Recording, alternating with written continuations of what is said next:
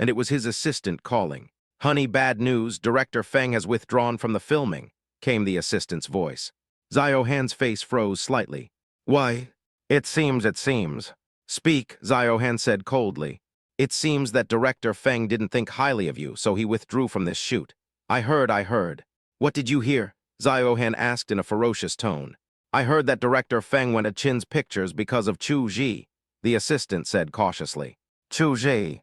Director Feng said that Chu Ji was more suitable for the male lead of this script, but because President Su insisted on not changing the actor, Director Feng was very angry and then went to Qin's Pictures, said the assistant. Xiao Han was stunned when he heard this, and his angry face instantly became excited. "You mean Ruoxian didn't want to change the male lead, so she asked Director Feng to leave," Xiao Han said. The assistant on the other side was a little confused. Was this what he meant? "That seems to be what it means," said the assistant. Xiao Han's face was filled with excitement. "Isn't he just a crappy director? We won't shoot without him. Don't worry about the director. I'll find someone myself. He won't be worse than Director Feng." After hanging up the phone, Xiao Han's lips curled up slightly. "Ruoxian still has feelings for me, and that peasant still wants to fight with me. He is simply courting death." Chu Ji had already arrived at Qin's building by this time. Qin's mother took Chu Ji to an office. Chu Ji met Director Feng. "Chu Ji, let me introduce you. This is the famous Director Feng, who is in charge of the filming of this movie." Chu Ji quickly stepped forward and said hello. "Hello, Director Feng, I'm Chu Ji. I haven't studied acting before. If there's anything I haven't done well, I hope Director Feng can correct it." Director Feng looked Chu Ji up and down, surprise flashing in his eyes. Not bad. It's even better than I imagined. This time I'm more confident that I can shoot a perfect work." Director Feng was very excited. Director Feng asked, "Do you know music?" "I can only say that I have a rough understanding of it." Okay, my next movie will be about music, and I would like to invite you to be the male lead," Director Feng said. Chu Ji was stunned for a moment and said, "Director Feng, I'm not a professional artist, I'm afraid." Qin's mother said, "Many people are eager to film Director Feng's play. You should feel lucky that Director Feng personally invited you. How can you refuse?" Mother Qin looked at Director Feng and said, "I'll agree on his behalf. I'm his elder, so I'll do it." Chu Ji looked a little helpless, but he really couldn't refuse Qin's mother. Anyway, it doesn't matter whether she shoots 1 or 2 films, so just let her do it. Mother Qin continued, "Well, the male lead is here, and it's time for the female lead to come too." Mother Qin made a phone call. "Kinger, are you here?" "What? Already downstairs. Okay, I'll pick you up right away." Mother Qin stood up and walked out the door. After Qin's mother left, Director Feng said to Chu Ji, "Are you interested in becoming an artist? With your qualifications, you definitely have the potential to become a top artist." Chu Ji quickly refused. "Director Feng, to be honest, I might have had this idea before, but not now. After all, I have my own career, and it would be inappropriate to rashly join the ranks of artists." Director Feng said it was a pity when he heard this, but Chu Ji was the big boss himself, and he really didn't have any benefits that could be offered to Chu Ji to make him agree. But he would not give up easily and continued, "In fact, you can manage your career while filming. There is no conflict." Chu Ji was stunned when he heard this. He had never thought about it this way. "You can also open an entertainment company just like Qin's. People's lives are better now, and they are eager to pursue spiritual things. This is a hot spot. It would be a pity if you don't join." Chu Ji narrowed his eyes slightly. Since it was said to be business, he was not sleepy anymore. He thought he should investigate the requirements for opening an entertainment company when he returned. Chuj also has his own ambition, which is to build a huge business empire. He doesn't mind getting involved in all walks of life. "I have to say that Director Feng's proposal impressed me," Chu Ji said. Director Feng was also surprised by the domineering aura that Chu Ji had just displayed. He felt that he had underestimated the young man in front of him. He is elegant yet sharp, modest yet courageous. He is truly a rare talent. Just then the door opened. Qin's mother came in. "Kinger, come in, I'll introduce Director Feng to you," said Qin's mother. Chu Ji stood up and looked outside. When he saw the person who came in with Qin's mother, he was a little stunned and couldn't help but ask, "Li Qing." Chapter 98, Sad Love. Li Qing looked at Chu Ji with a smile in her eyes and said, "What? Are you surprised?" "A little bit. I didn't expect you to be the heroine this time." Li Qing said, "What's so strange about this? I'm majoring in acting as a minor, right?" Chu Ji really didn't know that Li Qing had this kind of hobby. "Director Feng, let me introduce you to Li Qing. She is a classmate of Chu Ji. I think she is the most suitable for this script. Besides, Li Qing is also an excellent student in the performance department of Jinghai University and graduated from a professional school, said Qin's mother. Hello, Director Feng. My name is Li Qing, and I just graduated this year. Li Qing introduced herself. Director Feng glanced at Li Qing from head to toe, nodded and said, Not bad, not bad. It really fits the image of the heroine, gentle and intellectual, yet beautiful and generous. Very good. 3 consecutive good words show Director Feng's affirmation of Li Qing. Li Qing was very happy. At the same time, on the Su side, it has been confirmed that Director Feng will not come to direct the movie. This surprised everyone in the Su family, but when they thought of the relationship between Xiao Han and Su Ruoxuan, they shut up. After all, this company belongs to Su Ruoxuan. Su's shares are worth hundreds of billions. 1% of the shares is worth several hundred million yuan. Su Ruoxuan can do whatever she wants with her. They don't want to interfere, nor can they. Xiao Han found a director through his connections and spent a lot of money. The filming started soon. It seems that they want to release the movie before Qin's pictures. After all, they are both campus dramas, and releasing them earlier will have certain advantages. At least that's what Xiao Han thought. A opening ceremony was held when filming began. Xiao Han invited Su Ruoxuan, but Su Ruoxuan did not attend. This made Xiao Han look very unhappy. At the same time, Qin's film studio was also ready. Because Chu Ji's song, Love in the Red Dust, was very contagious, Director Feng waved his hand and named the drama Love in the Red Dust. In that sunny corner of the campus, Qin Wan and Aj's eyes met by chance, and a spark instantly ignited in their hearts. Their meeting was like the first cherry blossom blooming in spring, beautiful and surprising. They met by chance in the library, and Aj finally mustered up the courage to speak to the quiet girl in front of him. Hello, I'm Aj. The girl smiled, her face was as beautiful as spring. Hello, I am Qin Wan. Click, perfect. Director Feng waved his arms excitedly in front of the camera. Chu Ji looked at Li Qing opposite him. The light in his eyes was filled with admiration, memories, and a hint of sadness. Li Qing's heart trembled. Although she knew that this love did not belong to her, she still couldn't control the loving gaze she gave Chu Ji. This script was written by Li Qing, but Chu Ji only found out about it now. One of the conditions for Li Qing to give the script to Qin was that she had to play the female lead. She knew that in reality she could never replace Qin Wanshu, but she wanted to replace Qin Wanshu and Chu Ji in the script and act out that love experience herself. Director Feng was very excited. Wow, it feels sincere and not contrived, just right. It's really a true expression of emotion. It's hard to believe that they are newcomers with no performance experience. The staff member next to him said, Indeed, that faint feeling is too natural, as if they have experienced it personally. It's evening now, let's move on to the next scene. It's a rainy evening and 2 people are running in the rain. Li Qing stood in front of Chu Ji wearing loose clothes. The pride on her chest made Chu Ji blush slightly. Aj, think of me as Wanshu. I believe you haven't forgotten what you did on that rainy night, Li Qing whispered in Chu Ji's ear. Chu Ji looked at Li Qing, because Li Qing was very close to Qin Wanshu. It was not difficult for Chu Ji to connect them together. The rain was drizzling. Chu Ji took off his coat and put it on Li Qing, blushing as he pulled Li Qing's collar tighter to cover up her proud spring scenery. Chu Ji held Li Qing in his arms and ran towards the dormitory. Li Qing had a shy smile on her face. She was running, but she would look up from time to time to peek at Chu Ji's profile with a dazed look in her eyes. When they arrived at the dormitory, Li Qing stood on tiptoe and kissed Chu Ji. This is a scene that was not in the script. Chu Ji was somewhat stunned and stood there. Perfect, perfect. This scene is a stroke of genius. The girl's shy admiration and the boy's surprise at being kissed. It's a perfect reenactment of the scene. Director Feng was inexplicably excited. The filming crew was also very excited. They had never shot such an easy movie before, and all the shots were done in one go. They knew they were being filmed, but they had unknowingly been immersed in their love story. The story unfolds scene by scene. Li Qing eventually made changes to the story between her and Aj. This was her selfish desire, because she didn't want to be a substitute for Qin Wanshu. But it's pretty much the same. Soon the filming came to an end. Many years later, Qin Wan heard a familiar song on the street. It was the song that Aj prepared for her. Tears welled up in her eyes, and her heart was filled with nostalgia and regret for the past.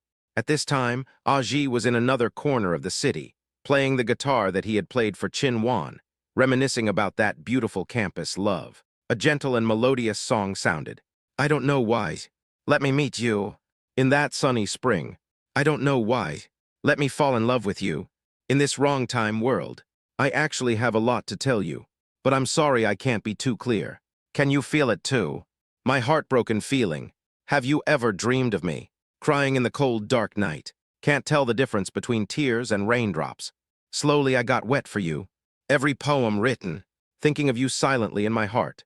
Unable to conceal the grievance. Just for that I love you. Watching the stars in the endless night sky. Guess which one is you? I guessed you were going to wink at me.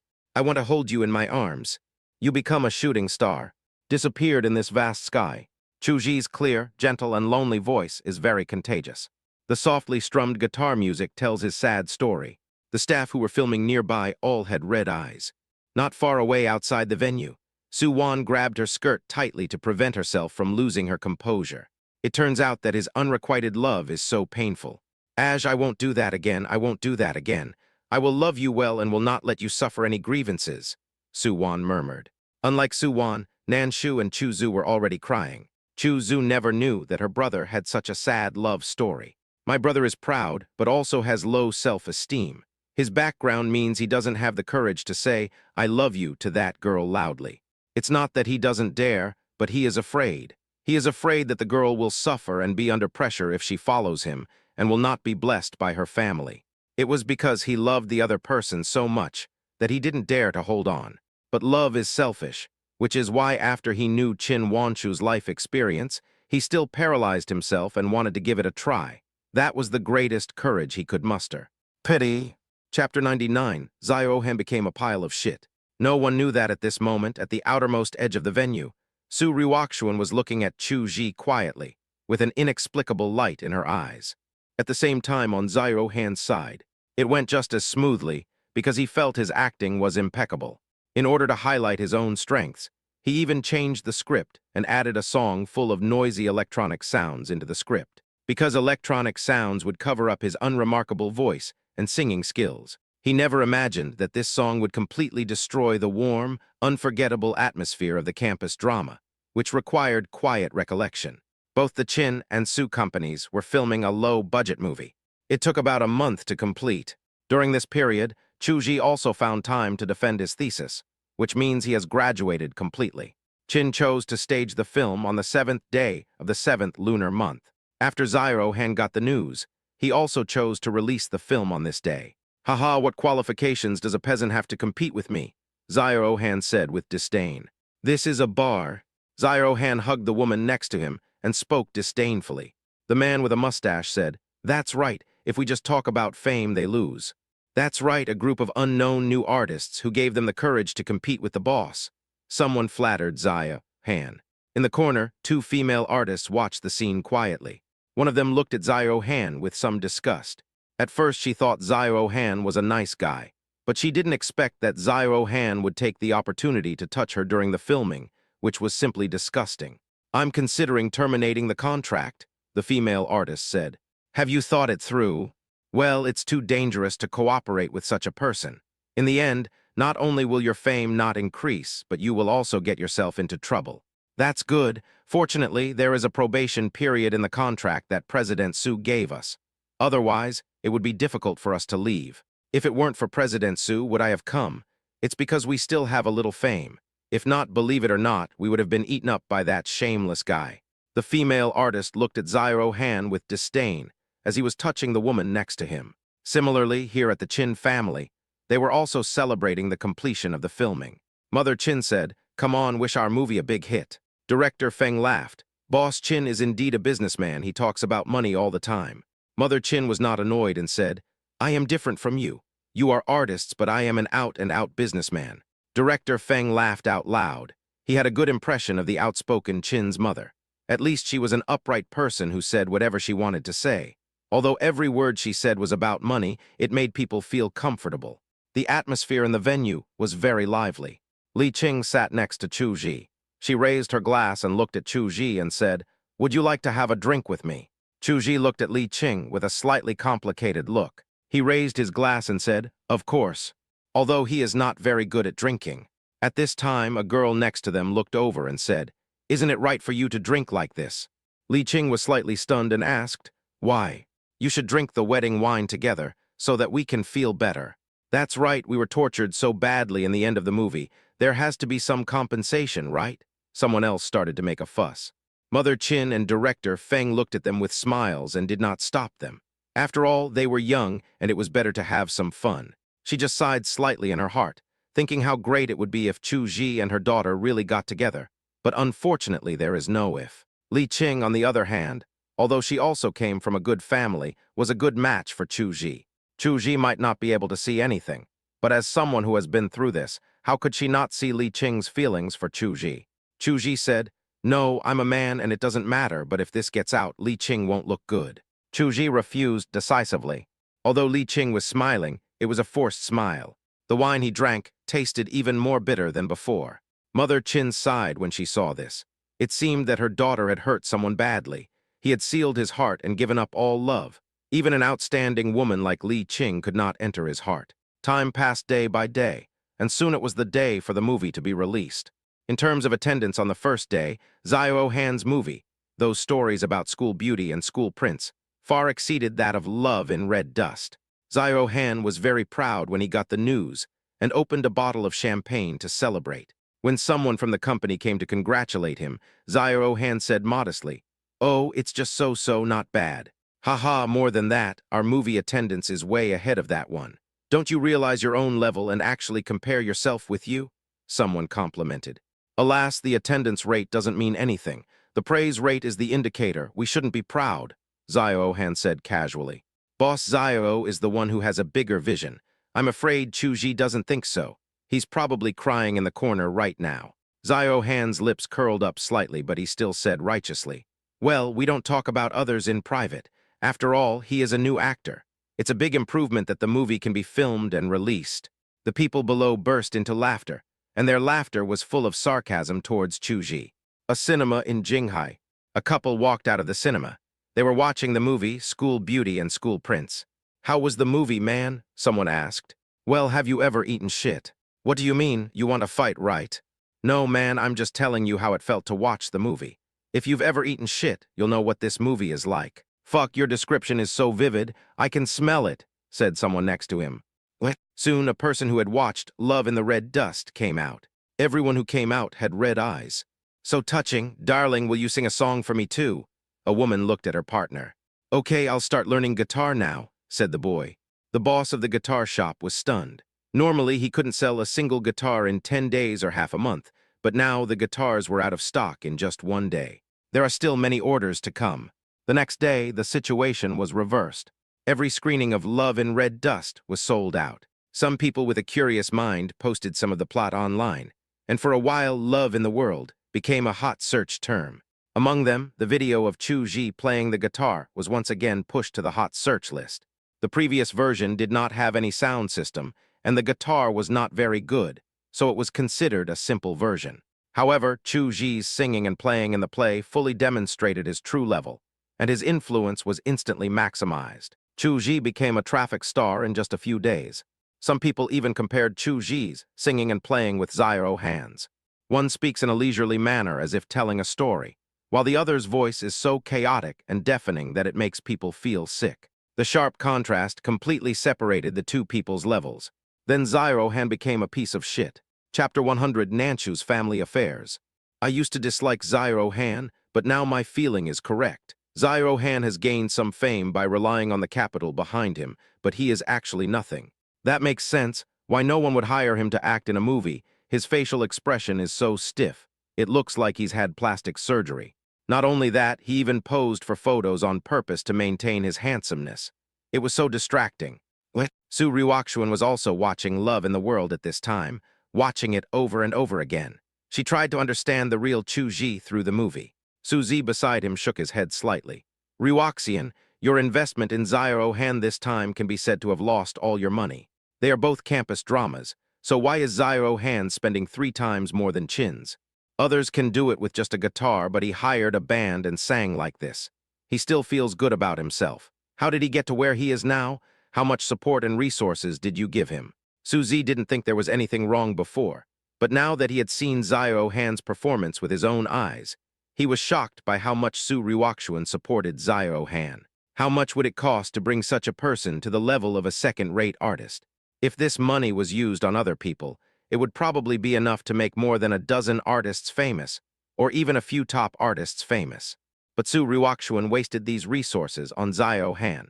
No wonder my uncle's eyes are not eyes, and his nose is not a nose when he mentions Zio Han. Suzy thought about it and swallowed what he was about to say. At first he had hoped that Su Ryukshuan could win Chu Ji back, but now he no longer has this idea. As Su Ryukshuan's biological brother, he couldn't bear to see it, let alone Chu Ji. Unless Chu Ji is not a man, no one can tolerate his wife treating other men so attentively. Suzy originally wanted to tell Su Ryukshuan that Chu Ji would attend a chamber of commerce for small and medium-sized enterprises the day after tomorrow. Although it is not appropriate for the Su family to participate in an event of this scale, Su Ryukshuan has separated from the Su family and is no longer the president of Su Corporation. I also have a small company, which can be considered a small and medium-sized enterprise, so I can go there and take a look. After all, when business reaches a certain level, it is all about the complementarity of resources. However, considering the current situation, he decided to give up and let his sister Su Xin go there for a visit. After Su Xin and Li Ping divorced, they acquired a company. The Li family was engaged in electronic products. It also involved some gaming industries.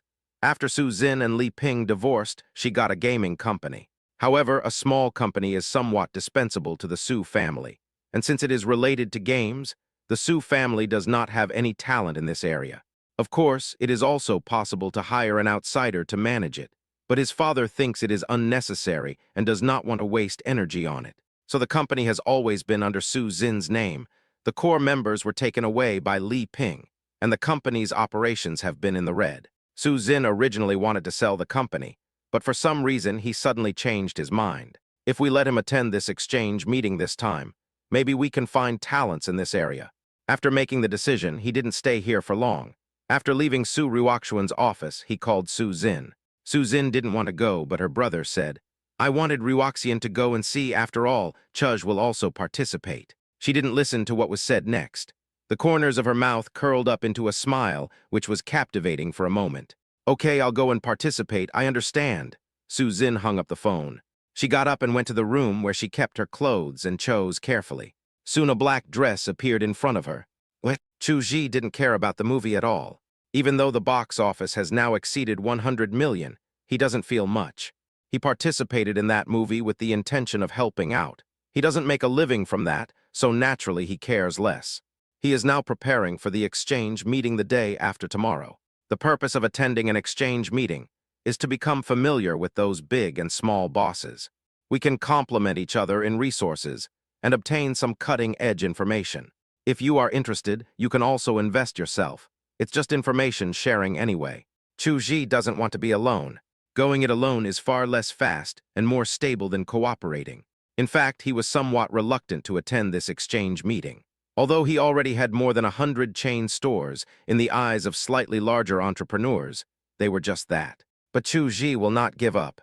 Nan Shu walked in at this time, looking at Chu Ji, who was preparing the materials seriously, with a somewhat obsessed look in her eyes. Recently, she always saw Chu Ji distracted. This may be due to the after-effects of watching the movie. Chu Ji saw Nan Shu coming in and said, "Nan Shu, you are totally wasting your talent here. With your ability, you are more than qualified to be the president of a group." Nan Shu said, "I won't sit down even if you offer me a seat. What could be more fulfilling than building up a group with my own hands?" Chu Ji jokingly asked, "Are you blaming me? Why, you don't want to?" Yes, I'm willing even if you rely on me for the rest of your life," said Chu Ji. Nan Shu blushed and whispered, "You said it, so I'll take it as a promise you made to me." "What?" Chu Ji didn't hear Nan Shu's words clearly.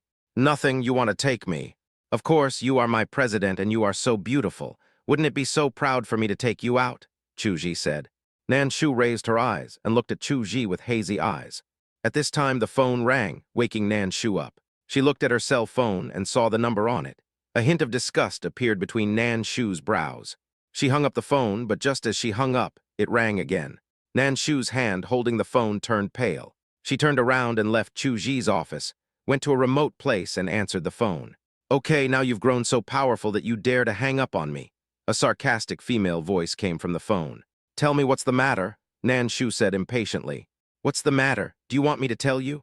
Your brother has his eyes on a car, but he's still short of 500,000 yuan. Hurry up and transfer the money to him. Do you hear me? Also, the family has a lot of expenses recently. Give them 200,000 yuan first, and we'll talk about it later if it's not enough. Nan Shu's face turned pale. Didn't I give you 100,000 last time? You've spent it all in just a few days. Also, what does your son's car purchase have to do with me? Nan Shu, what do you mean, you little bitch? I worked so hard to raise you, and this is how you repay me. Repay? Yes, you raised me, but don't forget that was the compensation from my biological mother. Also, I was just a servant in your house. I worked during the summer vacation and on Sundays, and every penny I earned was taken away by you. What else do you want? And the money I've given you recently is at least several 100,000, right? I've already repaid you my debt of gratitude. Why do you think I still owe you? Okay, Nanshu, you ungrateful thing, if I hadn't taken you in, you would have starved to death on the street. Now you actually talk to me like this, fine, I'll expose you. You are an ungrateful person. I know you work for a big company and are the CEO. You can easily come up with hundreds of thousands. Is 500,000 too much for you? Why do you think the company's money is my money? Nanshu roared. She hung up the phone with a snap. Chapter 101, Poaching. After regaining his composure, Nanshu walked out and saw Chuji standing there quietly. Nanshu's cheeks turned pale in an instant. She didn't want Chuji to know that she had a shameful past, so she never mentioned anything about her family in front of Chuji. This is the scar in her heart. Chuji looked at Nanshu quietly and said, "Is there anything I can help you with?" Nanshu shook his head. "I can handle it myself." Chuji knew that Nanshu didn't want to talk about this, so he walked away. Looking at Chuji's back, Nanshu lowered her head. She now felt that she was not worthy of Chuji. Chuji was too outstanding. She was trying hard to catch up, but unfortunately she still couldn't reach Chuji. Maybe I should give up my fantasy. Just being with him is good enough. Soon the day of the exchange meeting arrived. Chuji brought Nanshu to the venue of the exchange meeting. This is an exchange meeting organized by the government, which means the government is the matchmaker. Then introduce some new national projects. When you come here, you naturally have to make friends with the bosses of these companies, as they are all considered elites. However, Chuji was a stranger. Although he had emerged as a rising star, he was still a little embarrassed as a newcomer. Fortunately, Nanshu is good at networking and knows some big bosses because he is in charge of the overall work of the chain stores. It wasn't a dull moment. "Boss Chu, you are really a young and promising man." A business owner spoke to Chuji at this time. Chuji naturally said a few polite words.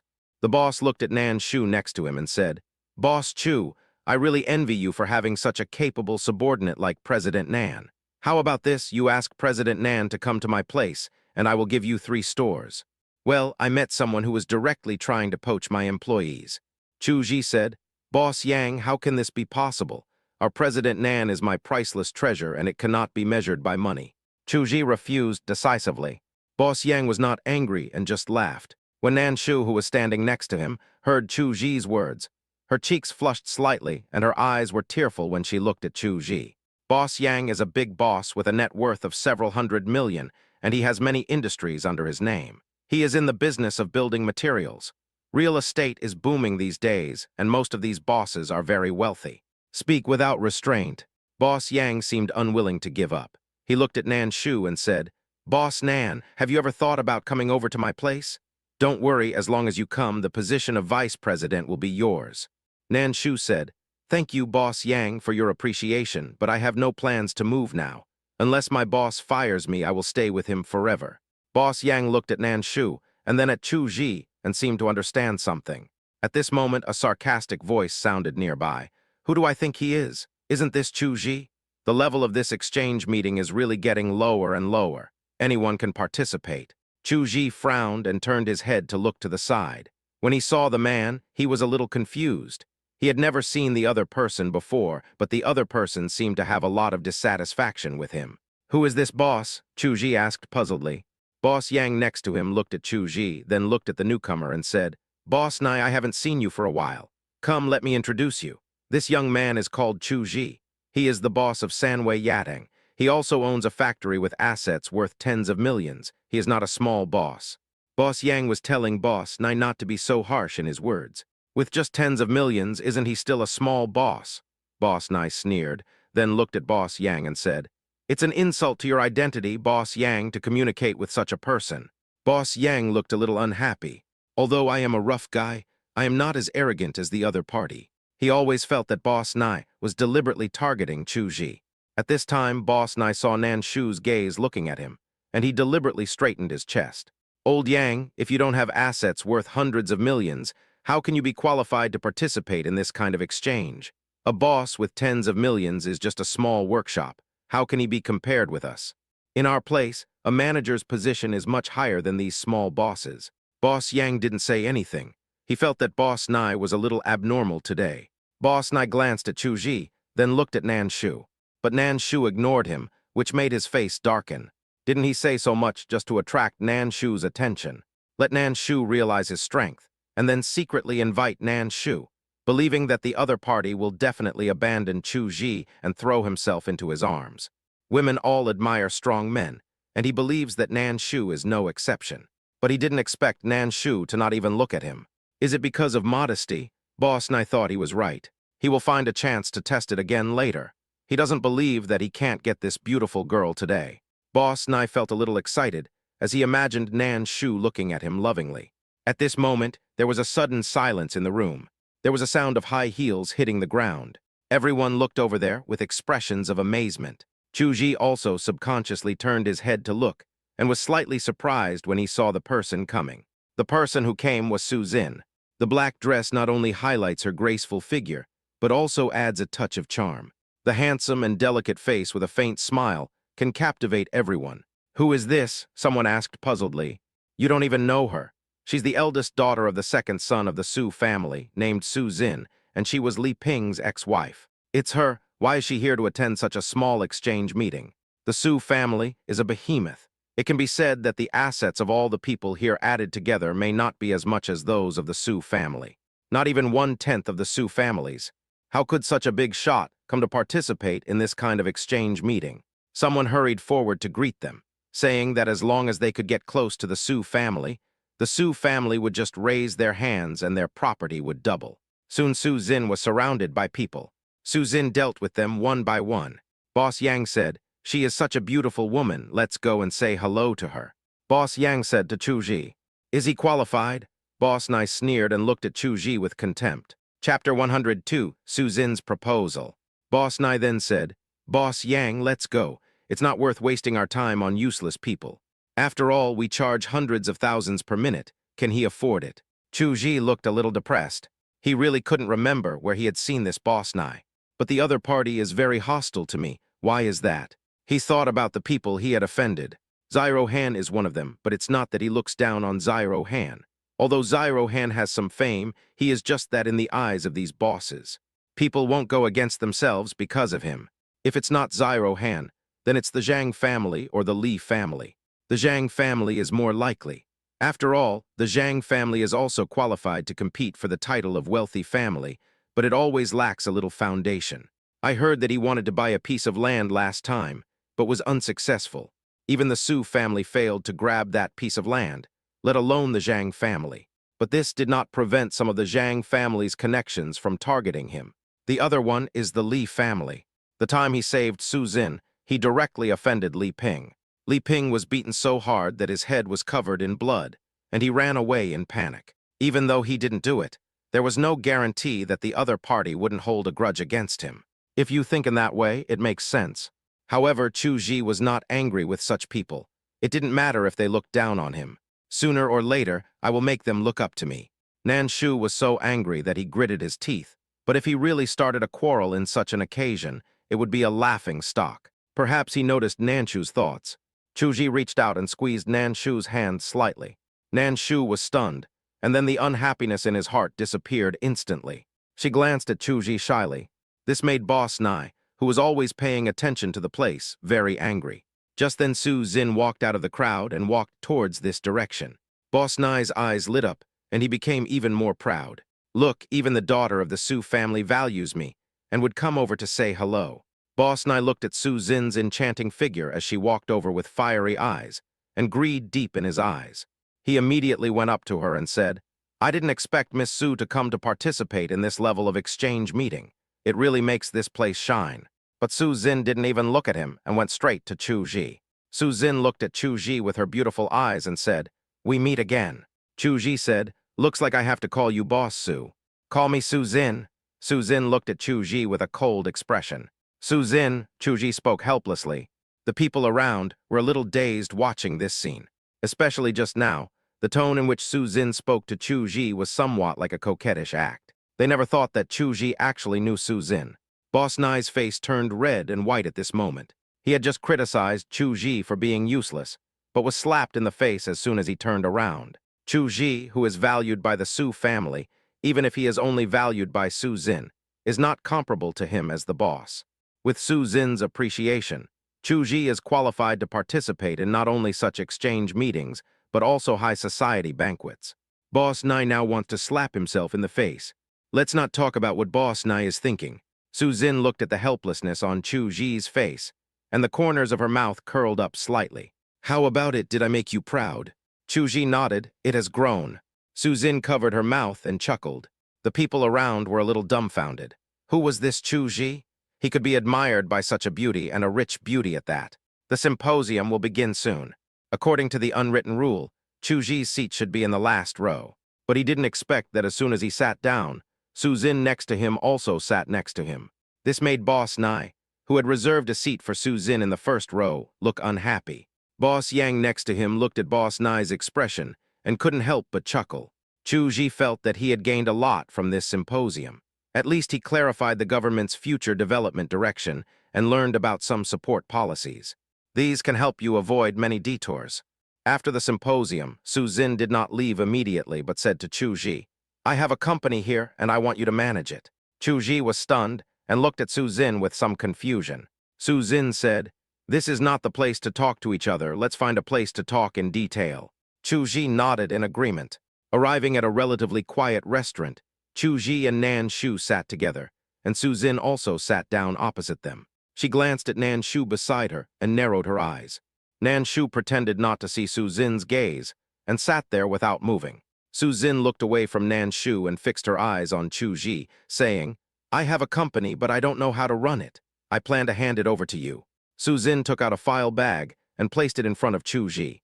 Chu Ji took it, looked at it, and said, "A gaming company." Nan Shu, who was standing next to him, also saw the contents of the file bag and covered his mouth in surprise. "Yes, this is what I got from Li Ping. I was there for it that day in the bar," Su Jin said.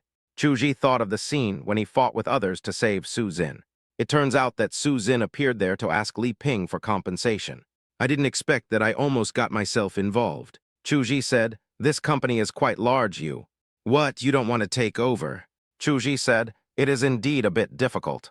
Su Jin said, "I don't trust other people, but I trust you, and I also believe in your ability. I believe you can manage this company well. Although the company is currently making a loss." Chu Ji said, "Loss? Gaming companies are a highly profitable industry. How can they be losing money? That bastard took several core employees with him when he left. Of course the company will suffer losses if it can't continue operating," Su Jin said.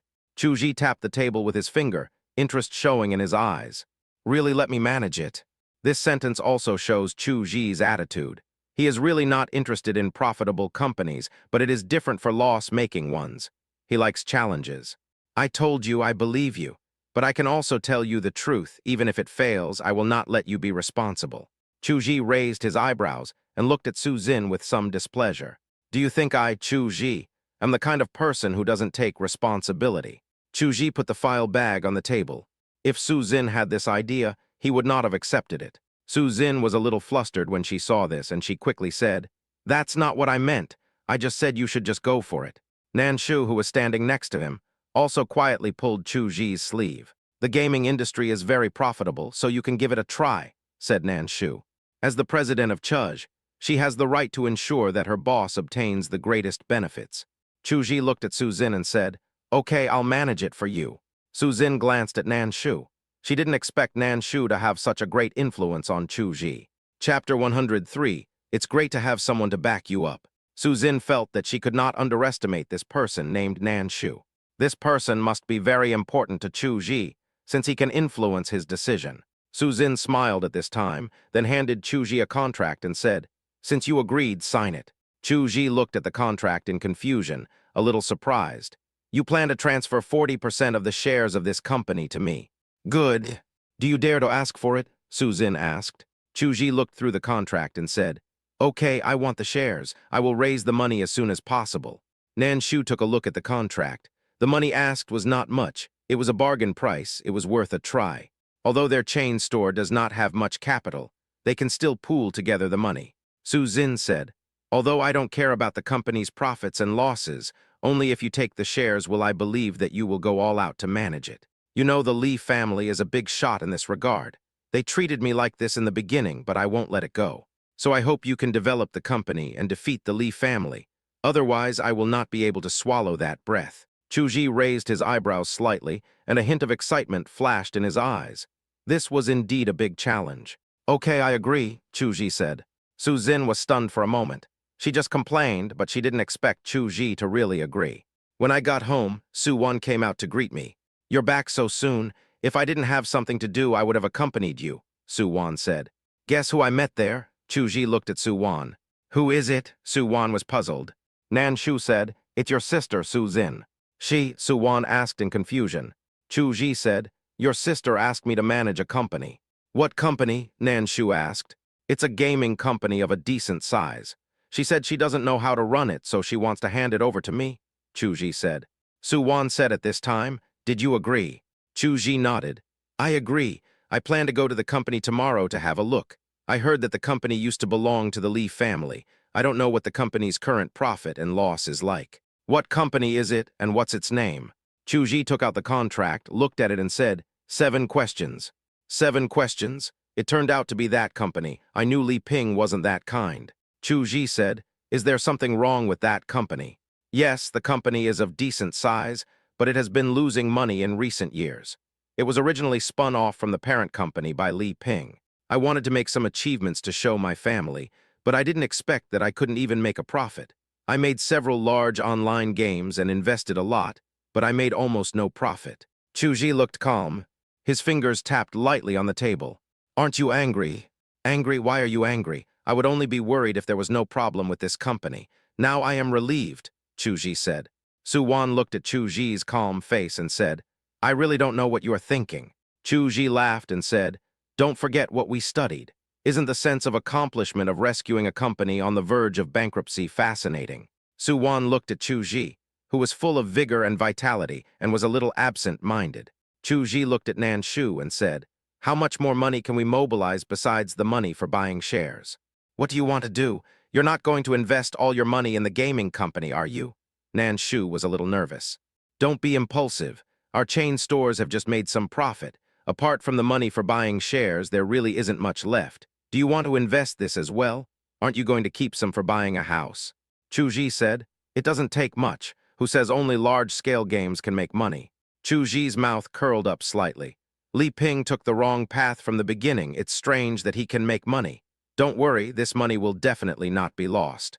Nan Shu and Su Wan looked at Chu Ji with sparkling eyes. They just liked the way Chu Ji looked confident. The next day, Chu Ji called Sujai. Brother, come and stab me in the back, Chu Ji joked. Sujai came soon and brought 2 knives. One is called Yu Xing, and the other is called Zheng Tan. When they saw Chu Ji, they hurried forward to greet him. Senior, your name is well known. Chu Ji was speechless and said, Is it gossip? Yu Xing said, No, it's your entrepreneurial legend. You turned a restaurant that was on the verge of bankruptcy into a chain of nearly 100 stores. It has become a teaching case in our school. Zheng Tan said, That's right, although we are not from the Department of Business Administration, I have often heard of your name. Sujai said, these 2 are geniuses in our school's game major. They edited several good games on their own. Take a look and see if you are satisfied. Yu Xing said, Senior, do you really want to invest in our games? These games are just edited by us in our spare time. They can only be regarded as small, casual games. Are they worth investing in? Chu Ji said, I named you because I know you guys. I've seen your games. Sujai plays until midnight every time. Zheng Tan laughed dryly. After editing the game, he often let his classmates try it out. Sujai is their fellow villager and is naturally the focus of attention. Sujai rolled his eyes at this time. He didn't want to play either, but it was difficult for him to refuse his fellow villagers' request. What's more, he had to write a review after playing, which was so annoying. He complained to Chu Ji more than once, but he didn't expect that Chu Ji kept it in mind. Chu Ji said, "From now on, you can submit all your games to me. I will have people test them and give you my suggestions. You will be responsible for revising it until I am satisfied. How about that? Do you dare to agree to it?" "That's a must," Yu Xing and Zheng Tan quickly agreed. "This is a lot of money. They are willing to work themselves to death." Chu Ji nodded with satisfaction. It didn't matter that he didn't understand the game. "But I have Jinghai University behind me. How many geniuses come to Jinghai in a year? These are all good horses. You have to be stupid to leave such high-quality resources unused. With a small cost, you can get the entire Jinghai team.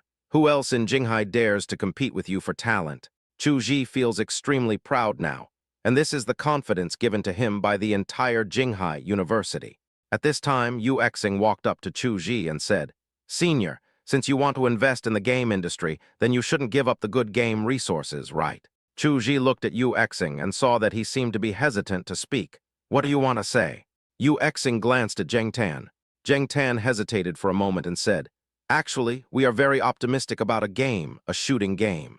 "Okay, since you guys are optimistic about me, why should you let me go?" Chu Ji said.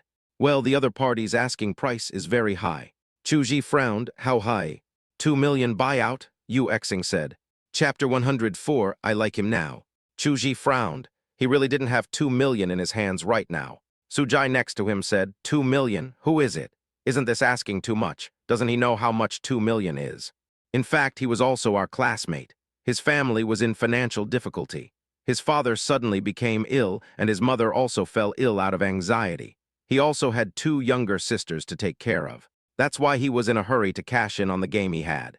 His father's surgery and nursing care, his mother's hospitalization and nursing care, his 2 sisters, schooling, etc., would cost 2 million. Of course, the price can be negotiated. I think 1 million is about right, Zheng Tan said. Chu Ji shook his head. Can I watch the game now? Of course. To help him get started as quickly as possible, we have a sample of his game here. Yu Xing immediately opened his phone and clicked on a game. This game is still a work in progress. It's called Survival. It's a shooting game between special forces on an island. It involves all kinds of firearms knowledge. Various firearms with various accessories can exert different stability and accuracy. The game started, and Yu Xing introduced it to Chu Ji while playing. Sujai thought it was very funny. Chu Ji's eyes lit up at this moment. He felt that the other party was definitely losing money by pricing this game at 2 million. Zheng Tan said, "Now several companies have taken a fancy to this game, but they are all trying to lower the price." He is still hesitant. "If we can buy this game, I think it will definitely become a hit this year. It also has the potential to become a hit mobile game. We will add the concept of team formation in the later stage, with 2 or 4 people in a group, which will greatly increase the playability and fun," Zheng Tan said. As expected of a top student in Jinghai, he has a sharp eye. Chu Ji immediately made the decision. "We've bought this game. I'll raise the money right away. You tell your classmates. I'll give him 2 million within 2 days." Yu Xing and Zheng Tan looked at each other, and a look of joy appeared on their faces. Chu Ji took out his cell phone and called Su Zin. Su Zin was lying on the bed, flipping through her phone with some boredom. The chat page with Chu Ji was opened. She typed a few words into the input box. "What are you doing now?" Then he deleted those words. She patted the pillow beside her, looking a little annoyed. Thinking of how he protected her under his body that day, Su Zin's fair cheeks turned slightly red. Thinking of what she had done to Chu Ji in the hotel, she simply covered her head with the pillow. If the rescuers had arrived a little later, the result would be. Just then the phone rang. Su Zin looked at her phone and sat up suddenly when she saw Chu Ji's name. She touched her burning cheeks and answered the phone with trembling fingers. "What?" After hanging up the phone, Su Zin smiled. "You only remembered me when you needed me, huh? 2 million is not a lot, she has it all. But why use your own?" Could she take this opportunity to demonstrate to someone? Su Zin found Su Ruoxian. Su Ruoxian looked at Su Zin, who walked in and asked, "Sister, why are you in the mood to come to my place?" Su Zin got straight to the point. "I want money." Su Ruoxian frowned. "You want money, how much?" Su Zin said, "The more the better." "What do you want the money for?" "Investment," Su Zin answered briefly. "Investment? Okay, hand over the company information of your investment, and I will approve the funds after review." Su Ruoxian was businesslike. "I don't want Su's money, I want your money, I want to borrow money," Su Zin said. "No." You, Suzin stood up suddenly and pointed her finger at Su Ryukshuan's nose. You really don't want to lend it. No, I don't have the money, Su Ryukshuan said without hesitation. Forget it, Chu Ji should be able to find a way by himself. It's a pity that he can only fight alone, Suzin said dimly. Su Ryukshuan's body stiffened, and she stood up suddenly, staring at Suzin with slightly red eyes and asked, Who are you talking about? Chu Ji, Suzin asked. After saying this, she turned and was about to leave. But before she could take 2 steps, Su Ryukshuan grabbed her and threw Suzin onto the sofa. Suzin looked at Su Ryukshuan angrily, but could do nothing about it. If Su Ryukshuan gets angry, she can throw her out with the sofa. Normally, even a grown man is no match for her. Tell me, why did you lend him money? I'm not lending it to him. I'm lending it to him. I have a game company that needs money, and Chu Ji helps me manage it. I thought giving him some money would make things easier for him, Suzin said with her chest puffed out. How could he manage the company for you? Su Ryukshuan asked. I attended a corporate exchange meeting and met him. Since I was looking for a partner anyway, why not look for someone I know? He even saved me and I trust him, Suzin said. You are not allowed to have any ideas about him, Su Ryukshuan said sternly. Why do you care about me? Suzin snorted coldly and looked at Su Ryukshuan provocatively. Besides, he is divorced now, and I am divorced too. Even if I have feelings for him, you can't control it. Thinking of this, Suzin felt that he had completely surpassed Su Ryukshuan, so he raised his head proudly. There was a dangerous light in Su Ryukshuan's eyes. At this time, there was a knock on the office door, and the assistant's voice came. Mr. Su, Mr. Zairohan said he wants to see you. Suzin also heard it, and a sarcastic smile appeared on the corner of her mouth and said, Tusk, tusk, your lover is here. You are not going to give all your money to your lover, are you? That's right. You've put a lot of effort into Zairohan, giving him money and resources, and you don't feel sorry for spending money at all. The money you've spent on him must be tens of millions or even hundreds of millions, right? But you are very harsh to your serious husband. I heard that Chu Ji didn't seem to have spent a penny from you, and he even gave you compensation for the wear and tear of your clothes. I even filled up your car with gas. Tusk, tusk, that's really humble. I have to say that Suzin is still as sharp-tongued as ever. Su Ryukshuan was a little breathless after hearing this.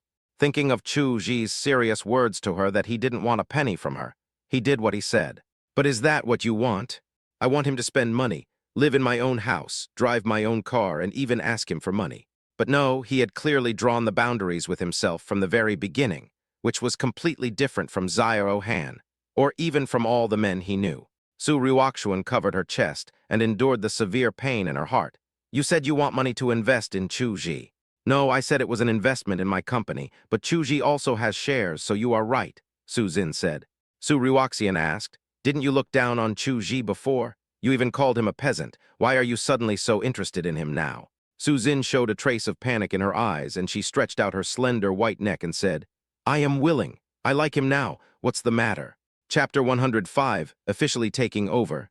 A bitter smile flashed across Su Ryukshuan's eyes, and she was a little envious of Suzin.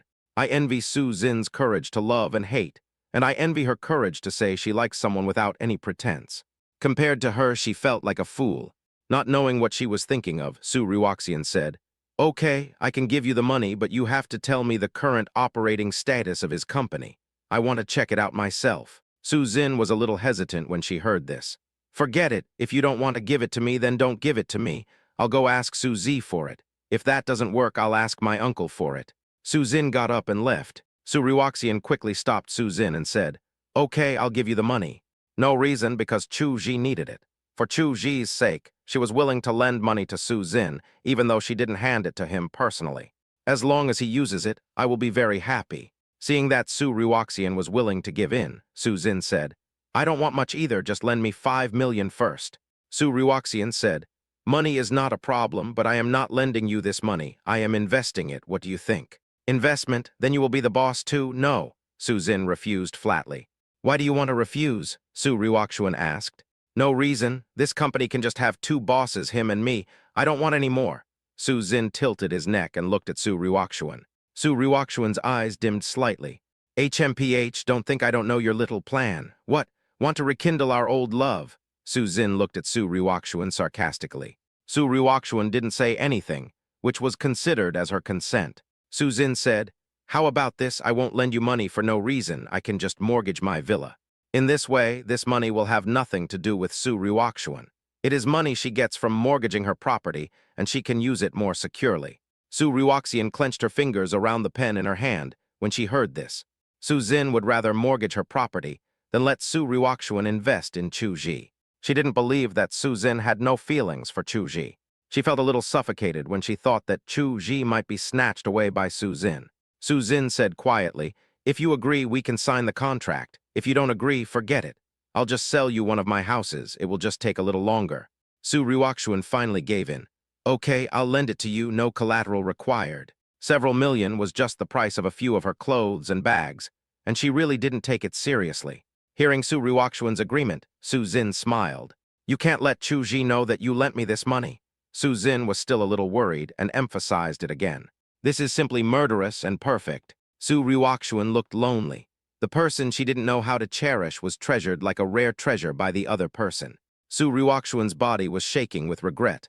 Why did she hurt him again and again? Why? Su Zin walked out the door, looked at the card in her hand, and smiled. "Haha, Su Ryukshian, I just want to remind you that since you're divorced from him, don't harass him anymore." Su Zin took out her phone and called Chu Ji. After learning that Chu Ji was in her company, Su Zin's smile became even more intense. "Okay, wait there and I'll find you." Su Zin hung up the phone. Su Zin walked downstairs. She didn't know that Su Ryukshuan followed her quietly as soon as she left. Su Ryukshian whispered, "You said you won't let him know, so I won't let him know." Humph. Su Zin came downstairs and saw Zio Han waiting there. She sneered with disdain. She didn't think much of it before, but now she actually felt a little disgusted when she looked at Zio Han. Su's company wasted so much money and ended up making a rubbish movie. He turned a nice, warm, and daily script into a chaos of demons. If you don't know, you might think they are filming a group of bad boys. Zio Han also saw Su Zin. Looking at Su Zin's slim figure and beautiful face, a hint of greed appeared in his eyes. The receptionist next to him curled her lips implicitly, stood aside in disgust, and kept a distance from him. "This time I lost all my money. This guy is probably here to ask Mr. Su for money again. I really don't know where he got such a thick skin from. He can't be driven away." Not long after Su Zin left, Su Ryukshuan also followed. When he saw Su Ryukshuan, a light flashed in Zio Han's eyes. "Ryukshuan, you could have just told me. Why did you come down in person?" Zio Han smiled. He naively thought that Su Ryukshuan was here to greet him. This moved him inexplicably. "Ryukshian, you have to help me this time. This failure was definitely an accident. It's because those people didn't know how to appreciate it." Su Ryukshuan didn't even look at Zio Han. She hurriedly walked past him and chased in the direction Su Zin left. Zio Han's face froze. Ryukshian, I'm here." Zio Han tried to stop Su Ryukshuan. Su Ryukshuan's eyes turned cold. "Get out of the way." Zio Han stood there in a daze. Su Ryukshuan took the opportunity to walk out of the hall, got in the car, and left quickly. The two receptionists almost laughed out loud. "Do you think Mr. Su will come to pick you up in person after all this? Who gave you the confidence?" Zio Han's face turned pale, and then his face twisted a little.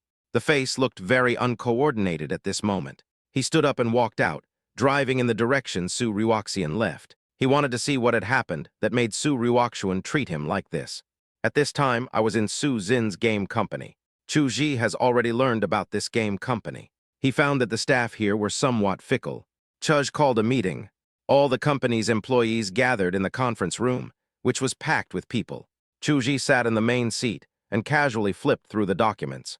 Then he looked up at the employees and said, "Hello, everyone. I'm sure you all know that the boss of our company has been replaced. The boss is Su Zin from the Su family. I am managing the company on behalf of General Manager Su. My last name is Chu, and my name is Chu Ji."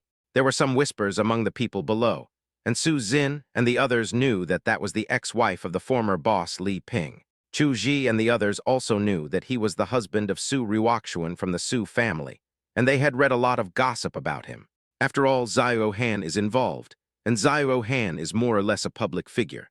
Chu Ji said, "It seems that everyone knows me. I actually have another identity, that is, the boss of Sanwei Yatang."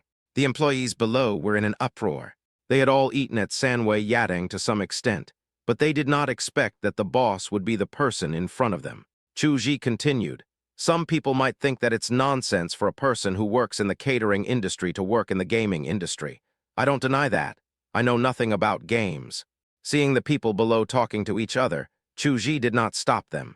After a moment, he waved his hand and said, "But I have every confidence that I can lead you out of this predicament. After I take over the company, your welfare benefits will remain the same as before, and there will be absolutely no delays. If I do well, I will even be rewarded in the future. Of course, you may not believe it and think I am just making empty promises for you. I'll give you a chance. Anyone who wants to withdraw can do so now."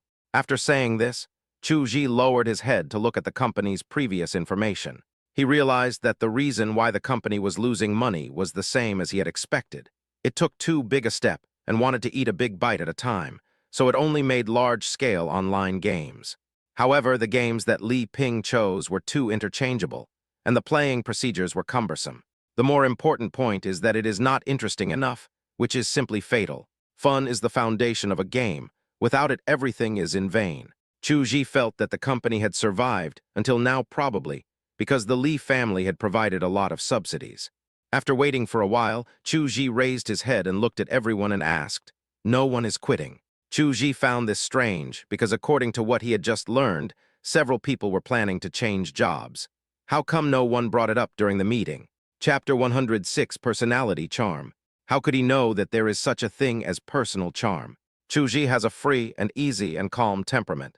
Although the company was in a bad state, Chuji remained calm. He spoke slowly and steadily, with a cool and firm tone that made people feel at ease. The way he calmly sat there looking through the documents seemed to have a kind of magic that calmed people's restless hearts.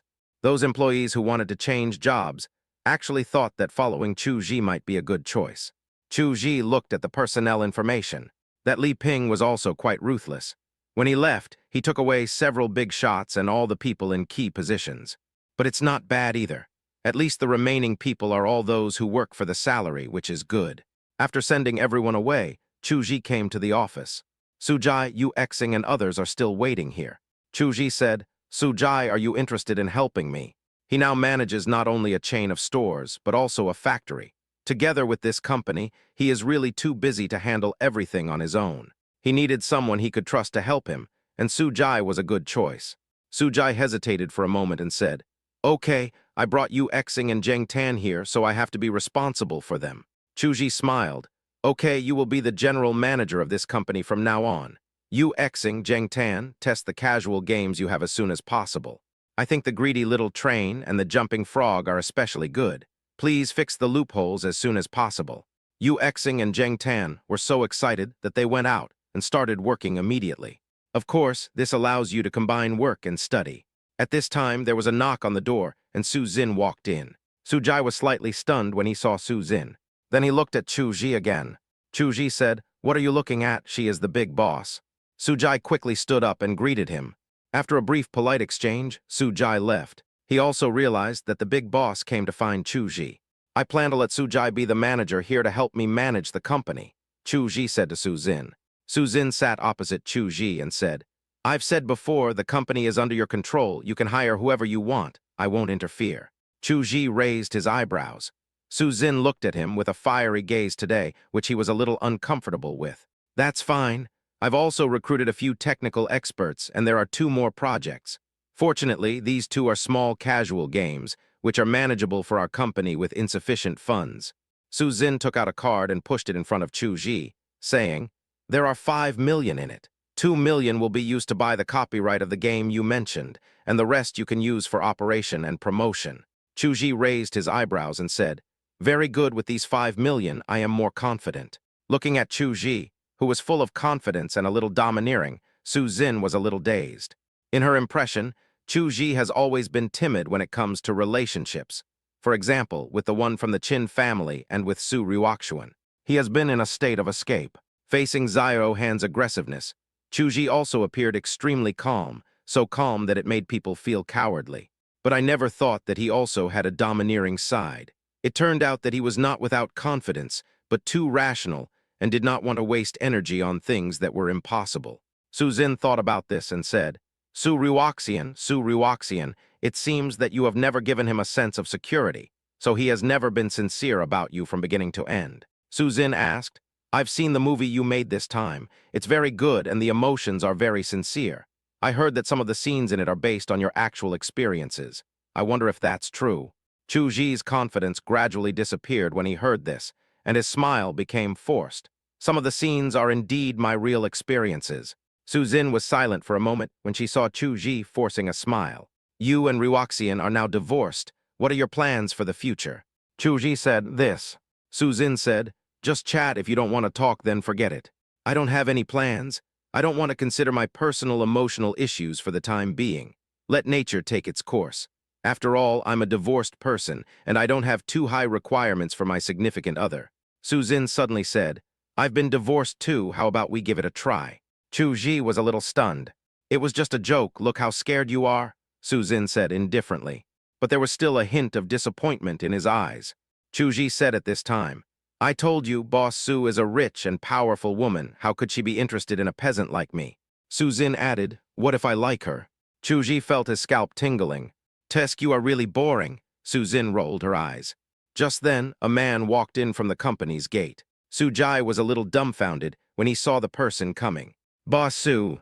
Su Ryuxian looked at Su Jai with a hint of assurance in her eyes. Chu Ji is here. Yes, in the office, said Su Jai. Su Ryuxian's eyes lit up, and she walked quickly towards the office. Looking at Su Ryuxian, who barged in, Chu Ji was a little surprised. Boss Su, why are you here? Su Jin looked unhappy. Are you following me? Su Ryuxian asked. Is it necessary? Can I find this company if I want to? What are you doing here? Su Jin looked at Su Ryuxian with some annoyance. Su Ryuxian ignored Su Jin and looked at Chu Ji. Why don't you come to me directly if you want money? Su Ryuxian said. Why would he ask you for it? What is your relationship with him? Don't forget that you and he are divorced, Su Jin said from the side. She stood in front of Chu Ji, separating Su Ryuxian and Chu Ji. Like a hen protecting her calves, Chu Ji didn't say anything, which was considered as his agreement with Su Jin's words. Su Ryuxian felt a little difficult to breathe after hearing this. Yes, what is her relationship with him now? Su Ryuxian smiled bitterly and said to Chu Ji, after all, I am your ex-wife, better than a friend, right?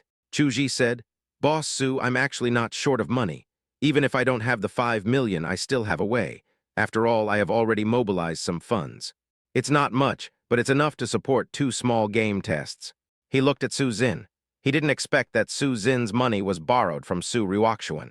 Su Jin looked unhappy. She had just warned Su Ryuxian not to let Chu Ji know that the money was borrowed from her. She turned around and chased here. Could it be that Chu Ji has something against me? What a bad decision. If I had known this would happen, couldn't I have just paid for it myself? I wanted to piss off Su Ryuxian, but now I feel a little regretful. Su Jin said angrily, okay, I'll return the money to you later and don't use this money to make trouble again. Su Ryuxian wanted to get closer to Chu Ji, but Su Jin refused, and the 2 women became hostile to each other. Chu Ji tilted his head and looked at the 2 people, with a slight admiration in his heart. The 2 beautiful women looked quite pleasing to the eye with their fierce faces. At this time, the office door opened again, and Zio Han walked in. Chapter 107, Chu Ji's Anger. Zio Han came here with Su Ryuxian. When Zio Han came in and saw Chu Ji, his face suddenly turned gloomy. He stared at Chu Ji with some resentment. Then he quickly calmed down, looked at Su Ryuxian affectionately, and said, Ryuxian, I was worried about you, so I followed you here. You won't be angry, right? Zio Han approached Su Ryuxian and reached out to hug Su Ryuxian's shoulders. Su Ryuxian suddenly distanced herself from Zio Han and looked at him coldly. Are you following me? Zio Han's expression froze and he quickly said, Ryuxian, I'm just too worried about you so.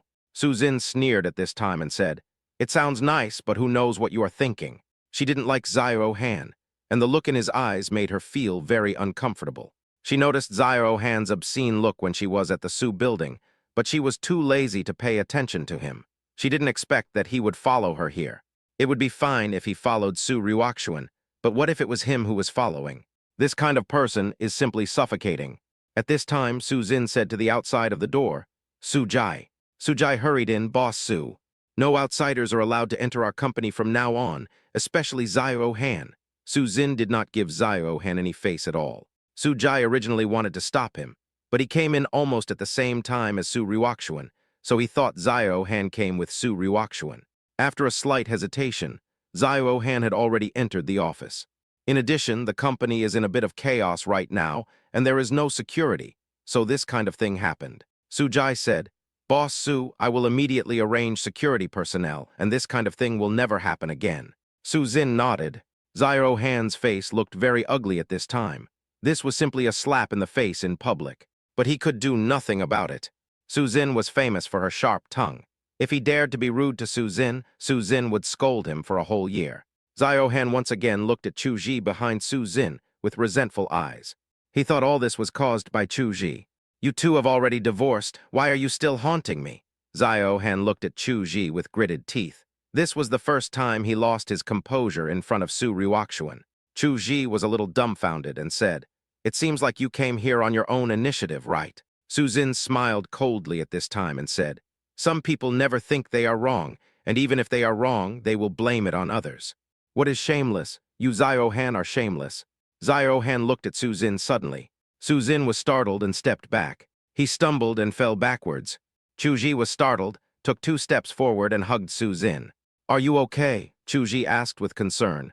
Su Zin lay in Chu Ji's arms, looking at the concerned look in Chu Ji's eyes, her cheeks flushed. She said evasively, No, it's okay, I just seem to have sprained my ankle.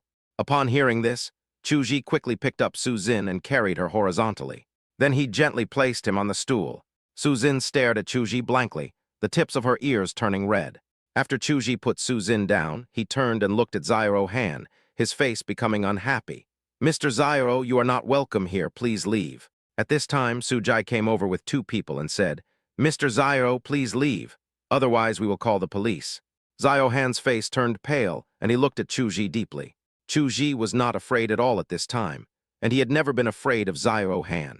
If you regard your previous tolerance as cowardice, you are totally wrong. Chu Ji narrowed his eyes slightly, his expression cold. Mr. Zio Han, I'll say it again, please leave. Chu Ji took a step forward, his momentum pressing towards Zio Han.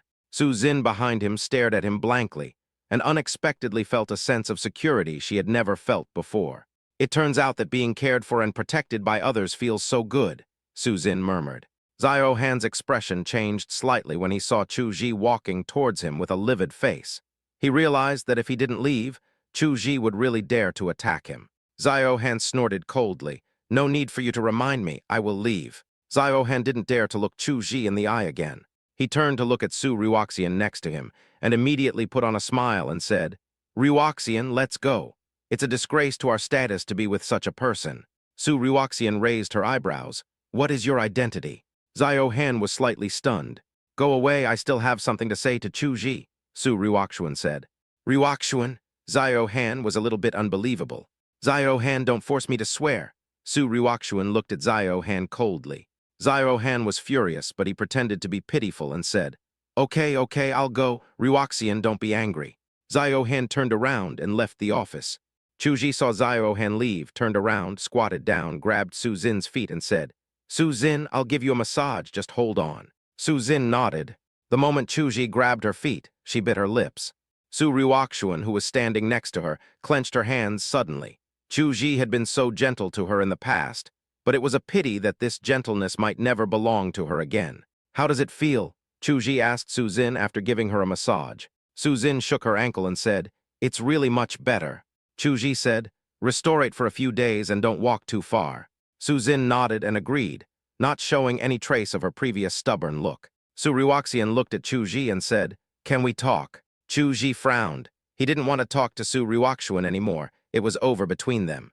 Boss Su, I'm really busy today, please. Su Ryuakshuan's face turned pale when she heard that. She looked at Chu Ji with sad eyes. Doesn't the other party even have the interest to talk to her? Chu Ji then said, Let's do it another day. After I finish dealing with this matter, I will go to see President Su in person. Chu Ji was really not being perfunctory. He had just taken over the company, and there were so many things to deal with. Su Ryuakshuan's originally desperate mood instantly regained hope. Okay, I'll wait for you. You can call me anytime. Chu Ji nodded. Okay, I'll remember it. Su Ryuakshuan left. Chu Ji also quickly immersed himself in his work. Su Zin did not leave. She sat there and watched Chu Ji handle things one by one. She didn't feel bored at all, and even wished there was more. In the evening, after Chu Ji really bought the shooting game, he finally breathed a sigh of relief. This game was almost bought by a certain news site, but fortunately UXing notified the user in a timely manner. After all, he was a classmate of Jing Hai, so the author of the game finally chose Chu Ji. This made Chu Ji feel lucky. However, the fact that this game has been noticed by gaming giants is enough to prove its potential. Chapter 108, Zio Han's Viciousness. The next step is to improve this game, and the time must be fast, so that similar games will not be released before the market.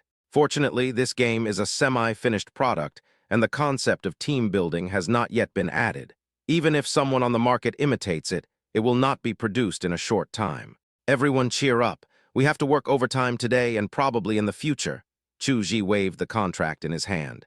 Haha, the long-lost feeling of overtime is back. Come on, brothers, someone shouted. Well, now I know that, as a programmer, working overtime is actually a happy thing. They were worried a few days ago, fearing that they would be laid off by the new boss. They are not afraid of hardship, but without a job, they don't even have the opportunity to suffer. Job hopping? Haha, that requires someone willing to take you on. No one wants to have a vacancy, even if it's just 10 days or half a month. Chu Ji instructed Su Jai. Dinner and supper for the employees must be prepared. We cannot let the employees go to work on an empty stomach. Su Jai said, I know this. Chu Ji nodded. He walked into the office and saw Su Zin lying on the sofa. The graceful figure was displayed in front of him. Have you finished with it? Almost, Chu Ji replied.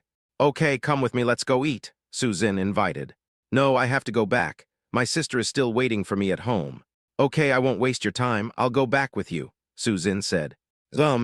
I forgot to tell you that I also live in the same community as yours, just downstairs from you, Su Zin said. Chu Ji really hadn't thought of this. Zio Han finally met Su Ruoxuan again. This is a coffee shop. Su Ruoxian quietly stirred the coffee in front of her and said, Tell me, what do you want from me? Although Zio Han's performance this time was a disaster, he was an artist of her company after all, so Su Ruoxuan felt it would be better to meet him. Zio Han looked embarrassed. He was very confident in himself this time, so he spent a lot. Su Zi said that the cost was more than 3 times that of Chu Ji's movie, but in fact, he underestimated it. It should be almost 4 times, not counting the expenses for his food and drink. It can be said that he has almost lost the 10 million that Su Ruoxuan invested. Ruoxuan, I know I was too arrogant this time, but I will definitely not do it again next time. I hope you can give me a little more support, Zio Han said.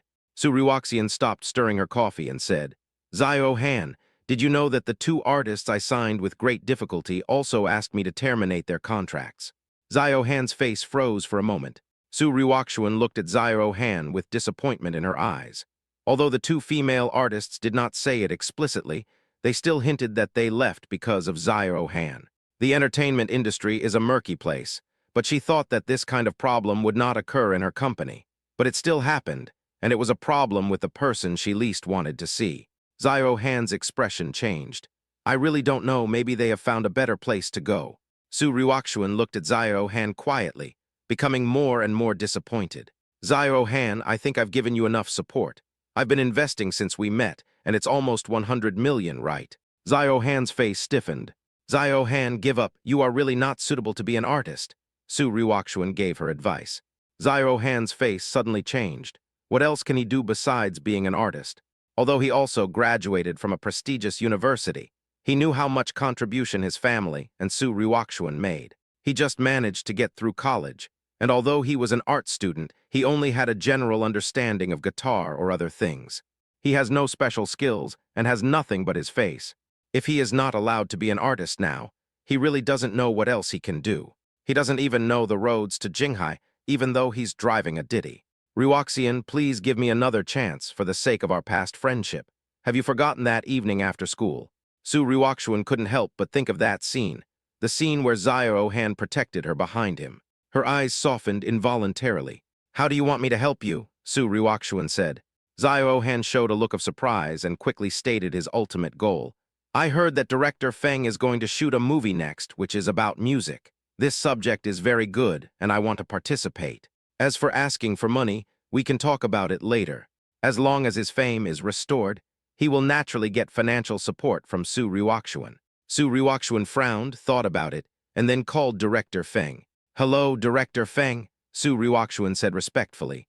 Oh, Mr. Su, please tell me everything else besides letting Zio Han star in my work. Director Feng's charming voice sounded. Su Ruoxian was slightly stunned. Director Feng, can't you be flexible? Zio Han. Director Feng said, Boss Su, let me be clear with you. I plan to let Chu Ji be the protagonist. Do you want me to remove Chu Ji? Su Ruoxuan quickly said, No, no, no, I didn't mean that. Director Feng sighed and said, How about this? If Xiao Han is willing, he can play a supporting role.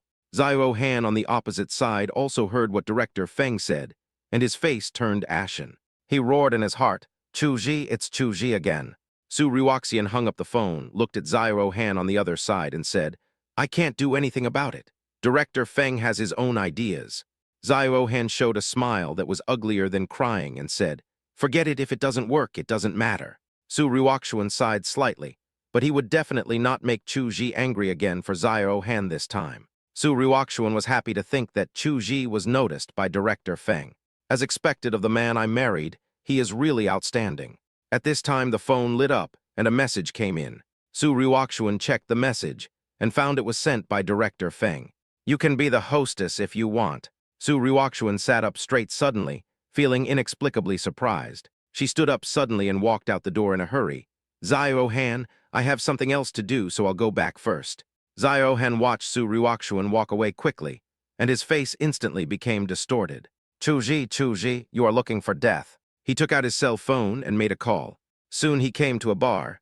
A man wearing a baseball cap came over and sat next to Xiao Han. What's the matter with you calling me here? Didn't I tell you not to contact me unless it's something serious? The family has given you so much support, don't push your luck. The man didn't look at Xiao Han, but spoke to Xiao Han. Xiao Han looked at the person with a distorted face and said, Someone is blocking the way. I'm afraid I won't be able to win Su Ruoxuan's favor with him here. He must die.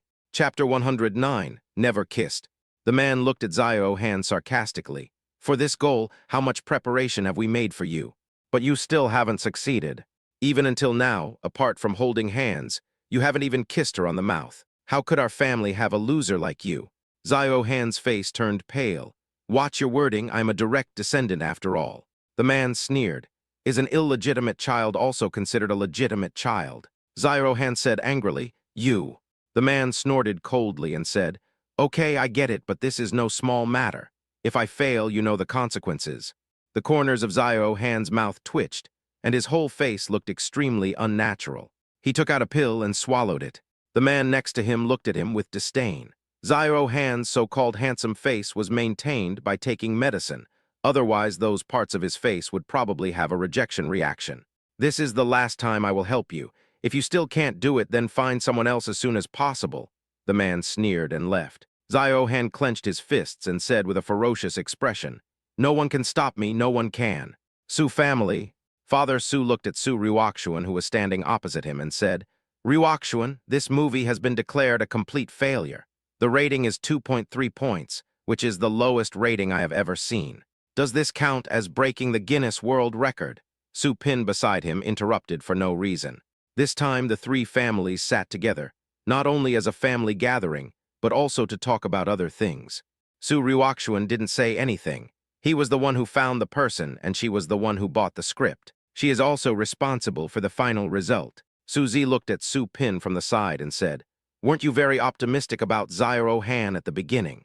Su Pin rubbed his nose awkwardly and said, I just thought that he had a good reputation before, so at least he should have some real talent.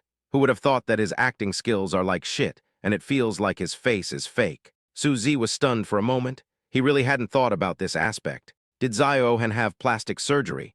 Then what does he look like in his true appearance? Or is his real name Xiao Han? Father Su then said, Forget it. Let's just leave the entertainment company as it is. Fortunately, it's not a movie with a big investment. If we lose a few million, we lose it. Father Su then looked at Su Ruoxuan and Su Zin beside him and said, Tell me about the two of you. Su Zin was stunned and asked, What's wrong with me? Su Zin's mother said, You're already divorced, shouldn't you find another one? So that's what it was. She and Su Ruoxuan divorced on the same day. This had already spread in their circle, and of course, it was also the object of ridicule by others. However, both Su Zin and Su Ruoxuan are rare beauties. Su Ruoxuan had a bad reputation, and her relationship with Xiao Han was unclear, so she didn't think anything of it. However, many people on Su Zin's side have tactfully proposed to Su Zin's father that they go on a blind date with Su Zin. Su Zin is about the same age as Su Ruoxuan, only 2 months older than Su Ruoxuan. But Su Xin's reputation is much better than Su Ruoxuan's. Her private life is even more clean. Apart from the fact that she has been married, there is absolutely no stain at all. In addition, Su Xin is beautiful. Her face and figure are not inferior to Su Ruoxian. In fact, her face is even more beautiful than Su Ruoxian. Naturally, she is very popular. Even if they are divorced, some people still flock to them. As long as Su Xin is willing, he can find the next home in minutes. Su Xin's parents also felt that it was time to find a new home for their daughter, which is why this scene happened today. Su Xin looked at her father and said, "Didn't I tell you that I don't plan to get married in the future, so don't worry about it?" Su Xin's father said helplessly, "What nonsense are you talking about? Can you still stay single and live your whole life by yourself? There's nothing wrong with living your own life." Su Xin's mother said, "Nonsense. How can a woman live her life on her own? Do you want to learn from the one from the Zhu family?" "What's wrong with the one from the Zhu family? He's free," Su Xin muttered. "What did you say?" Su Xin's mother glared. Su Xin snorted coldly and said, "Anyway, you don't have to worry about it. I have my own ideas. Even if I want to get married, I have to find the person myself." As if thinking of someone, Su Xin raised the corner of her mouth. "When I bring the person back, just don't refuse."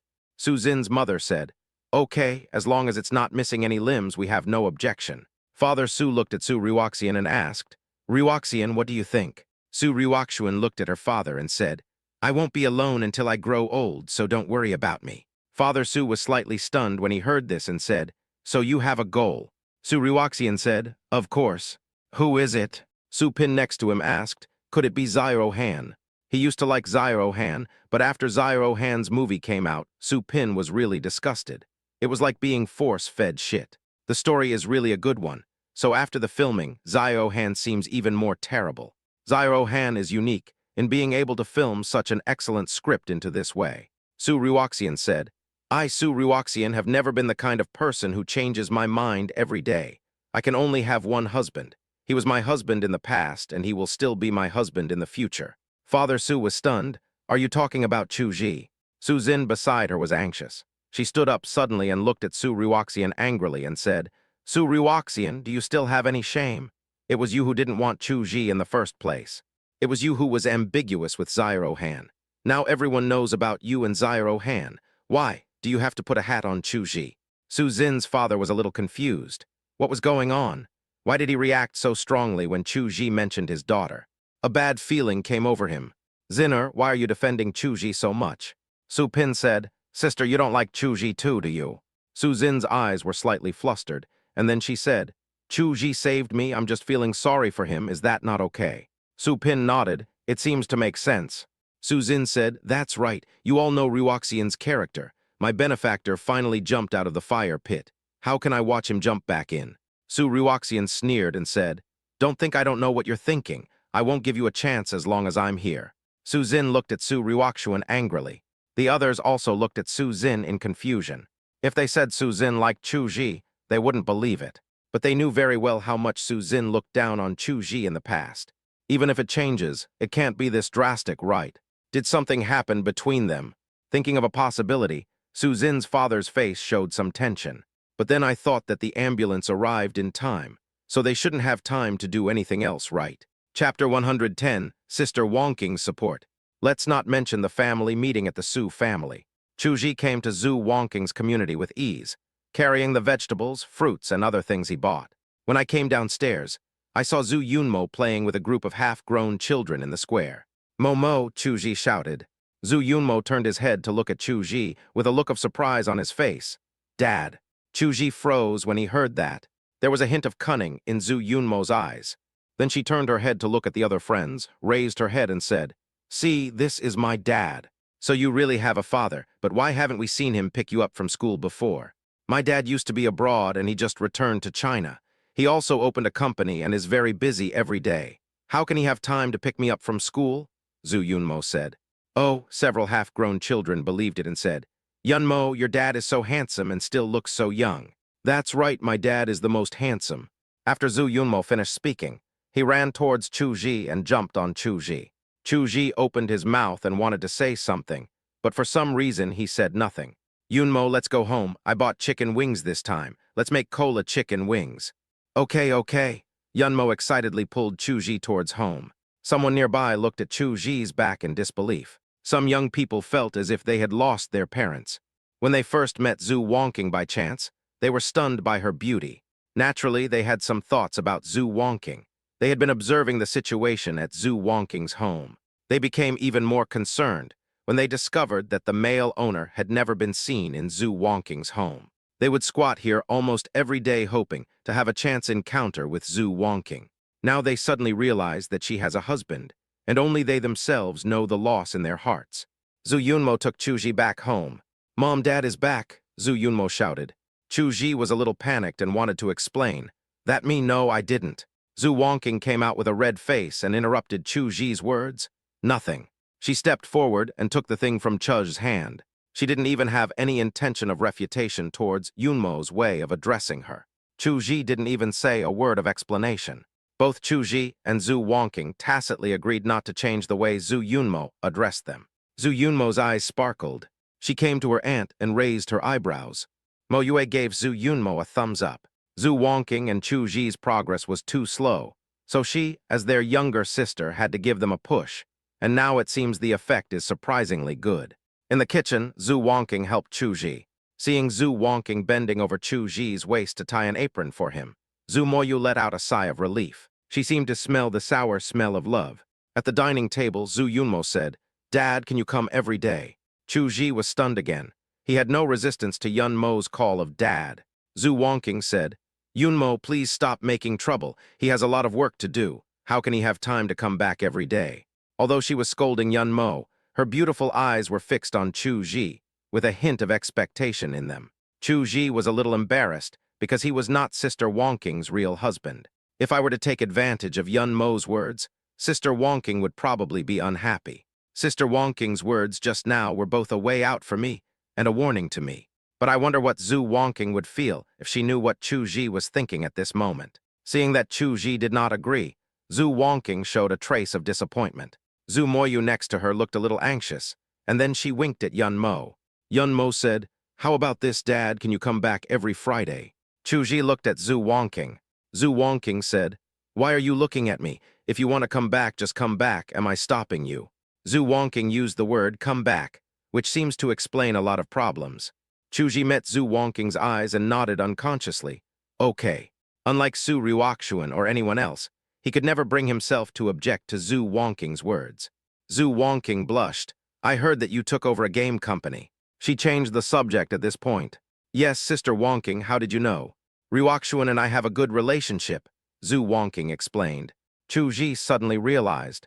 Developing a large-scale game is a very expensive thing. The Li family invested a lot in it but lost everything. Can you do it? Chu Ji said, "I don't plan to develop large-scale games at the moment. I want to start with small, casual games. Although you can't make a lot of money, it's not difficult to support the company. Now I have a game with great potential, which will keep me busy for a while." Then Chu Ji expressed his thoughts. Hearing that Chu Ji could leverage the power of the entire Jinghai University, Zhu Moyu next to him couldn't help but admire Chu Ji as a genius. "Sister, you are still worried about him. Now you don't have to worry about him. This kid has too many tricks up his sleeve," Zhu Moyu said. Chu Ji seemed a little depressed. This didn't seem to have anything to do with Hua's heart, right? Zhu Wongking looked at Chu Ji with a smile. His growth was far beyond her expectations.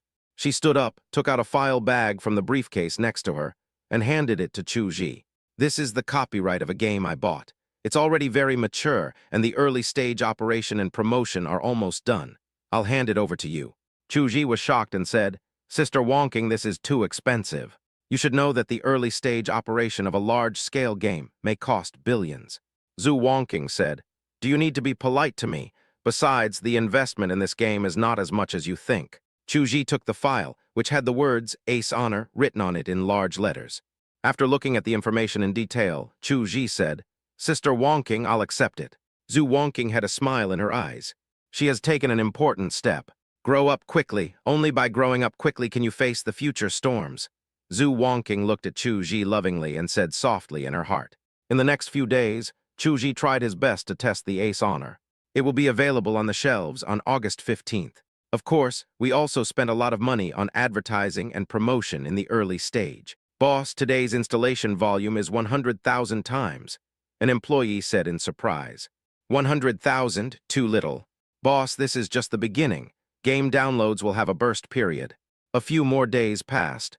Boss, the download volume has exceeded 3 million times. Sujai next to him waved his arms.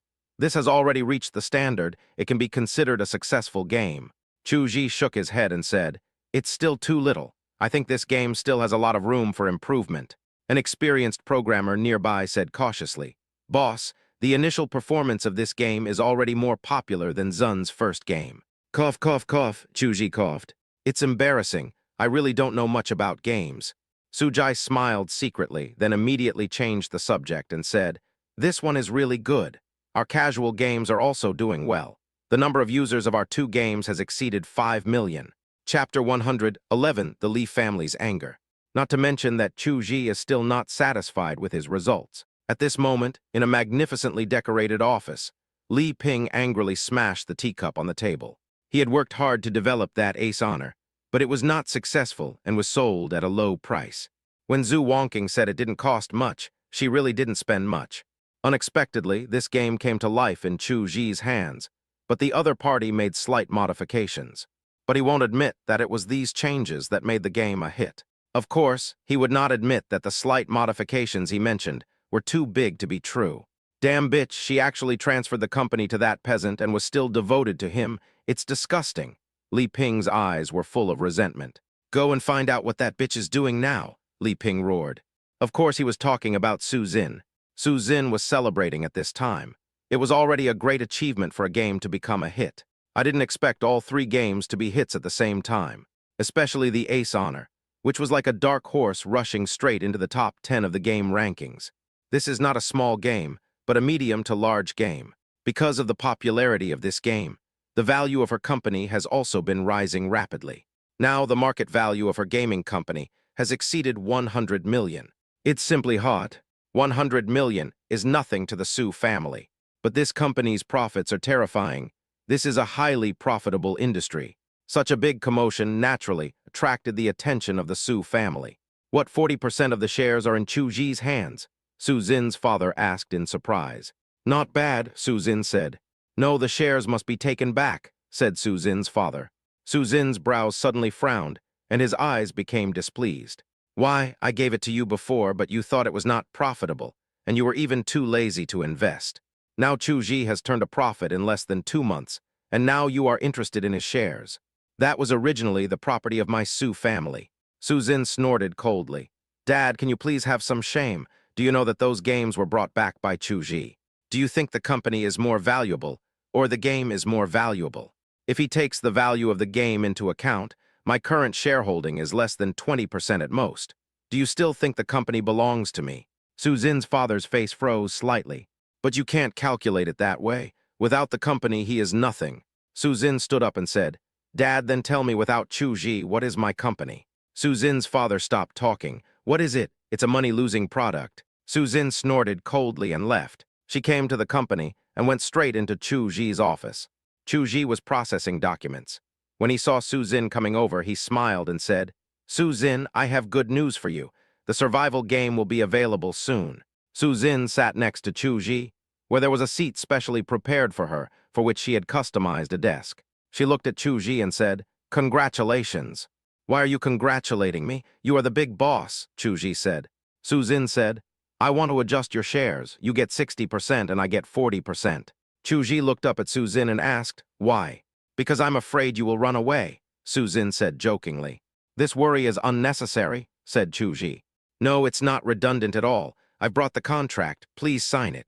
You will be the boss of this game company from now on. Don't refuse. This is what you deserve. You have achieved such great results.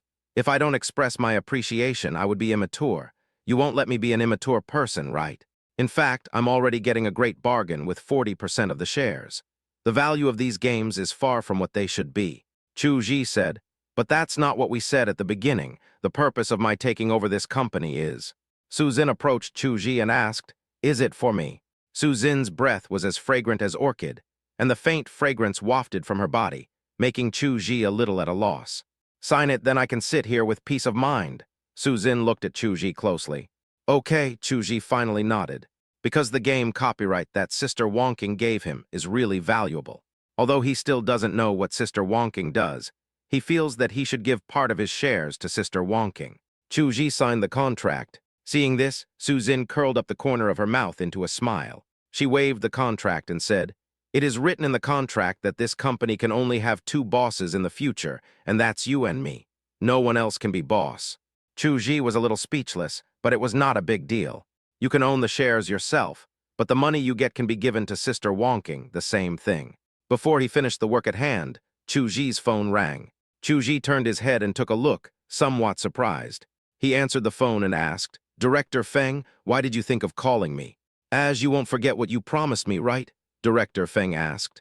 Chu Ji instantly remembered that he had promised Director Feng to star in his next work. "Director Feng, are you talking about letting me act in your production?"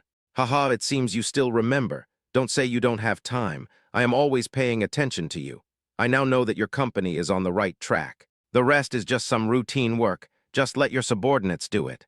Chu Ji laughed dryly and said, "Director Feng, can I go there 2 days later? I have to finish the work at hand, right?" "Okay, I was thinking of asking you to come over tomorrow. How about this? Since you've read the script anyway, you can come over the day after tomorrow, and we can do a test shoot, and then officially start filming." Chu Ji could only agree, who made him agree to the other party. Su Zin next to him said, "Director Feng thinks highly of you. Yeah, he even asked me to be a full-time artist, but I refused." "Tusk, isn't it putting the cart before the horse for a big boss like you to become a full-time artist? But it's not bad to treat it as a hobby, and you can make money," Su Zin said. Indeed, Director Feng said the same thing. He also suggested that I open an entertainment company, Chu Ji said. Su Zin's eyes lit up slightly. "That's fine, then leave the business to me." Chu Ji was stunned, looking at Su Zin's serious expression, and asked, "Are you really going to open it?" "Of course, eating, drinking, and having fun are all ways to make money. If you have a restaurant chain, you have taken over the eating part. Now that you have a game company, you have taken over the fun part as well. If we open another entertainment company, wouldn't that also include fun? Eventually, you can open a factory that produces beverages or beer. Add the drinking part, and you'll be successful." Chu Ji laughed out loud. "Eat, drink, and have fun, interesting." Chapter 112, Arriving at the Set. Seeing that Chu Ji had no objection, Su Zin said, "Okay, that's settled. Just go and film, and when you come back, I'll give you an entertainment company, and the ratio will still be 60% for you and 40% for me." Chu Ji shook his head and said, "We are short of funds right now. The cost of several games has not been recovered yet, and the final share of the movie I shot last time will also take some time. I think we should postpone the entertainment company matter for now." Su Zin said, "Don't worry about the money, I will find a way to solve it." Chu Ji looked at Su Zin in a daze. He always felt that Su Zin was too good to him. As if she noticed Chu Ji's gaze, Su Zin blushed for the first time. "Don't think too much. I just think you are a talented person who can turn decay into magic. I just want to follow you and take advantage of you." Chu Ji said, "You think highly of me, but how can you turn decay into magic? Everything has its own rules. Follow the rules, grasp the pain points, and resolve the contradictions, and everything will fall into place naturally." Su Zin looked at Chu Ji and said, "Don't be too modest. Many people know what you said, but how many people can really do it?" Another 2 days of busy work. After sorting things out, the rest can be left to Su Jai. Nanshu can also handle the same chain stores and factories easily. He can now concentrate on making movies. When I arrived at the house I shared with Nanshu, as soon as I entered the door, I saw Nanshu and Su Wan huddled together and whispering. At this time, Su Wan's face was red. Just now Nanshu actually said that Chu Ji had health problems. Otherwise, why would he leave 2 beautiful women here without any bad thoughts? You know, she never locks the door when she sleeps. Of course, Su Wan didn't lock the door either. Sometimes I thought I had walked into the wrong door, but every time Chu Ji would carry me back. However, after hearing Nanshu's doubt, she couldn't help but recall the scene when she went to the restaurant to find Chu Ji and hugged Chu Ji, who had just come out of the shower. The bath towel seemed to have fallen off at that time. Su Wan felt hot all over when she thought of that. Of course, there was nothing wrong with Chu Ji's body. On the contrary, he was very strong. But he couldn't tell Nanshu. Chu Ji looked at the 2 women who looked very charming because of their blushing faces and asked in surprise, "What are you talking about? So happy." Su Wan glanced at Chu Ji shyly. "Nothing to say. I'm just happy to ask you to cook for us so we can have a couple of drinks today." Chu Ji said, "Okay, I'll do whatever is needed at home now." He looked around and asked, "Where's Zhu? Why is there no sign of her?" Nan Shu then said, "Aksu went to the new house and said there is a piano there and she is learning piano." Chu Ji had no doubts. When Su Zin sold him the house, it came with not only furniture but also a piano, which cost more than 100,000 yuan. Chu Zhu likes piano very much and is indeed teaching herself to play the piano. Okay, she can order takeout if she's hungry. Chu Ji walked into the kitchen. At this time, Nan Shu quickly pushed Su Wan. "Remember what I told you, this is a good opportunity." Su Wan didn't say anything, but her eyes were sparkling. Soon several side dishes were ready. Nan Shu personally poured a glass of wine for the city lord. "I won't go home until I'm drunk today," said Nan Shu. Chu Ji was a little surprised by the two women's reactions, but he had no reason to refuse since he was at home, so he drank 2 more glasses. Nan Shu, who was standing next to her, glanced at Su Wan with a smile that showed as if he had succeeded in his conspiracy. But the two women were also a little drunk. After eating for more than an hour, Chu Ji stood up and said, "I'm a little sleepy. I'm going to take a shower and go to bed." Chu Ji entered the bathroom and carefully checked that all his toiletries were there before he felt at ease to take a shower. Chu Ji went into the room to sleep, but he didn't know that his door was opened soon, and 2 sneaky figures came in. Soon after, a cry of surprise rang out. "Ah, Su Wan, you hooligan. Still talking about me? What are you doing with your hands?" The 2 women ran away. Chu Ji turned over and continued to sleep. "I just felt a little cold, so I wrapped myself in the quilt." Nan Shu leaned against the door and looked at her hands. It seemed as if an amazing heat spread from the palms of her hands throughout her body. Her face was flushed and a little shocked. "Bah, you can't even sleep properly." The next day, Chu Ji set out early to visit Director Feng. As soon as Chu Ji got off the car, he saw a lot of people surrounding him, taking pictures of him. Chu Ji was startled and almost crawled back here. Director Feng laughed. "Chu Ji, you're finally here." After following Director Feng into the filming location, those people were unable to keep up. "Who are they?" "The movie you starred in became popular and you became famous as well. Don't you know it?" Director Feng said. Chu Ji said, "I really don't know about this." Director Feng said, "You are so careless. Nowadays, which artist goes out without 2 assistants or a few bodyguards? You just came here alone." Chu Ji's face darkened when he heard this. He was certainly not angry. He was familiar with Director Feng and knew that this was how he spoke. What made him unhappy was that he would be surrounded by people when he went out in the future.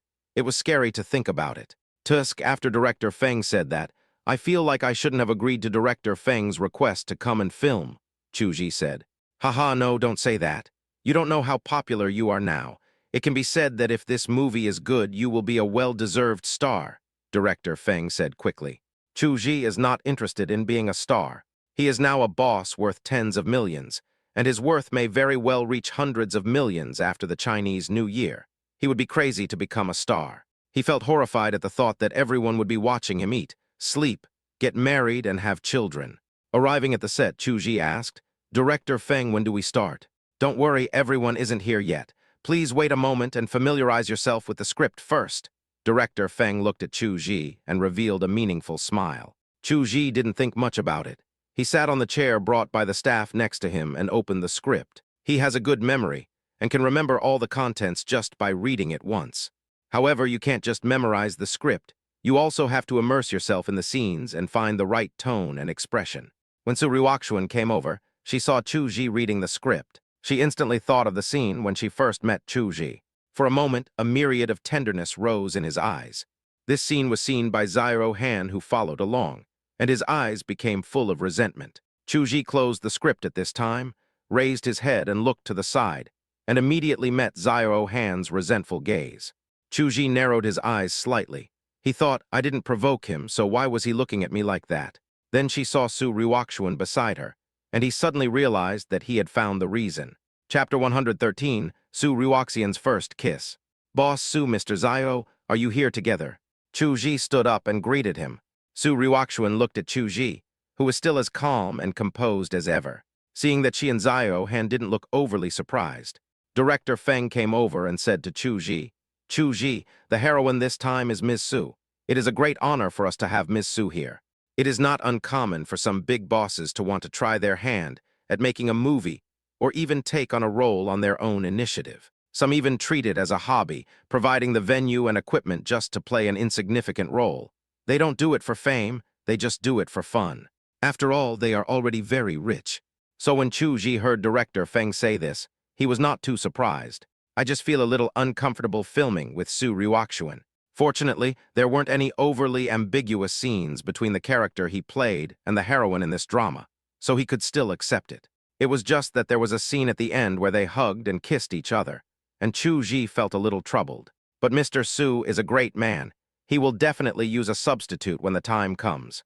You can also use a stand-in. Let's do it. Director Feng then said, now that everyone is here, let's start the audition. Makeup photo. All external promotional photos are taken from here. After shooting a few shots, Director Feng said, next is the scene where the male and female protagonists look at each other affectionately, and the female protagonist playfully kisses the male protagonist on the cheek. Chu Ji looked at Director Feng in confusion and said, Director, this scene doesn't seem to be in the script. Director Feng said, I added it temporarily. I think it feels better this way. Follow my instructions. As an authority, Director Feng is very confident in his arrangements. Can I use a substitute? Director Feng looked at Chu Ji with a smile and said, what do you think? Besides, where can I find a substitute now? You can Photoshop it. How can my movie be Photoshopped? Are you insulting me? Director Feng was a little impatient. Chu Ji stopped talking. Su Ryukshuan next to him looked at Chu Ji with a smile and raised her eyebrows, appearing very defiant and domineering. Yes, it was her idea. Director Feng was trying to appease Su Ryukshuan. Now that Su Ryukshuan had brought it up herself, why should he be polite? Kiss you must kiss. It's better not to kiss the face, but kiss the mouth. Okay, let's get ready, Director Feng shouted. Chu Ji and Su Ryukshuan both stopped. If looks could kill, Zhao Han's gaze would probably have pierced Chu Ji into a sieve. Director Feng then said, begin. There was a cunning look in Su Ryukshuan's eyes. She slapped Chu's shoulder suddenly. Chu Ji turned back subconsciously. Then he felt something soft against his lips. Su Ryukshuan's gentle breath floated on his face. Chu Ji stood there in a daze, his cheeks turning red. Su Ryukshuan's eyes had already become blurred. This kiss was one she had been thinking about for a long time. She kissed Chu Ji's lips greedily and left reluctantly. Click, good, very good. Director Feng was very excited. Chu Ji's astonishment and Su Ryukshuan's devotion are so vivid. This shot alone can make people imagine and want to watch the movie. In the field, Director Feng's click also woke up Chu Ji, and he quickly pushed Su Ryukshuan away. At this time, Zhao Han was shrouded in a gloomy atmosphere. Just as that man said at the beginning, he had pursued Su Ryukshuan for so many years, but had never even kissed Su Ryukshuan on the mouth. Unexpectedly, Su Ryukshuan's first kiss was taken away by Chu Ji under such circumstances. How could he not hate it? In the field, Su Ryukshuan glared at Director Feng with a hint of annoyance. Director Feng was a little confused. He felt that he had done something wrong. Chu Ji looked at Su Ryukshuan and didn't know what to say. Boss Su, you. When filming, of course, we have to be more realistic, so as not to have to shoot it over and over again, right? Su Ryukshuan blushed but looked at Chu Ji with cunning eyes. Chu Ji accepted this statement. The shoot went smoothly today. As your partner, it's not too much to ask me to treat you to a meal together, Su Ryukshuan said. Chu Ji frowned and subconsciously looked in Zhao Han's direction. But before he could see Zhao Han's expression clearly, Su Ryukshuan grabbed Chu Ji and said, come on, I know there's a very good restaurant nearby. You should go try it and then improve your restaurant, right? When it comes to doing business, Chu Ji becomes serious. Even if Su Ryukshuan says she doesn't want to go, he will go by himself. Following Su Ryukshuan out of the set, Su Ryukshuan got in the car and tilted her head towards Chu Ji and said, come on, I'll take you there. Chu Ji said, I'm driving too, so I'd better drive. Don't bother, I'll have someone send the car back to you. It's very popular there won't be any parking space for your car. That is true. Chu Ji gave up the idea of driving and sat in Su Ryukshuan's car. Su Ryukshuan couldn't suppress the smile on her lips. She stepped on the accelerator and rushed out. Zhao Han, who was chasing after him, could only watch him run away and disappear from his sight. Zhao Han's face turned pale. He took out his cell phone and made a call, saying in a ferocious tone, act now, otherwise I won't have any chance. In that restaurant, Chu Ji ate a few bites of food and nodded. Boss Su, you have been a great help today. Su Ryukshuan raised her neck, revealing her fair neck, and said, of course, I have put in a lot of effort for someone, but it's a pity that someone doesn't know the value of it. Chu Ji coughed, is that Mr. Zhao? Su Ryukshuan's eyebrows were raised when she heard this, and she looked at Chu Ji angrily. What does it have to do with him? How many times have I told you that I have never had any relationship with him? Chu Ji shook his head and stopped talking about this topic. Su Ryukshuan stopped eating and watched Chu Ji eat angrily. At this time, a little girl selling flowers came over and said, "Big brother, would you like to buy a flower for this sister?" Chu Ji's heart trembled slightly when he saw the little girl carrying the flower basket with difficulty. "How much is a flower?" "2. Here are 500. I want all of them." Chu Ji took out the money and handed it to the little girl. "Thank you, big brother." "No need to thank me. This is the result of your hard work. Why should you thank me? You should thank yourself. It is your own strong efforts that make your life better." Chu Ji touched the little girl's head. The little girl left, and Chu Ji looked a little dazed. At that moment, he thought of Chu Zu. Chu Ji looked at the flowers in his hand. Su Ryukshuan also looked at the flowers. Chu Ji handed the flower to Su Ryukshuan and said, "Here you go." Su Ryukshuan's puffy face was instantly replaced by a smile. She took the flower basket and looked at it carefully, unable to suppress the smile on her face. Although the flower basket was probably woven by the little girl herself and was a bit simple, Su Ryukshuan still couldn't put it down. She didn't notice that Chu Ji opposite her had stopped eating, but was sitting there looking at her quietly. When she noticed Chu Ji's gaze, her pretty face flushed. Chapter 114, Car Accident. Chu Ji lowered his eyes at this time. He was an outstanding student at Jinghai University and was the top scorer in the county. He may not have high EQ, but don't deny his IQ. He knew Su Ryukshuan's intentions long ago. But again, he and she are not suitable. A momentary impulse means nothing. Marriage represents the daily necessities of life. It represents dullness. How long can a momentary passion last? Isn't the so-called match made in heaven meant to deal with this kind of situation? Only two people who are well matched can overcome the dullness of life, understand each other, and live together for a long time. But the gap between him and Su Ryukshuan was too big, so big that even with his current worth, he felt despair. How can two people like this live together? Su Ryukshuan may like me now, but will she always like me? When she met someone more suitable, how would she, a person from the lower class, look in her eyes? Will she regret being blind then? Even if Su Ryukshuan didn't meet someone more suitable than him, there would always be bumps and bruises in daily life, and then the problem of her background would be infinitely magnified. Don't deny it, this is the fact. This is human nature, and it cannot be changed by human will. By then, Chu Ji believed that even a small problem would be magnified infinitely. This was the disadvantage of not having matching identities. Because the underlying concepts are different. Chu Ji smiled self-deprecatingly. People in the world might sneer at matters of level, but you can't deny that he exists. Chu Ji is not a man without courage, but after what happened to Qin Wanshu, he doesn't want to try it again. It was never Zio Han who brought him and Su Ryukshuan to this point. Maybe Zio Han was a figure, but Chu Ji never regarded Zio Han as an opponent from beginning to end. This is Chu Ji's confidence. The relationship between him and Su Ryukshuan has always been the gap between the two. Women all admire strong men. Chu Ji started from too low a level and is not yet at the point where someone like Su Ryukshuan can obey him. Su Ryukshuan might like me for some reason, maybe because of my appearance or even because of my personality or talent, but these things are shit in the face of time. After the passion, everything is a mess. In this case, the best outcome is to part ways amicably. After all, he just had no confidence in Su Ryukshuan and himself. This also applies to Su Wan and Su Zin. They can be friends, partners, or even what are called opposite-sex besties on the internet.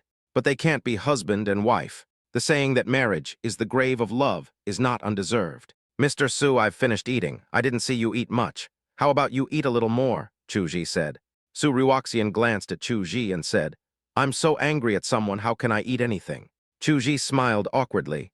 "Let's go, otherwise you will feel uncomfortable, tilde." Su Ryukshuan stood up. Chu Ji also stood up. The two walked out of the restaurant. Chu Ji said, "Boss Su, I won't bother you anymore. I'm going back now." Su Ryukshuan said, "Why are you panicking? I'll take you there." "No thanks, I can just take a taxi." Chu Ji refused.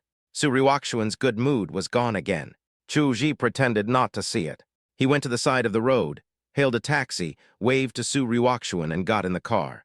Su Ryukshuan stomped her feet in anger. She drove in the direction Chu Ji left, but she still didn't know Chu Ji's exact address. But just as we passed an intersection, a sharp braking sound was heard. A dump truck ran a red light, and hit the taxi Chu Ji was sitting in. The taxi was overturned. The front of the car was flattened, and gasoline was leaking out. Su Ryukshuan felt dizzy for a moment, and her whole body became stiff. She got out of the car and ran towards the taxi like crazy. Chuz, you can't get into trouble. Su Ryukshuan slammed the car door and kicked the glass to pieces. She leaned over to look at the back seat of the car, but was shocked to find that it was empty. No one. She looked toward the front row again and saw the taxi driver groaning there. Save the people first, the gasoline leak is likely to catch fire. A steady and calm voice sounded in Su Ryukshuan's ears. Su Ryukshuan turned her head suddenly and saw Chu Ji's handsome profile. Su Ryukshuan didn't care that they were on the street and rushed over to hug Chu Ji. He was so strong that Chu Ji couldn't push him open. Saving lives is important, said Chu Ji. Only then did Su Ryukshuan let go. Chu Ji and Su Ryukshuan worked together to pull the taxi to the side. It wasn't long before the circuit inside the taxi ignited the gasoline and caught fire. Fortunately, the ambulance and fire truck arrived, and the firefighters immediately put out the fire. The place was cleaned up, and traffic was restored in just a few minutes. The taxi driver had regained consciousness by then and said to Chu Ji and Su Ryukshuan, "Thank you." Chu Ji didn't say anything, but a hint of apology appeared on his face. He felt as if this accident was directed at him. If I hadn't changed cars at the corner to prevent Su Ryukshuan from following me, I would have been the one hit. At this moment, Su Wan's face turned pale and she made a phone call. "Check it for me. If you can't find it, don't come back." When she received the news from the people she had arranged to follow Chu Ji, she was so scared that her legs went weak. Fortunately, Chu Ji was not in that car. Someone actually attacked Chu Ji, which really touched her sore spot. At the same time, in Zhu's building, Zhu Wongking's body was shaking after receiving the news. She supported herself by the table to keep her balance. Check, Zhu Wongking's charming eyes turned sharp. Faced with the young lady in such a state, the old butler broke out in cold sweat on his forehead. When the young lady showed this expression, the Zhao family was wiped out. I don't know who will be unlucky this time. On this side, Su Ryukshuan also realized this after she regained her composure. She grabbed Chu Ji's arm beside her, and her body trembled slightly. Chu Ji was suspicious and turned to look at Su Ryukshuan. Then he saw blood flowing from Su Ryukshuan's feet. It turned out that she cut her foot when she kicked the car window. Chu Ji was shocked and picked up Su Ryukshuan. "You are injured." Chu Ji was a little anxious. He carried Su Ryukshuan into Su Ryukshuan's car and rushed to the hospital.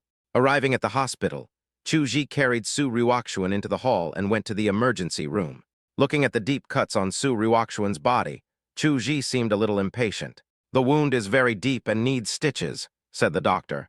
Chu Ji picked up Su Ryukshuan and placed her on the hospital bed.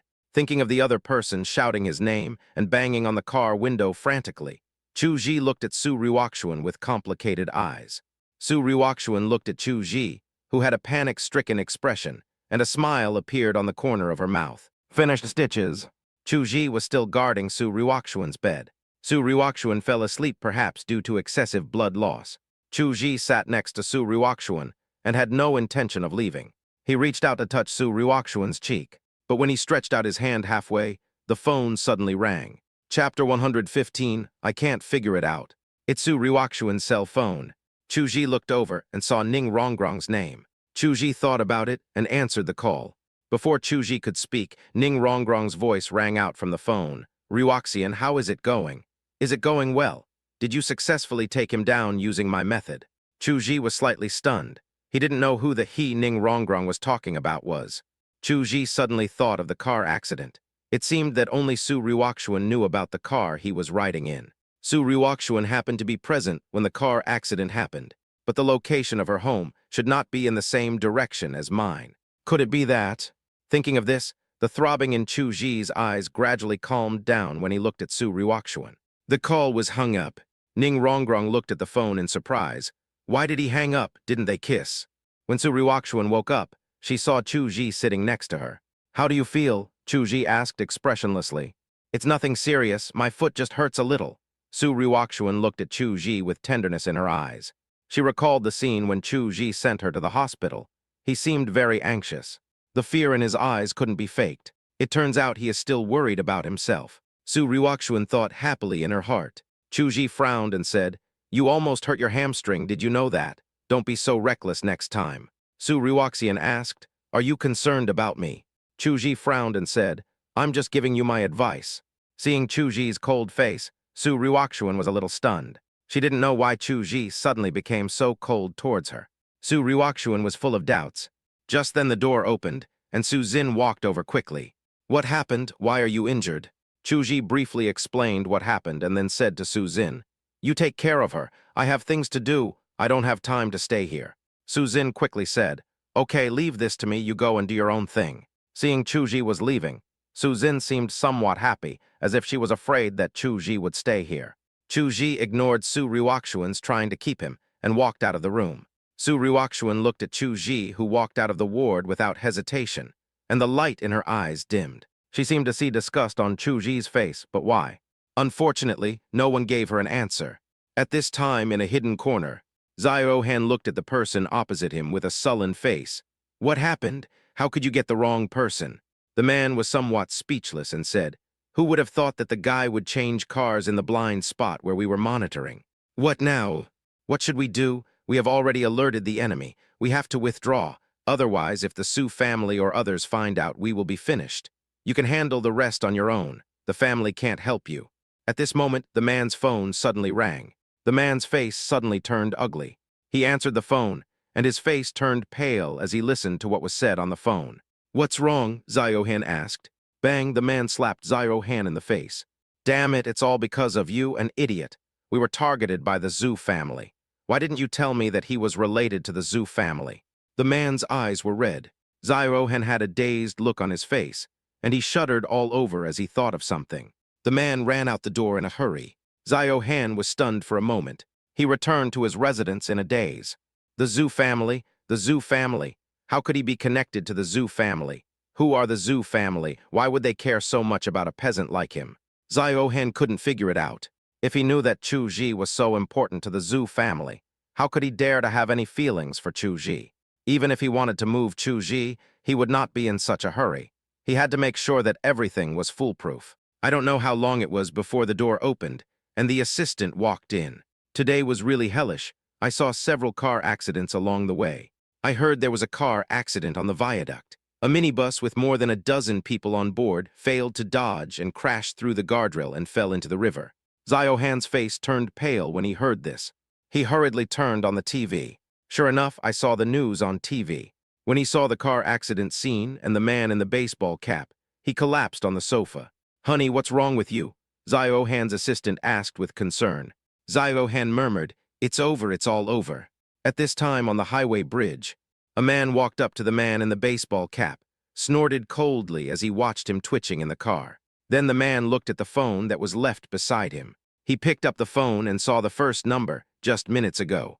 They have accomplices, the man murmured. What? Chu-ji was sitting in the office with a gloomy expression on his face. At one point he picked up the phone and called, Director Feng, this is Chu-ji. Chu-ji, tell me what's the matter. Director Feng seemed very happy. Director Feng, I'm calling you this time to say sorry. I don't want to participate in the filming of this movie anymore. Sorry, Chu-ji said. Director Feng got anxious when he heard this. Why is this happening? Don't you know how good your makeup photos are this time? This will definitely be a hit. Chu-ji's eyes darkened slightly. Director Feng, I'm really sorry for causing you trouble due to my personal reasons, but I still insist on withdrawing from this filming. Chu-ji hung up the phone with a snap. Not long after the phone was hung up, it rang again. This time it was Chin's mother calling. Chu-ji sighed helplessly and answered the call. No matter what Chin's mother said or asked, Chu-ji still said the same thing and would no longer participate in the filming of the movie. Mother Chin said helplessly, Okay, it seems that you are determined, but it's a pity to waste this opportunity. Chu-ji shook his head. He was not very interested in this shoot. It was no pity at all for him. Chu-ji got up and went to his home. As soon as he entered the house, he saw Chu-zu learning the piano. Chu-ji said, Aksu, school is about to start. I want to go back home and pick up my parents. Chu-zu immediately came to Chu-ji and said, I'm going back too. Okay, let's go now. After a simple packing, Chu-ji took Chu-zu and drove towards his hometown. When Nanshu and Su-jai received the call, Chu-ji had already got on the highway. Okay, no more words, I'm hanging up. Chu-ji hung up the phone. Su-jai on the other side scratched his head. Why are you in such a hurry to go back? Chu-zu looked at the silent Chu-ji on the road and said, Brother, what's wrong with you? Are you worried about something? No, I just thought that humans are really complicated creatures. Chu Zhu tilted her head, not knowing where this exclamation came from. But I heard that my brother called Nan Shu and Su Wan just now, so there should be no problem between them, so there won't be any big problem. Brother, I'm afraid you won't be able to hide the matter between you and your sister-in-law after you go back. Even if you can hide it for a while, when parents come to Jinghai and see you and your sister-in-law. Mr. Su doesn't live together, they will definitely get suspicious. Chu Ji said, then tell them we have to face it eventually. Chu Zhu stopped talking. She really didn't know who was right or wrong on this point. If it was something else, it would be fine. But my sister-in-law made a fundamental mistake. There is nothing we can do about it. But if my sister-in-law really liked that man, why was she so nice to me and cared so much about my brother? Chu Zhu really couldn't figure it out. Chapter 116, Su Ruoxian's Loss. Hospital. Su Ruoxian looked towards the door again. There was no movement there for 2 days. There has been no movement since that person left. Just then, footsteps were heard at the door. Su Ruoxian's eyes lit up. Sure enough, he was heading towards her room, and she could already see a figure standing at the door. A smile appeared on Su Ruoxian's lips. When the door opened, she saw Zhao Han's face. The surprise on Su Ruoxian's face turned stiff. Ruoxian, why didn't you inform me when such a big thing happened? Zhao Han stepped forward attentively. He came to Su Ruoxian's bedside and looked at her with deep affection in his eyes. Tusk, they really are in love. Su Zin walked out from the door at this time. She had just gone to complete the discharge procedures and saw this scene when she came back. Upon hearing this, Zhao Han showed a shy smile on his face, just like an innocent big boy. Su Zin curled her lips. This trick might be useful to fool those ignorant little girls. Su Ruoxian looked at Zhao Han at this time and asked with displeasure, "Who told you?" Zhao Han was stunned. "I told him." Su Zin next to him suddenly spoke. Su Ruoxian looked at Su Zin unhappily. "Why are you meddling in other people's affairs?" Su Zin snorted coldly and said, "Why don't you know how to appreciate a good person? I just wanted you to cultivate your relationship, didn't I? Is there any need for you to worry about that?" Su Ruoxian looked at Su Zin angrily. Su Zin snorted coldly and said nothing. She did it on purpose. Zhao Han's face looked slightly embarrassed at this time. "Of course, only slightly. Ruoxian, you should have told me earlier," Zhao Han said affectionately. "I'm fine and can be discharged from the hospital now." Su Ruoxian got up from the bed with a disappointed look on her face. Zhao Han hurried forward to support him. Su Ruoxian dodged Zhao Han's hand and said, "No, I can do it myself." In fact, her injuries were not serious, so she didn't need to be hospitalized. But she wanted to wait for someone, but unfortunately that person never came. But Zhao Han came instead. Zhao Han's face looked a little ugly at this time. Su Zin, who was standing next to them, found it interesting. When I walked out of the hospital, Director Feng called and asked if Su Ruoxian could come over to shoot the movie tomorrow. Su Ruoxian said, "Director Feng, I will definitely be there tomorrow." Thinking that she would be able to meet that person tomorrow, Su Ruoxian smiled again. Seeing this, Zhao Han next to him flashed a sneer. He already knew that Chu Ji had withdrawn from the filming, but he wouldn't tell Su Ruoxian. Su Ruoxian ignored Zhao Han and drove away. Su Zin ignored Zhao Han and left without even saying hello. Only Zhao Han was left standing there with a gloomy expression on his face. The next day, Su Ruoxian went to the set early. Her eyes scanned around, but she didn't see the figure she wanted to see. Just then, a young man walked towards Su Ruoxian. "Hello, I'm Song Lang, the male lead this time. You must be President Su, it's nice to meet you," the man said. Su Ruoxian looked at the person who came and saw that he was a very handsome man with an elegant demeanor and a handsome face. Su Ruoxian was stunned for a moment. "You said you are the male lead." Song Lang said, "Yes, didn't Director Feng tell you?" At this time, Director Feng came over and said, "Boss Su, you're finally here. Now that everyone is here, let's start filming." Su Ruoxian frowned and looked at Director Feng and asked, "Where's Chu Ji?" Director Feng was stunned. "Hey, didn't you know? Chu Ji withdrew from this shoot, didn't he tell you?" Su Ruoxian stiffened when she heard this. He quit. She quickly called Chu Ji, but no one answered the call. She put down her phone dejectedly. Director Feng looked at Su Ruoxian strangely and said, "I thought you knew, so I called you yesterday to ask if you could come." Su Ruoxian's body was a little shaky. After she stood firm, she said, "Director Feng." Director Feng said quickly, "Boss Su, you can't quit, otherwise where will I go to find the heroine? Even if I find her now, it will be too late." Song Lang beside him said in a gentle and elegant manner, "Boss Su, your temperament and appearance are very suitable for this role. It would be a pity if you quit." At this time, Zio Han next to him also said, "Ruoxian, Director Feng's works are very popular. It would be a pity to miss them." Director Feng then said, "Boss Su, as long as you agree to this shoot, I promise to personally direct a film for your entertainment company." Zio Han was a little excited when he heard this. He didn't get to be the male lead this time, but he will definitely be the male lead next time.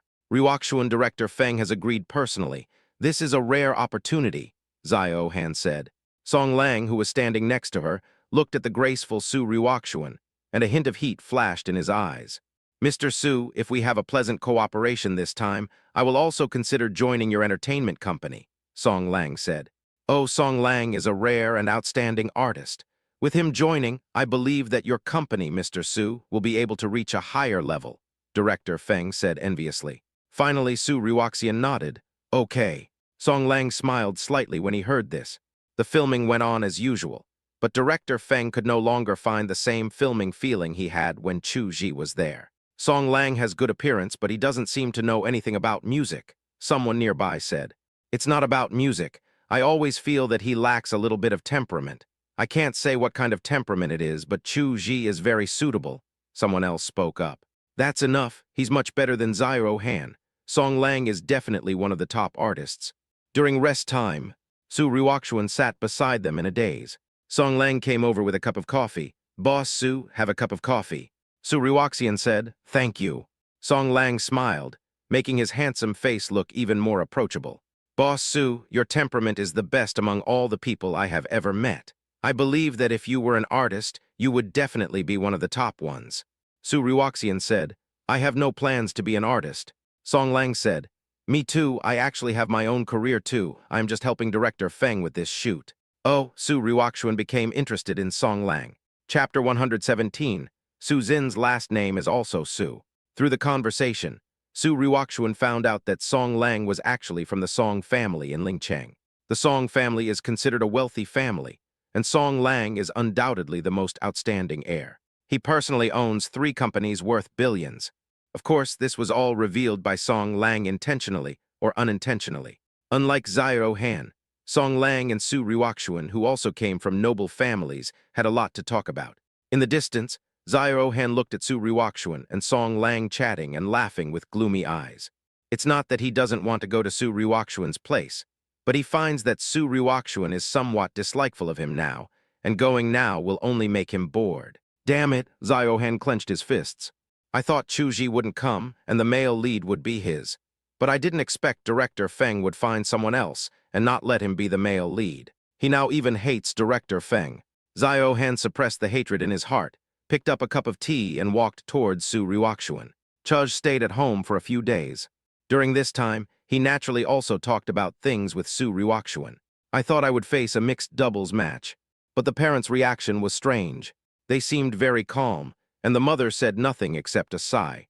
"Just get a divorce. I could see from the beginning that you and she were not suitable for each other," Father Chu said in a muffled voice. Chu's mother also said, "Your father is right. The gap between our 2 families is really a bit big, but since we are divorced, we should not owe them anything. We should pay back what we owe, okay?" Chu Ji said, "Don't worry, I will pay it back." Father Chu said, "That's good. We in the Chu family can't be the kind of villains who take advantage of others." There is nothing more to say once things have been opened up. As there were still a few days before the autumn harvest, Chu Ji took his parents back to Jinghai. When Chu's father arrived at the house he bought, he frowned. Chu Zu said, "Dad, you don't like it. This must cost a lot of money. You should just buy a smaller one. Isn't it a waste to buy such a big one?" said Chu's mother. Chu Ji quickly explained, "Mom, this can't be said to be a purchase. Anyway, the situation inside is a bit complicated. I will buy a smaller house and then move out. This house is for Aksu to use temporarily when she can go to school. Although it is nominally purchased, it is actually rented." Father and Mother Chu felt relieved after hearing this. After I packed my things, the phone suddenly rang. It was Su Zin. Chu Ji answered. "Yes, I'm back. Do you want to come up?" "Okay, I'll open the door for you," Chu Ji said. Chu Zu next to her asked, "Is it Sister Su Zin?" "Well, go open the door and let your sister Su Zin in." Chu Zu hurried to open the door. Su Zin had helped her a lot in learning piano these days, and she liked Su Zin very much now. Su Zin was dressed very formally and looked very dignified and elegant. I have a lot of things in my hands. She was very casual before, but this time she seemed a little nervous. She greeted Chu's father and mother. Hello, uncle and aunt, I'm Su Zin, and I'm also Aj's partner. Miss, please sit down. Chu's mother quickly let Su Zin in. How old is the girl? Mother Chu looked at Su Zin happily. Su Zin blushed. I'm 26. Mother Chu said, our Chu Ji is 23 this year. Chu Zhu covered her mouth and said, Mom, you're not going to say that a girl 3 years older than you is rich, are you? Su Zin's ears turned red and she quickly said, Uncle and Aunt, I brought you a little gift this time. I hope you like it. Chu's mother said, whatever gift this child brings, we can't accept it. Chu Ji took a look and found that they were indeed not very expensive things, mostly some nutritional supplements and tonics, so he said, take it. Su Zin is not an outsider. When Su Zin heard Chu Ji say this, her whole face brightened. That's right, I'm not an outsider. Just treat me as your own daughter. Chu Ji watched Su Zin talking to her parents. Hearing his parents' laughter, Chu Ji also smiled. When Su Zin was leaving, Chu's mother gave Su Zin a big bag of dates. Su Zin took it happily and raised her eyebrows at Chu Ji when she left. After Su Zin left, Chu's mother said, Aj, this girl is great. She's your partner and you're a perfect match. Chu Ji shook his head. Chu Zhu next to her side and said, I knew you would think so, Mom. What's wrong? Su Zin's surname is also Su, Chu Zhu said. Mother Chu's face froze slightly when she heard this. They. That's right, sisters, cousins, Chu Zhu said. The smile on Chu's mother's face disappeared when she heard this. Such an outstanding person would definitely look down on her son. What a pity. Mother Chu was a little depressed. Father Chu said, okay, my son knows his limits, so don't worry about it. Mother Chu sighed. After cleaning up, Chu Ji returned to his room. To be honest, he hasn't even lived here for a few days. I took a shower, came out and went to the cabinet and opened it. But he was surprised to find that there were girls' clothes in the closet, and the style looked like Su Zin's. Chu Ji was a little dumbfounded. This means that Su Zin had lived in this room before, and she didn't even take away her belongings. Looking at those cool underwear, Chu Ji blushed a little. Quickly closed the cabinet. I wanted to tell Su Zin, but after thinking it over, I decided not to since I wouldn't be staying there for long anyway. At this time, Su Zin was lying on the bed downstairs, looking at the rooftop with a blushing face. Recalling Chu Ji's words that she was not a stranger, she covered her hot face with the pillow. Bah, who are we not strangers to? A muffled voice came from under the pillow. Everything seems to be back on track. Su Zin is really planning to set up an entertainment company, and he signed the 2 female artists whose contracts with Su Ruoxuan were terminated. I don't know how Su Zin convinced them. Chu Ji also met these 2 artists and they looked good. The key vocals are good. Chu Ji suddenly had an idea. He didn't have the ability to make a movie now, but he could release music. He talked to Su Zin, and of course Su Zin had no objection at all. Chu Ji has never studied music, but it doesn't matter. He searched his phone for a number that he had saved, but never made. Chu Ji dialed the phone. The call is connected. A slightly surprised and charming female voice sounded from the other side. Junior, did the sun rise from the west today? You actually took the initiative to call me. Chu Ji scratched his head awkwardly. Since he saved this number, the owner of this number has called him several times. But I never took the initiative to call the other party. Senior, please stop teasing me. Haha, you must have something to tell me. How about this? I'll wait for you at the Red Rose Cafe. Okay, I'll go there now, Chu Ji agreed.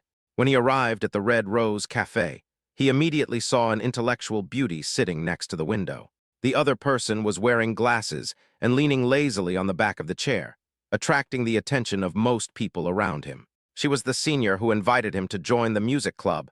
Her name was Liu Jing. Chapter 118, Su Zin was kidnapped. Senior sister, Chu Ji came up and greeted her. Liu Jing looked up at Chu Ji, with a glint of something special in her eyes. Junior brother, you look even more charming than before after not seeing you for a while. Chu Ji, who is now a big boss, has shed the immaturity he had in school. The whole person seems to be more and more confident. Thank you for the compliment, senior sister, said Chu Ji. Okay, I'm not praising you, I'm just telling you the truth. Tell me, what do you want from me? I want you to be the music director of my company. I wonder if you are interested. Music director, your company. Yes, to be exact, it was opened together with Su Zin from the Su family and I, said Chu Ji. Chu Ji said, I wonder what you are doing now, senior sister. Me, I'm free now. When I have free time, I help others write songs or something.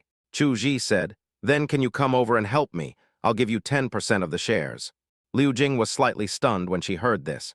You're giving me shares? You're really generous. Chu Ji said, no, I am still too stingy. With my ability, I deserve more. Of course, I also have my own selfish motives in giving her shares. Selfish? Liu Jing leaned close to Chu Ji and asked softly, are you planning something bad to me? Chu Ji blushed and said, no, no, no, absolutely not. Liu Jing curled her sexy lips. Why are you so anxious? I didn't say I won't give you a chance. Chu Ji shook his head and said, my selfish desire is to hold on to a talent like my senior sister. No matter how you look at it, I've made a profit. Liu Jing said, okay, junior brother, since you asked me, I will let you catch me. You can catch me however you want. When will I go to work? Anytime. I can take my senior to visit the company today, Chu Ji said excitedly. Okay, wait a moment while I go to the bathroom, then we'll set off. Liu Jing stood up and walked to the side. Arriving at a secluded place, Liu Jing took out her cell phone and made a call. Mr. Zhang, it's me. Thank you for your invitation. I won't go to your place. A voice came from the other end of the phone. 1 million a year is too low for you. I can increase the money. How about 2 million a year? It's not about money. I have a more suitable job, Liu Jing said. She hung up the phone and walked towards Chuzh. Aj, let's go. She bent down slightly and gave a playful smile in Chu Ji's direction. When she arrived at the entertainment company, Su Zin also met Liu Jing. She was slightly wary.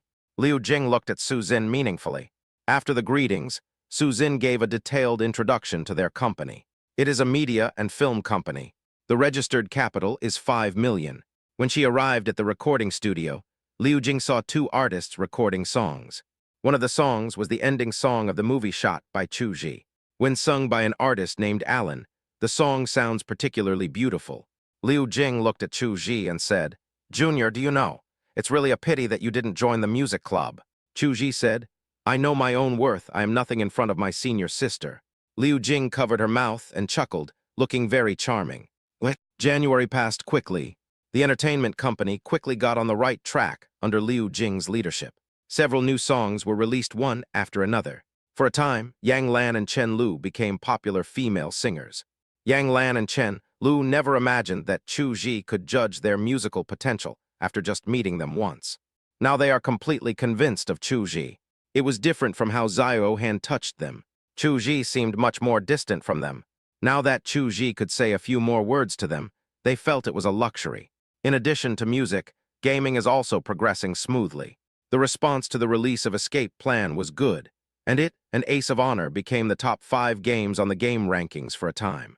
Not only that, the advantages of being backed by Jinghai University began to emerge. Not only are there games to choose from, but talents are also readily available, and there are countless wonderful ideas. Others also wanted to copy Chu Ji's approach. Unfortunately, they all failed. Why? Because Chu Ji's 2 million, the 2 million to buy out Escape Plan, played the role of buying a horse with a lot of gold. In addition, Chu Ji graduated from Jinghai University. Those Jinghai students are more willing to trust Chu Ji, and they don't worry about someone stealing the things they give to Chu Ji. As long as your products are good and your ideas are good, price is absolutely no problem. The office at this time, Chu Ji looked at Su Zin next to him and said, according to the current situation, our company must expand. Expand? Su Zin came back to her senses from staring at Chu Ji in a daze. At first, she was afraid that Chu Ji had some intentions towards Liu Jing. But after this month, she felt relieved. The relationship between Chu Ji and Liu Jing was simply that of a junior student to a senior student, and there was no violation of the rules at all. Even when they only talk about professional issues and rarely touch upon each other's private affairs. Chu Ji looked up at Su Zin and said, of course, how can we achieve the goal you mentioned without expansion? The target I mentioned? Su Zin pondered for a moment, and then suddenly remembered that she had told Chu Ji to use this company to suppress the Li family. It turns out that he really listened and did the same. At this moment, Su Zin felt a warm current deep in her heart spreading throughout her body, making her tremble a little. The look he gave Chu Ji became obsessed. Fortunately, Chu Ji was looking down at the documents and did not notice Su Zin's abnormality. Su Zin managed to calm down and said, you are the boss, you have to do whatever you say. Chu Ji looked at his watch and said, it's getting late, it's time to get off work. I have something to do, so I'll leave first. Chu Ji walked out of the office. Su Zin also came out and asked, "Would you like to have a meal together?" Chu Ji said, "No, I really have something to do today. Today is Friday, and he plans to go to Sister Wonking's place." Thinking of Sister Wonking, he actually couldn't wait. Su Zin said, "Okay." But his face looked a little disappointed. Chu Ji came to the car and felt his pocket, realizing he had forgotten to bring his keys. He patted his forehead and returned to the company. When I arrived at the door, I suddenly found Su Zin's bag left on the ground. Chu Ji was stunned, then turned his head to look around and his pupils shrank slightly. He actually saw another shoe not far away. It was Su Zin's. An uneasy feeling settled over his heart. He ran quickly in that direction. Walking all the way to the underground parking lot, he saw a man carrying a woman passing by not far away. The woman's figure was very similar to Su Zin. Chu Ji ran over. He finally arrived before the man dragged Su Zin into the car and kicked the man away. Then he hugged the limp Su Zin. "Su Zin, Su Zin." Chu Ji was a little anxious. Just then he felt an evil wind blowing from behind. Chapter 119, I'll call you next time. Chu Ji subconsciously lunged forward, but then I felt a pain in my shoulder. He turned his head to see a guy in a mask swinging the pole at him again. Chu Ji kicked the opponent's leg, causing him to stagger. Then he stood up and grabbed the steel pipe. "Tell me who sent you." Just then someone attacked from behind again, and Chu Ji quickly dodged. The two men took the opportunity to get into the car and rushed out at the accelerator. Chu Ji remembered their license plate number and immediately called the police. Chu Ji's face was gloomy. The other party is not going to play by the rules. The first person he suspected was Li Ping. Perhaps it was related to his own company. The company suffered losses for 2 years while Li Ping was in office. Now, according to Chu Ji's estimate, the company's profit next year will be as much as 100 million, which is profit. It is entirely possible that Li Ping would feel unbalanced and angry and do something. Su Zin woke up and screamed in fear, waving her hands and feet. Chu Ji hurried forward and said, Su Zin is fine, it's fine." Seeing Chu Ji sitting next to her, Su Zin suddenly hugged Chu Ji, her body trembling slightly. Chu Ji hugged Su Zin and patted her on the back and said, "It's okay, it's okay." At this time, the door opened, and Su Zin's father, Su Zi, walked in hurriedly. Seeing this scene, Su Zin's father's face froze. Su Zi glanced at Chu Ji's face with a playful look. Chu Ji was a little embarrassed and wanted to push Su Zin away, but Su Zin held him tightly. Su Zin's mother came in and saw this and hurried forward and said, "Zinner, Zinner." Su Zin turned her head to look at her mother, her face a little flushed, but she still didn't let go. Su Zin's father said, "Su Zin, I have something to talk to Chu Ji about, let go first." Su Zin then reluctantly let go of Chu Ji. Following Su Zin's father out, Su Zin's father's face turned pale. "Thank you so much this time." "It's my duty," said Chu Ji. "Do you know who the other party is?" "I'm just guessing," said Chu Ji. "Li family," Su Zin's father said. Chu Ji agreed. "HMPH, you keep bullying us again and again. Do you really think that our Su family is a soft persimmon?" Su Zin's father was a little angry. In the end, he didn't care how the Su family decided to retaliate against the Li family. But after this incident, I believe the Li family will have peace for a few days. The Su family is not one to suffer losses. At this time, Chu Ji saw Yue coming from a distance. "Officer Yue, Chu Ji, based on the clues you provided, we have already locked in on the suspects. If I am not mistaken, one of them is suspected of drug smuggling and is a repeat offender. Why don't you arrest them? We have our plans. Don't worry this time, we will definitely catch the other party in one fell swoop," Yue said. "How is Su Zin?" Yue asked. She and Su Zin were classmates, so it was reasonable for her to come and visit. "Now that you're awake, do you want to go check it out?" "Of course, I still have some evidence to collect. The more detailed, the better," Yue said. "Then let Officer Yue take care of it," Su Zin's father next to him also said. "This is what we should do. Uncle, you don't have to be polite to me," Yue said. Just when Yue was about to leave, Chu Ji suddenly grabbed Yue's arm. Yue looked at Chu Ji in confusion. Chu Ji said, "Let's go out and talk." I don't know what Chu Ji said, but Yue left with hurried steps. Chu Ji saw Yue walking away with a gloomy look in his eyes. Su Wan also received the news that Su Zin was attacked. She is very angry. "Go and tell the police about the dirty things that guy from the Li family has done. No matter whether he did it or not, I will not let him off easily," Su Wan ordered. "Also, how is the matter I asked you to investigate going?" "Miss, the car accident was very strange. Our people just got a clue and the man died. The other party was very cautious. We have searched all over Jinghai and found no clues. They are so cautious, but there is no clue after searching Jinghai.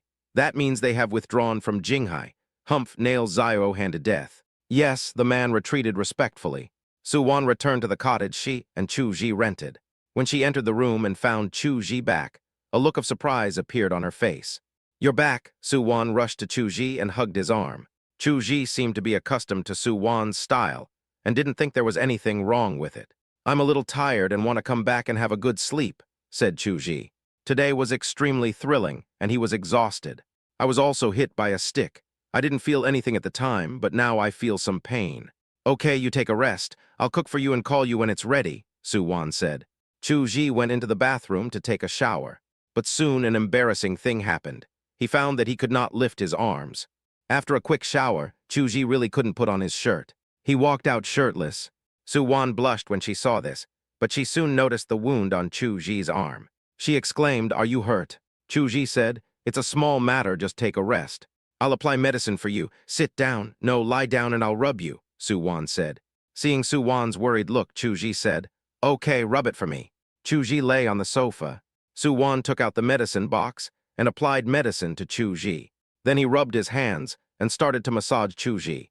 Chu-ji only felt a soft body lying on his back, but he couldn't bring himself to refuse, and before he knew it, he fell asleep. When Su-wan saw Chu-ji fall asleep, she lay quietly on his back with a smile on her face. The next day, Chu-ji found himself waking up in his own bed. "It seems vaguely. It must be fake. When I went out, I saw Nanshu busy in the kitchen." Nanshu saw Chu-ji waking up and said, "You're awake. Come on and eat something. You didn't eat yesterday." "Where's Su-wan?" Nanshu blushed and said, "Su-wan hasn't woken up yet. She slept late yesterday." Chu-ji nodded, and after eating, he felt his shoulder was much better. "Just get ready to go to the company." Only after seeing Chu-ji leave did Su-wan quietly open the door. Su-wan came out with a red face. Nanshu snorted coldly and said, "What? Are you shy now? Did you eat him up when I came back late yesterday?" Su-wan lowered her head and buried her cheek in his majestic chest. Thinking of the eye-catching scene yesterday, Nanshu blushed. Su-wan said, "At worst, I can call you next time." Nanshu hummed but said nothing more. There was a hint of cunning on Su-wan's face. Chu-ji went to the game company first. Seeing that everything was going normally under Su-jai's management, he felt relieved. Su-jai had made great progress. In addition, Yu Exing and Zheng Tan, two technical masters, are both alumni of Jinghai University, so nothing major will happen. The good news is that they have started to make profits, which is a good thing. Then he called Su-jin, and felt relieved to know that Su-jin had been taken home to recuperate. Chapter 120, Nanshu Family Matters. Chu-ji returned to Nanshu. "As soon as I entered the company, I felt that the atmosphere was a little off. Some people looked in the direction of Nanshu's office and whispered. Chu-ji frowned and walked quickly towards Nanshu's office. When he arrived at the office door, he heard a sarcastic voice. "Nanshu, you can use such a high-end office, but you don't have money to give us living expenses. You are simply an ungrateful person." "That's right, she doesn't even pay for me to buy a car. What was the point of you taking her in the first place? After all, she's not your biological daughter." A frivolous male voice sounded. Nanshu said at this time, "You know whether I am an ungrateful person or not. Why did you take me in? If you were not fighting for my mother's compensation, would you support me? That was 1 million, a million several decades ago. Any family would have escaped poverty if they had that much money. But what about you? Our good aunt, you actually lost it all in gambling. After losing, you come back and beat me up to vent your anger. Have I ever done anything wrong to you? Your son wants to buy a car, you should buy it for him. Why are you looking for me? Am I his mother, or should I support him? Can't he go out and earn money because he has no hands or feet?" "Nanshu, listen to what you said. You want me to go out and earn money. Do you want to tire me to death?" The woman also said, "That's right, your brother has never suffered from hardship since he was a child. You are so cruel that you let your brother go out to work." Nanshu was so angry that he laughed. "So you think I deserve to go out to work and support your family?" "That's right. Okay, I can support you. Now give me the compensation for my mother, and also the 800,000 yuan I gave you a few days ago." You ungrateful bastard. I've raised you for nothing. You can't ask for money. I'm telling you that you're not married yet. I'm still your guardian. It's your responsibility to support me. Tisk, you have your own daughter and son, and you don't let them raise them, but let me raise them. Do you really have the nerve to do that? I can give you pocket money because I think of your kindness, but you must not push your luck. Oh my, you are such a heartless person. Everyone come and see, I have raised an ungrateful wolf. Son, go open the door. I want everyone to know her true face. Okay, Mom. The boy walked towards the door. The door opened, and when I looked up, I was greeted by Chu Ji's gloomy face. Who are you? Chu Ji walked into the house with a gloomy face. He looked at Nan Shu and found that Nan Shu's hair and clothes were a little messy. Then he looked at the woman again. The woman had a sarcastic look on her face. When she saw Chu Ji coming in, she asked, "Who are you?" "I'm the boss here. You've interfered with my normal work. Please get out." Chu Ji was tall, and he put Nan Shu behind him and faced the woman and her son directly. Seeing Chu Ji's gloomy expression, the woman's eyes flickered a little. "I am Nanshu's aunt, and I have something to discuss with Nanshu," said the woman. "I'll go find the security guard. Since when can unauthorized persons enter our company at will?" Chu Ji was angry. "Okay, boss." Yiao, who had just appeared at the door, hurried to find the security guard. Chu Ji said again at this time, "If you don't leave, I will call the police." No, let's go." The woman became a little anxious when she heard the police call. Chu Ji narrowed his eyes slightly and said nothing. The woman quickly took her son and left. Only then did Chu Ji turn his head and look at Nan Shu. Nan Shu's eyes were red. "I'm sorry I made you laugh." Chu Ji said, "Don't say that. Every family has its own problems. Have you figured out how to deal with it? Giving her money is impossible. I know her character too well. As long as she succeeds the first time, she will do it countless times. This loophole cannot be opened. I have given everything I should give. I don't owe them anything," Nan Shu said. "Okay, I support you no matter what you do." Chu Ji patted Nan Shu's shoulder. Nan Shu's face turned a little red with embarrassment. She quickly straightened her clothes. Chu Ji walked out of Nan Shu's office. Yiao followed. "What's wrong?" Chu Ji asked. Yiao said, "Boss, there is actually a way to completely solve Nanshu's problem." "What?" "Get married. If you marry Nanshu, she will be yours." Now that Nanshu has a new family, can they still use Nanshu's not getting married as an excuse? Chu Ji coughed twice and said, "Don't talk nonsense. Nanshu and I are just colleagues." Yiao snorted, "Chu Ji, you are so heartless." Chu Ji rolled his eyes and said, "If you need me, I'm the boss. If you don't need me, I'm Chu Ji." Yiao and Nanshu are from the same class, and naturally and Chuj are also from the same class. They are classmates, so there is no problem with Yiao calling Chuj by his name. After Yiao left, Chu Ji fell into deep thought, and Yiao also came to Nanshu. "Shushu, I have a way to help you get rid of your aunt. Do you want to do it?" "What can we do?" Yiao whispered a few words into Nanshu's ear. Nanshu's face suddenly turned red. Yiao laughed strangely and said, "You have to seize your own opportunities. What are you afraid of?" Nanshu said, "I'm not going to pay attention to you, you female hooligan." At this time, outside the company, the woman and her son were looking at Nanshu's company with gritted teeth. "Mom, what should I do? If she doesn't give me the money, my girlfriend will break up with me." Okay, let's just wait here and see if she comes out." The two men squatted at the door of the office building rented by Chu Ji. Chu Ji saw this scene at the office window and shook his head speechlessly. Don't they know that the building has 2 doors? No wonder Nanshu doesn't want to go home for the new year. What's the point of going back to such a home? I looked at the time, and it was almost noon. Chu Ji called Nanshu and said, "Come on, follow me out for a walk." Nanshu naturally agreed. Chu Ji drove Nanshu out of the building through the back door. Came to the factory. Today, the shipment volume of Sanwei Yadang seasonings has been steadily increasing, and it has quietly occupied about 10% of the market share. Don't underestimate this 10%, as it shows that his Sanwei Yadang has been recognized and has become one of the top 10 brands in the seasoning industry. Nanshu also has his own office here. Nanshu breathed a sigh of relief as he walked into the office. Chu Ji said, "Nanshu, have you ever thought about finding a partner as soon as possible?" Nanshu's expression changed slightly, and he looked up at Chu Ji. "What do you want to say?" Chu Ji shook his head and said, "Actually, your aunt is right about one thing. As long as you don't get married, you belong to her family. It's justified for her to ask you for money. I think if you have someone you like, you can look around first. It would be even better if you can get married." Nanshu's face darkened. "Don't worry about my affairs." Chu Ji also shut his mouth when he saw this. Nanshu looked at Chu Ji angrily, then took out a bottle of wine from the cabinet and said, "I'm in a bad mood, drink with me." This, Chu Ji was in trouble. Chapter 121, Nanshu's Reverse Scale. Chu Ji finally compromised. Okay, it's noon, it's time to eat, I'll go buy some vegetables. No, the food from the cafeteria is fine. I'll have someone bring it over. Nanshu poured wine for Chuj. Chuji gritted his teeth and took a sip. After a while, someone brought the food over. It was the chef from the canteen. Nanshu, just tell me what you want to eat, said the cafeteria chef. That's all, it's good. You can go and get busy. Okay, the canteen chef left. They own a restaurant chain, so it shouldn't be easy for them to hire a few chefs to cook in the factory. Nanshu stood up and closed the door. Then he turned around and sat opposite Chuji and said, "Let's continue." Chuji frowned. "If you don't drink, I will." Nanshu took a big sip. Chuji was speechless. He didn't expect Nanshu to be able to drink so well. Before he knew it, Chuji felt a little dizzy even though he had drunk little. He saw Nanshu walking towards him slowly, then hugged him tightly. Chuji wanted to push Nanshu away, but his hand landed lightly on her back. Nanshu is crying.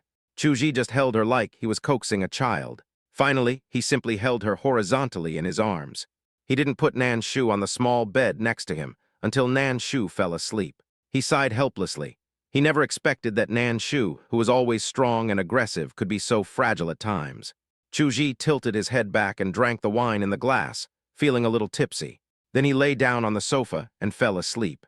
When he opened his eyes again, he found himself lying on the bed. He was slightly startled and turned his head to see Nanshu walking in from the door. "Are you awake?" Nanshu's voice was gentle. "Have I slept for a long time? Why did I end up sleeping here?" Chuji wondered. "You're really not good at drinking," Nanshu said. Chuji stood up and looked at Nanshu. After a while, he suddenly asked, "I didn't do anything to you, did I?" Nanshu asked doubtfully, "What do you want to do to me?" "No, nothing," Chuji blushed. "I really didn't do anything to you." "Oh no," Nanshu said loudly as if to cover up something. He didn't notice that Nanshu's ears were also red at this time. Chuji looked outside at the sky, and it was almost evening. "Let's go, it's time for us to go back." Chuji stood up and walked towards the door. Nanshu hurried to follow. Nanshu followed behind Chuji and looked at him quietly. Suddenly she smiled, and her eyes became more determined than ever before. Everything seems to be back to normal. Only Nanshu's aunt was still waiting downstairs of the company. Nanshu stood at the office window and looked at them. Suddenly she saw the mother and son stop Chuji's car. Although nothing happened, Chuji still seemed to have lost some time in talking before leaving. Nanshu's eyes suddenly became sharp. He said in a cold tone, "You can do whatever you want to me, but you shouldn't target him, no one else."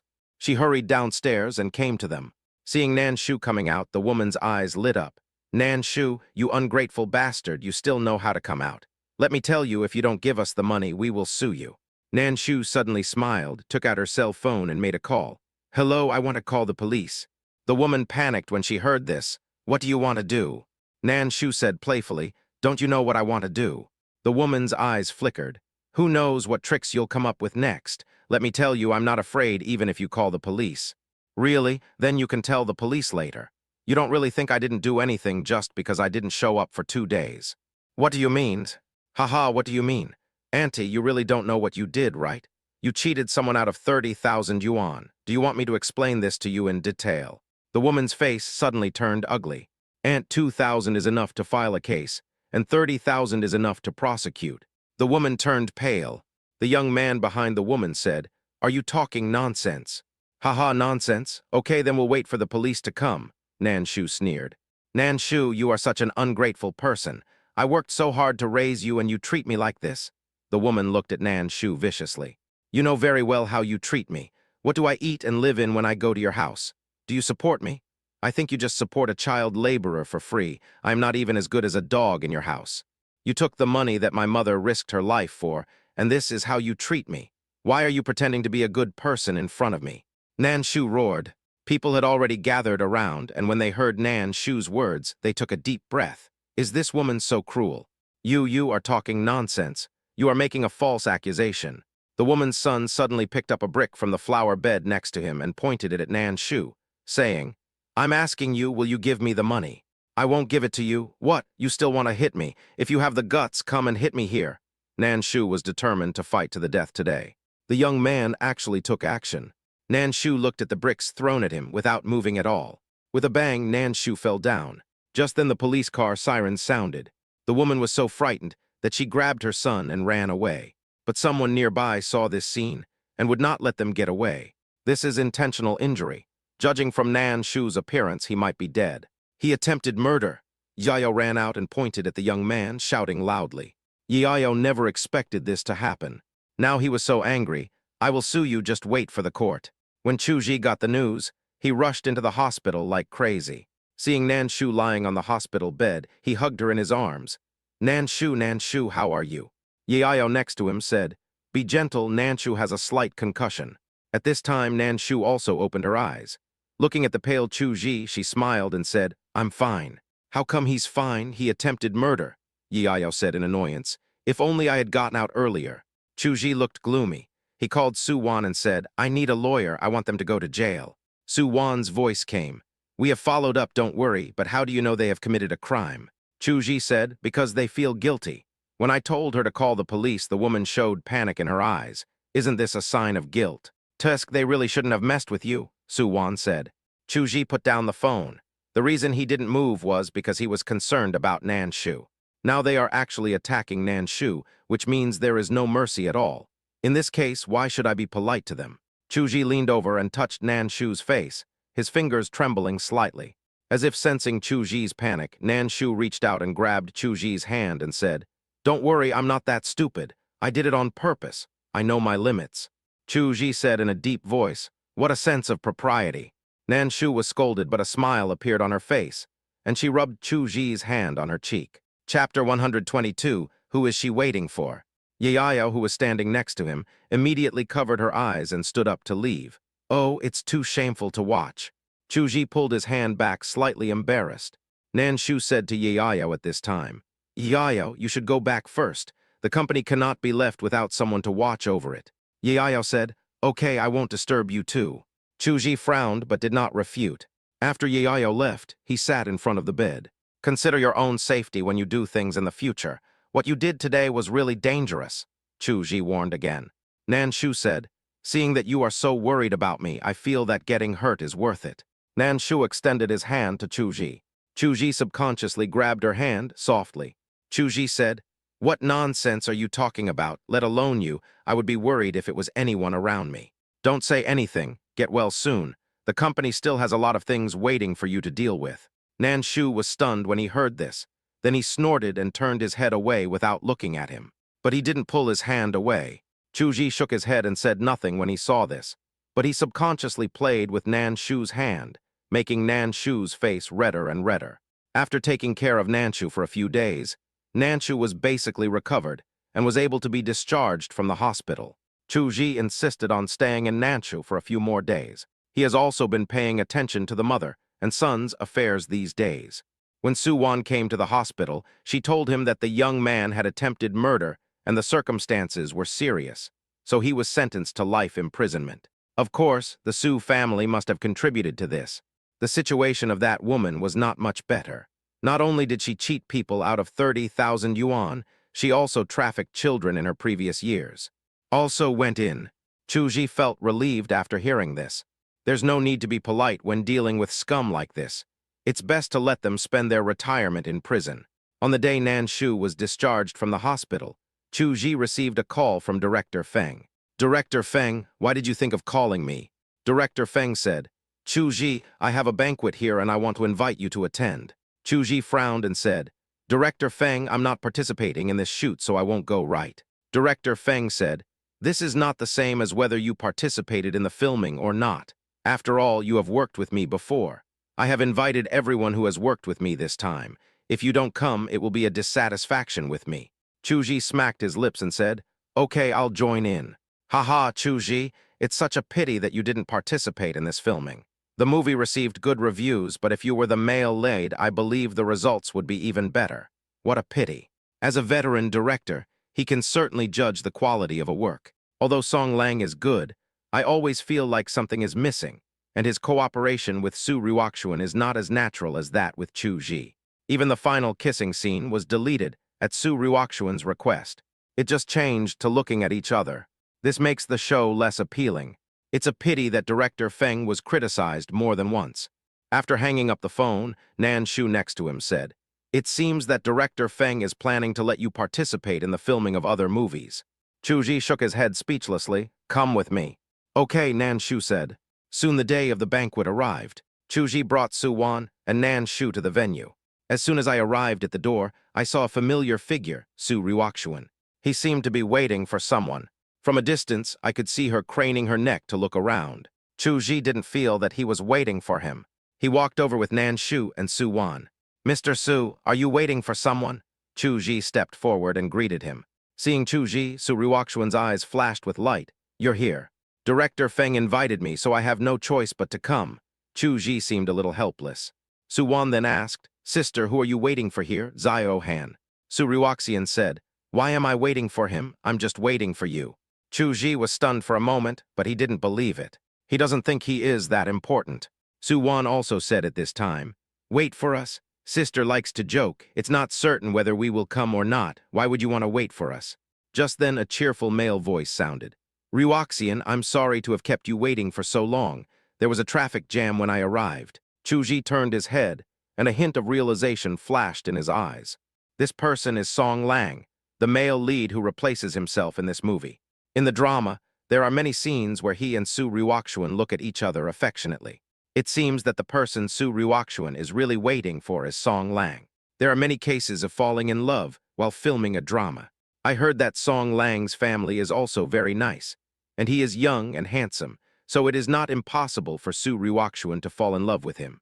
Song Lang's arrival made Su Ruoxuan look a little flustered. She glanced at Chu Ji, but Chu Ji's eyes were indifferent, without any expression. Chu Ji, Su Ruoxuan seemed to want to explain something, but she didn't say it. Chu Ji asked, Boss Su called me for something. Song Lang also looked at Chu Ji at this time, with a hint of realization and amusement in his eyes. Then he looked at Nan Shu and Su Wan beside Chu Ji, and a hint of greed flashed in the depths of his eyes. Who are these people? Song Lang looked at Su Ruoxuan. Hello, Mr. Song, I'm Chu Ji. Chu Ji took the initiative to extend his hand to greet him. Song Lang said, It turns out to be Mr. Chu. He shook hands with Chu Ji casually. Then he looked at Su Wan and Nan Shu.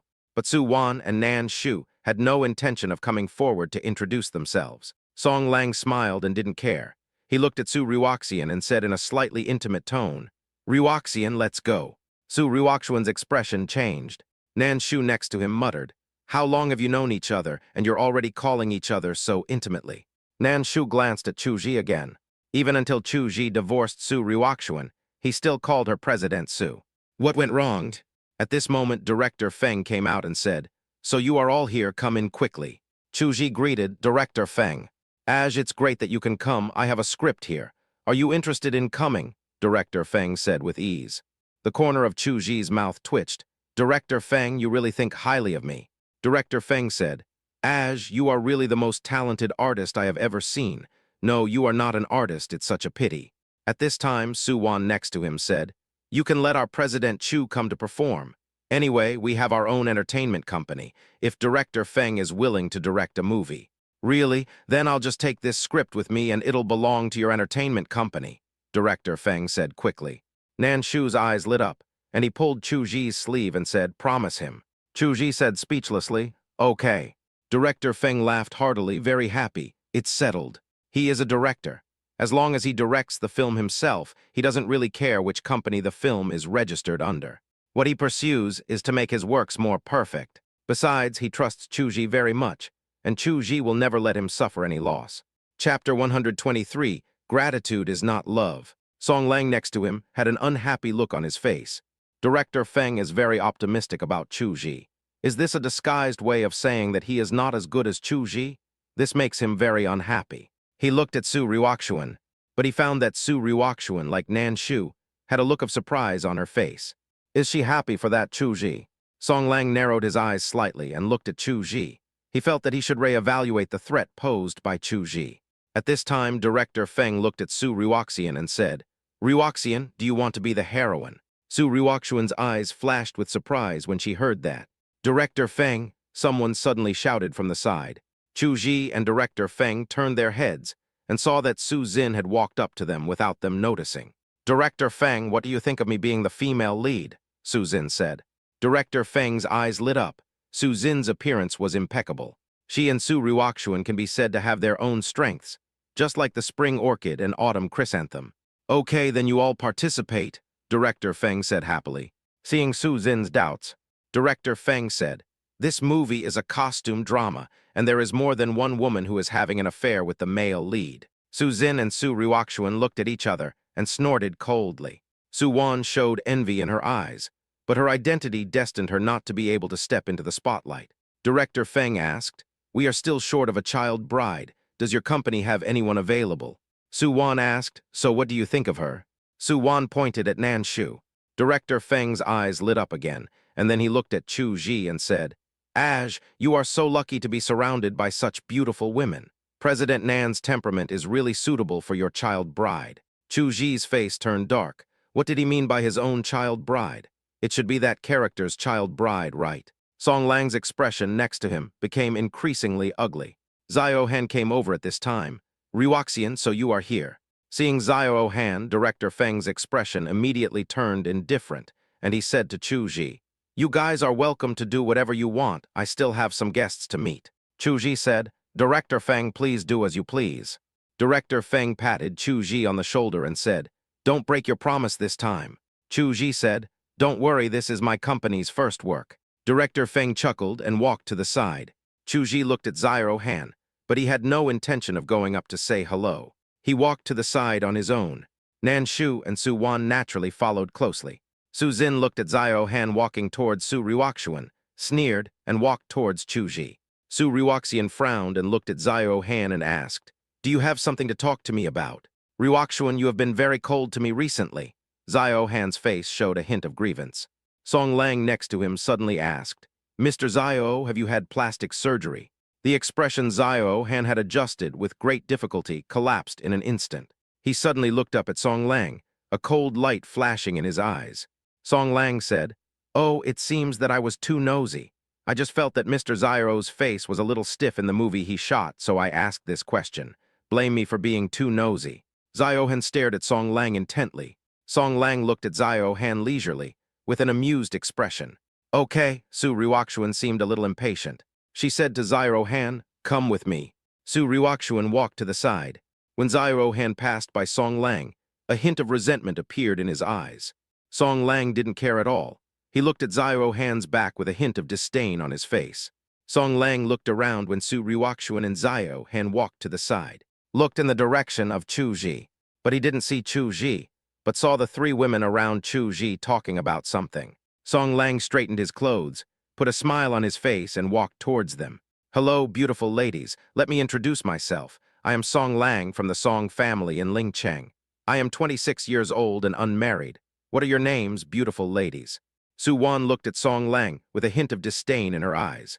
Nan Shu looked at Song Lang without saying anything. Su Zin said at this time, Lingcheng Song family? It is a big family. Why did Mr. Song want to come to Jinghai to film?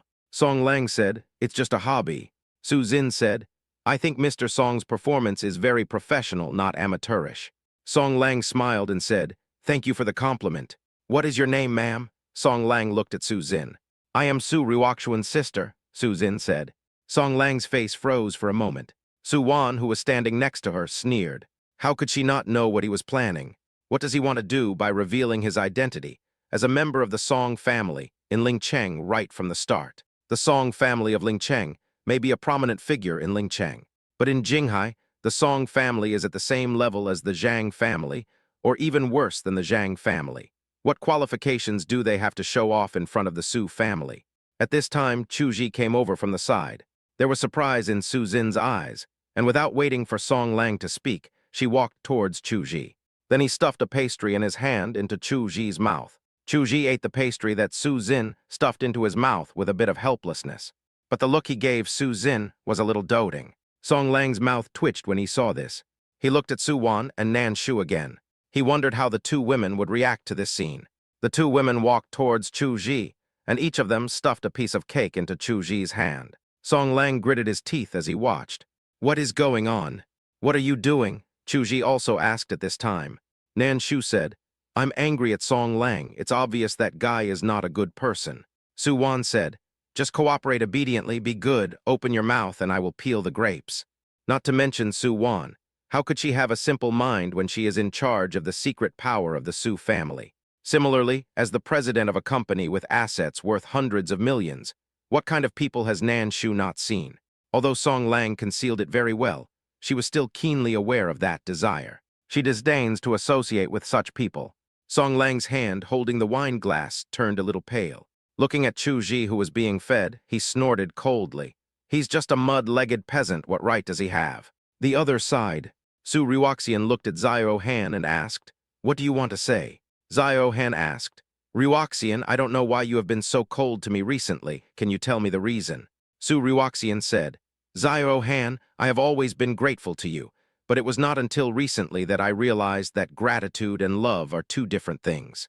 I once thought that I might have loved you, and for this I was desperate and even announced to others that I was pregnant with your child. But Zio Han, do you know that every time you try to get close to me, I find myself rejecting you in my heart? I always thought that our relationship hadn't reached that stage yet, or that I was a little slow to warm up. But recently I found that it is not the case.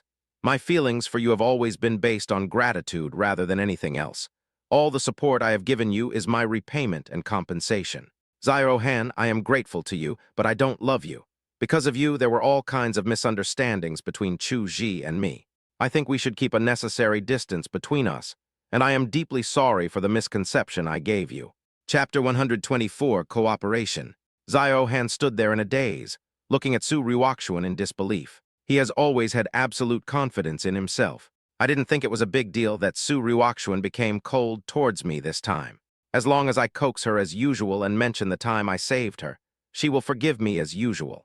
But this time, Su Ruoxian directly laid out the matter.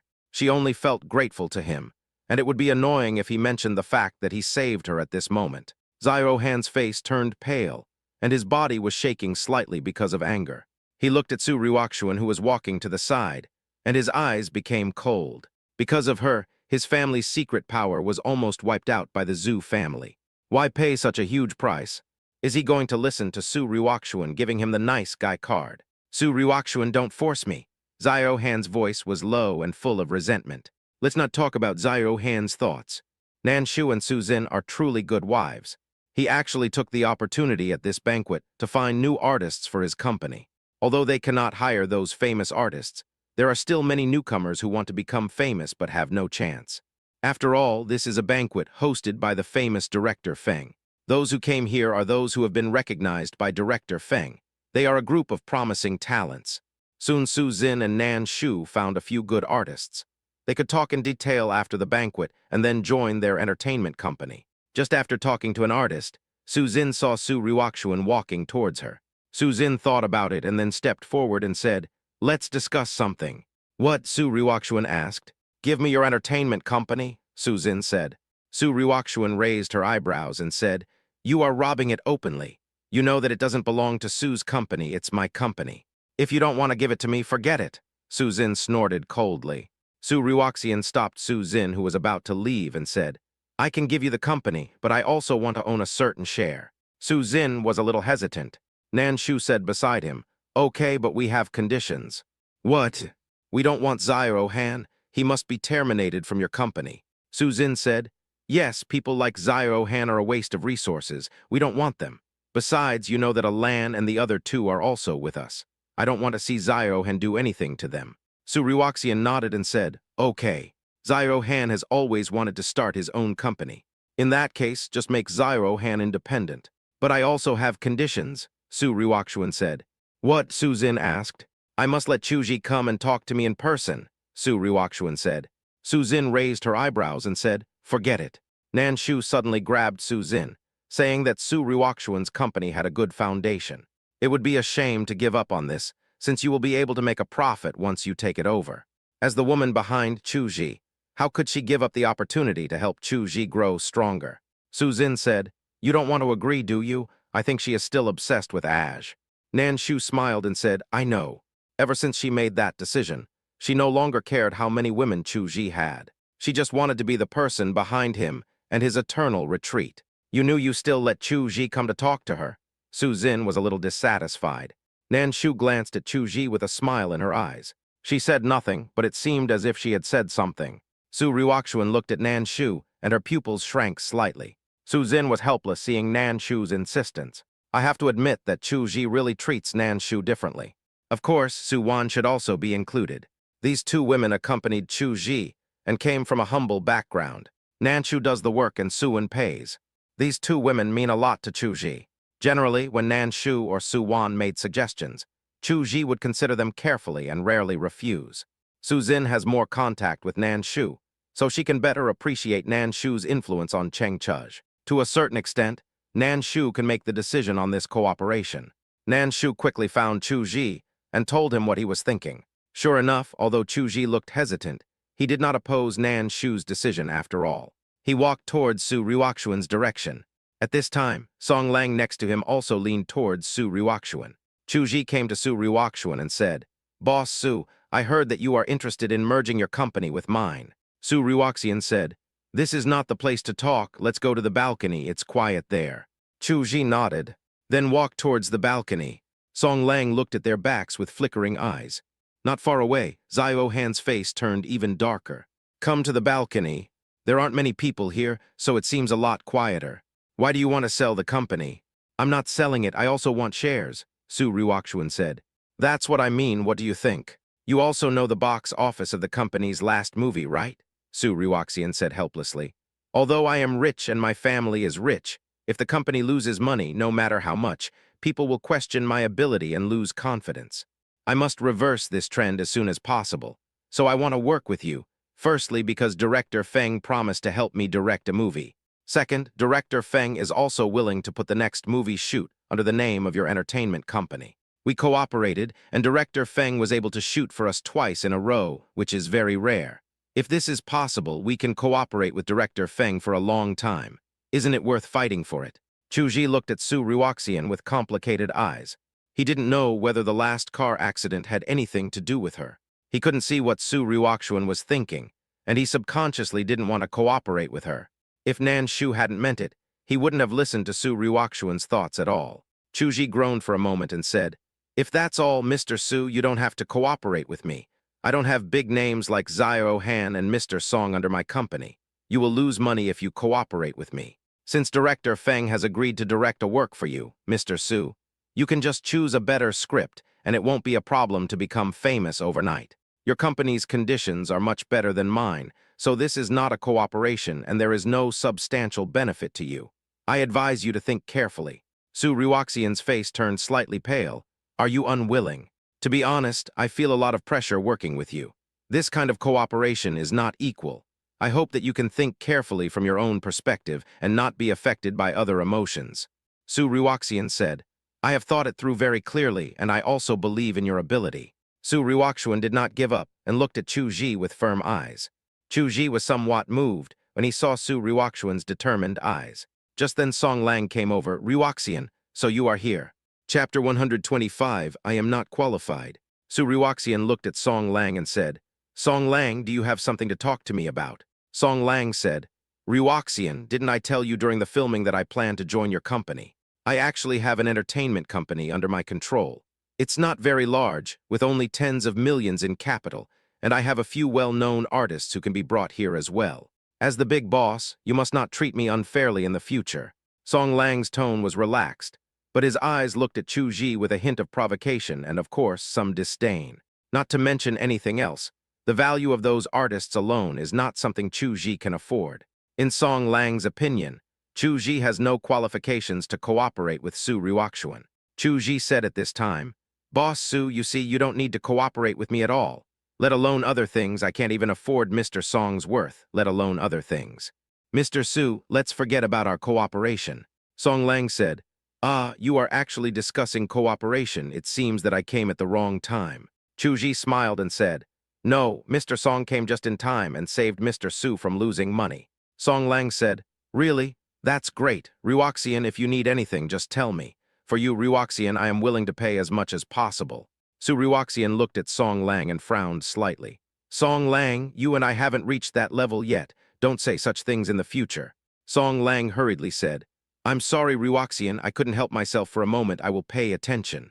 Song Lang then looked at Chu Ji and said, "Mr. Chu, I heard that you also have an entertainment company under you. I wonder which artists are there.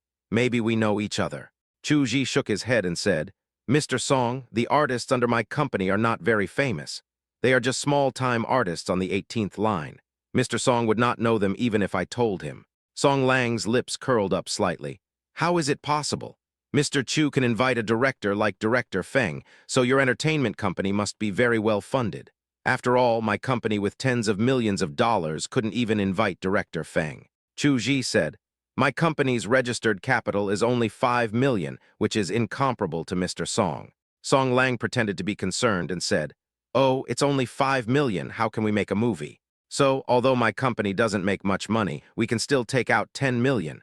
Do you want me to support Mr. Chu? Song Lang looked at Chu Ji with a smile, his face full of concern. But Chu Ji is not a fool. How could he not hear the sarcasm in the other person's words? The other party wanted to tell him that no matter how much money the other party could squeeze out, it was not something that Chu Ji could compare with. So what qualifications did he have to cooperate with Su Ruoxuan? Chu Ji looked at Song Lang and said, Mr. Song, that's not necessary. I can still afford to make a movie. Chin's mother gave him the money for the movie shot at Chin's. 10 million or more to be exact, but Chu Ji only asked for 10 million. So he has the money to make a low-budget movie. But there is no need to tell outsiders about this. Chu Ji looked at Su Ruoxian and said, Boss Su, if that's the case, I won't bother you anymore. Let's not talk about cooperation anymore. Chu Ji stood up and prepared to leave. Su Ruoxian looked at Chu Ji walking away and was a little anxious. Chu Ji, Mr. Su, you know how capable I am. Although I can't compare with you, I don't need your charity. Sorry, I have something else to do. Chu Ji strode away. Song Lang looked at Chu Ji's leaving back, and a hint of sarcasm flashed in his eyes. Ruoxuan, did I say something that I shouldn't have said? I wanted to support Mr. Chu, but Mr. Chu didn't seem to appreciate it, Song Lang said innocently. Su Ruoxuan turned her head and looked at Song Lang, her expression changing from gloomy to bright. Song Lang, I still need to think about our cooperation. Since you have an entertainment company under your name, it would be inappropriate for you to join me. I hope you will consider it as well. Song Lang's expression changed slightly. Ruoxian, there is nothing to consider. It is most appropriate for you and I to join forces. Don't worry, you are still the boss of the company in the future. Whatever you say is what goes, and I have no opinion. Su Ruoxuan was silent. She had to say that Song Lang's suggestion was very attractive. Not to mention anything else. Just from a business perspective, with the capital injection from Song Lang, her company will definitely be able to take a step forward. There are also more opportunities to obtain more resources. Because Song Lang is one of the top artists, and with his connections, he has no trouble finding good artists. Seeing Su Ruoxuan fell into deep thought. Seeing this, Song Lang showed a sly smile. Chu Ji also came to Nan Shu and others. Nan Shu asked, how is it going? Is it settled? Chu Ji recounted his conversation with Su Ruoxuan in detail. When they heard that Song Lang would join Su Ruoxuan's company, they knew that their cooperation with Su Ruoxuan this time was over. Nan Shu was somewhat speechless. If that's the case, we shouldn't rush to curry favor with them. We just need to do our own thing. Su Zin snorted coldly, thinking that her sister was really confused. Su Wan looked towards the balcony and whispered, Su Ruoxian, I gave you a chance, but you are useless.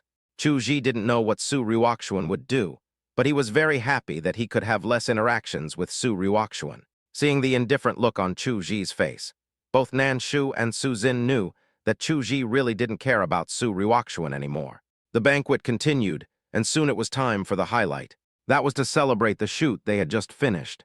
Director Feng called all the people who were filming this movie to the stage. This platform was also temporarily built by the hotel staff. Director Feng said some polite words and then praised the actors. Su Ruoxuan, the female lead, appeared on stage with Song Lang, the male lead. Song Lang looked at Su Ruoxuan affectionately, stretched out his hand, and walked to the middle of the platform with Su Ruoxuan. The crowd below started to make a noise. We hear phrases like they are a perfect match, a talented man and a beautiful woman, a match made in heaven. Song Lang had a smile on his face and enjoyed the occasion. Su Ruoxuan looked towards the audience. Chu Ji was soon found. Chu Ji looked calm and nodded slightly at Su Ruoxuan. Su Ruoxuan didn't know why, but Chu Ji's calm gaze made her feel a little uneasy. Chapter 126. Strong on the outside but weak on the inside. She used to think that Chu Ji had feelings for her. At least the fear in his eyes when he sent her to the hospital couldn't be faked. That was the time Su Ryukshuan felt Chu Ji's heart was closest to her. But since Chu Ji left, he never came to the hospital again. She still remembered Chu Ji's cold expression and the hint of disgust in his eyes when he left. She didn't know what happened. Why did it suddenly become like this? She is in deep thought, but he didn't notice that someone was actually instigating Song Lang to kiss Su Ryukshuan. But Su Ryukshuan, who was in deep thought, did not object. Song Lang's eyes were burning, and Su Ryukshuan's consent gave him great courage. He possessed Su Ryukshuan. Su Ryukshuan was startled and distanced herself from Song Lang. His eyes suddenly turned unfriendly. "What are you doing?" Song Lang looked slightly embarrassed. Although they didn't kiss, there was still cheering from the audience. At this moment, Su Ryukshuan looked towards Chu Ji with panicked eyes. But I saw Chu Ji turning and leaving. She ran down the platform in panic and chased in the direction of Chu Ji. I chased him out of the door, but found that Chu Ji was no longer there. Su Ryukshuan slumped against the door frame. At this time, Song Lang also followed up. "Ryukshuan, what's wrong with you?" Su Ryukshuan suddenly turned her head and looked at Song Lang. "Song Lang, you don't seem to understand the relationship between you and me." Song Lang's expression changed. "Ryukshuan, I'm sorry. I was also instigated by them, so." Ziohen also walked over at this time and looked at Song Lang with a grim face. He said to Su Ryukshuan, "Ryukshuan, are you feeling uncomfortable? Let me take you back." Upon hearing this, Song Lang looked at Ziohen with cold eyes. Ziohen glared back, unwilling to be outdone. Su Ryukshuan said coldly at this time, "I can go back by myself." Seeing this, Song Lang hurriedly said, "Ryukshuan, the celebration party hasn't ended yet. It's not a good idea to leave like this." Su Ryukshuan's brows showed even more anxiety, and she looked at Song Lang with impatience as always. She clenched her fists and suppressed the anger in her heart. Director Feng came out at this time. "Boss Su, are you feeling unwell? I'll arrange for someone to take Boss Su to the hospital." "No, Director Feng, I'm fine. I just want to go back," Su Ryukshuan said. "Okay, Mr. Su, you can go ahead. Are you really okay?" Director Feng asked again. "It's okay." Su Ryukshuan walked away. Song Lang said, "Director Feng, I'll go see Ryukshuan off." "No, I can walk by myself." Su Ryukshuan refused in a cold tone. "Ryukshuan, I'm worried about you like this." Song Lang stepped forward and said, "I want to be alone." Su Ryukshuan left quickly. Ziohen snorted coldly and chased in the direction of Su Ryukshuan. Song Lang was left with a gloomy expression. Director Feng shook his head and walked into the venue. He never expected that something like this would happen. Song Lang looked very steady and composed, so how could he do such a rude thing? Ms. Su is not a professional artist. She is the daughter of the Su Group and the president. It won't work to use the tricks of an artist. Even an artist should have the proper reserve off stage. This time Song Lang was a little rash. He has to consider whether to continue cooperating with Song Lang. Su Ryukshuan drove away. She did not return to her villa but came to Ning Rongrong. Seeing the distraught Su Ryukshuan, Ning Rongrong shook her head speechlessly. "You said you wanted to merge with his company but failed." Su Ryukshuan gave a bitter smile. "Actually, I still don't know why he quit this filming," Su Ryukshuan said. Ning Rongrong shook her head. "It shouldn't be like that. Although the poster was not sent out, I saw it. From my perspective as a top psychology student, he definitely didn't have any ill feelings towards you at the time. And the panic in his eyes fully proves that he is upset. He will only be upset if he has a good impression of you. There is no doubt about that. But why did he suddenly withdraw from the filming? He didn't even tell you after he withdrew. This is too weird. Did something happen between you two?" Su Ryukshuan said, "He just sent me to the hospital. When he sent me to the hospital, he seemed very worried about my injuries. But when I woke up, his face turned cold." Ning Rongrong asked, "Are you awake? Have you ever fainted? Then you didn't answer the phone call I called you." "Did you call me at that time?" Su Ryukshuan asked puzzledly.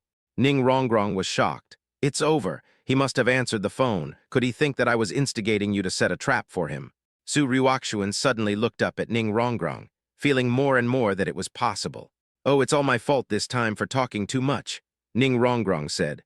Su Ryukshuan shook her head and said, "No, Chuji won't get angry over such a small matter. There must be something else going on here that I don't know." Ning Rongrong asked, "What else is there?" "Forget it, don't think about it.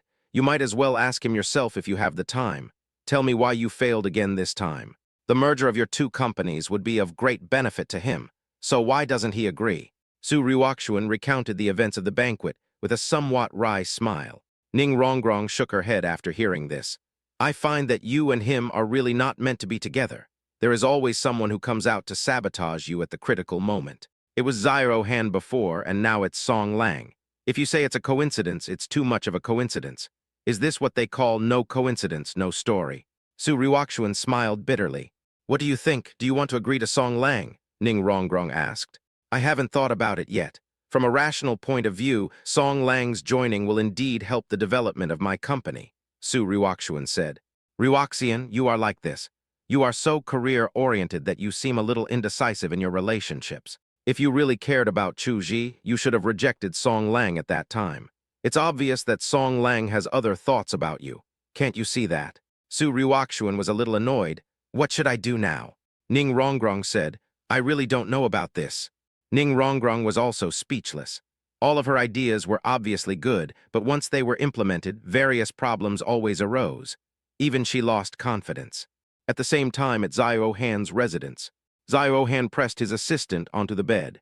2 minutes later, Zyro Han sat down on the sofa next to him with a look of exhaustion. The assistant stood up and snuggled up to Zyro Han. Did you get bullet outside? The assistant asked tenderly while drawing circles on Zyro Han's chest with her fingers. Damn it, Chuji left and here comes Song Lang. The damn thing actually tried to kiss Ryu Xian in public. Zyro Han's face was a little distorted. Song Lang? Is he the Song Lang who tells everyone he meets that he is from the Song family? Asked the assistant. You know him. Of course, how can that guy compare with you? He is just a second-generation rich man who relies on his family's wealth. In fact, the Song family has long been strong on the outside but weak on the inside. Do you think Song Lang is willing to be an artist to earn money? That's because he would have starved to death if he didn't do so. Chapter 127, Strange Phone Call. Zyro Han's eyes lit up when he heard this. Really? He said he has several companies under his control and there is also an entertainment company. Is that also false? The company is real, but it's not his. He is just bluffing, said the assistant. Then why did he say he wanted to merge the company into Ryuxian's? Really, that's strange. Who can make the decision? The assistant was stunned. Suddenly Zyro Han laughed. Bluffing.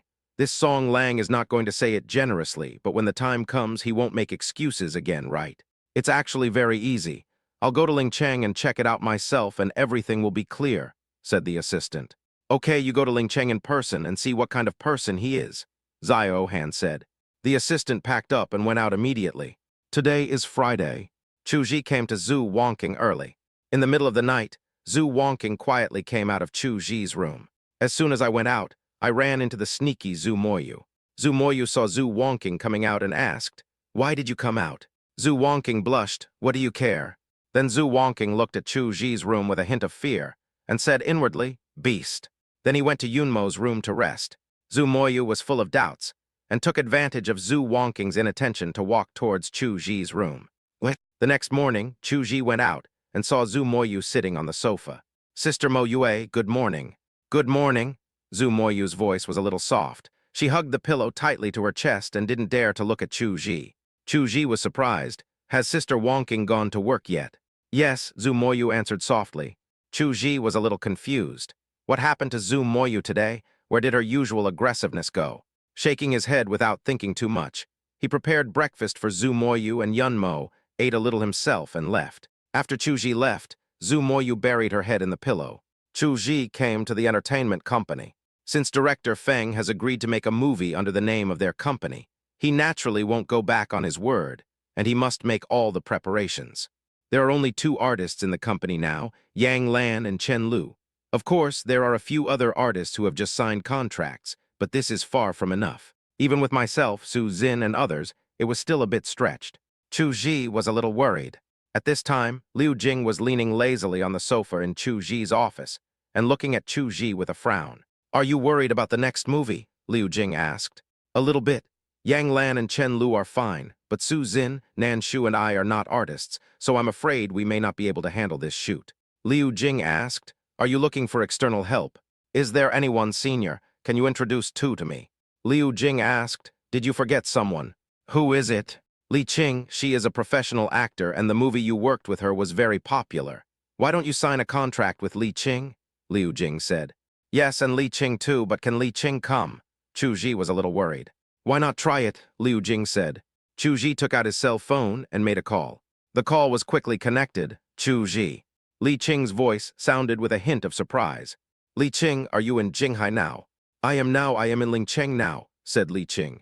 Lingcheng, are you going there to work? Yes, I'm planning to join an entertainment company here. Do you have anything to talk to me about? Li Qing asked. Chu Ji said, no, nothing, just asking. Since you are not in Jinghai, forget it. We can talk again when you come to Jinghai when you have time. Hey, don't hang up yet. Tell me, what do you want to talk to me about? Li Qing asked. Actually, I opened an entertainment company and wanted you to come and star in a movie. But since you went to Lingcheng, forget it, Chu Ji said helplessly. Huh, what have you been doing? Why didn't you tell me that you opened an entertainment company? Do you think highly of me? Li Qing was a little dissatisfied. That's not true. I just think you look down on my small company. Who said that? You didn't even ask me. Okay, I know, I haven't officially started working here yet. I'll quit my job and go back to Jinghai. You wait for me. The phone call was hung up. Chu Ji was a little dazed. Liu Jing sneered. Junior, you don't know how charming you are. Chu Ji was slightly embarrassed. However, with Li Qing joining, the problem on his side is not that big. Since Li Qing is a professional, she knows a lot of people. When Li Qing comes, she has all the talented people who graduated from the acting department of Jinghai University. It feels good just thinking about it.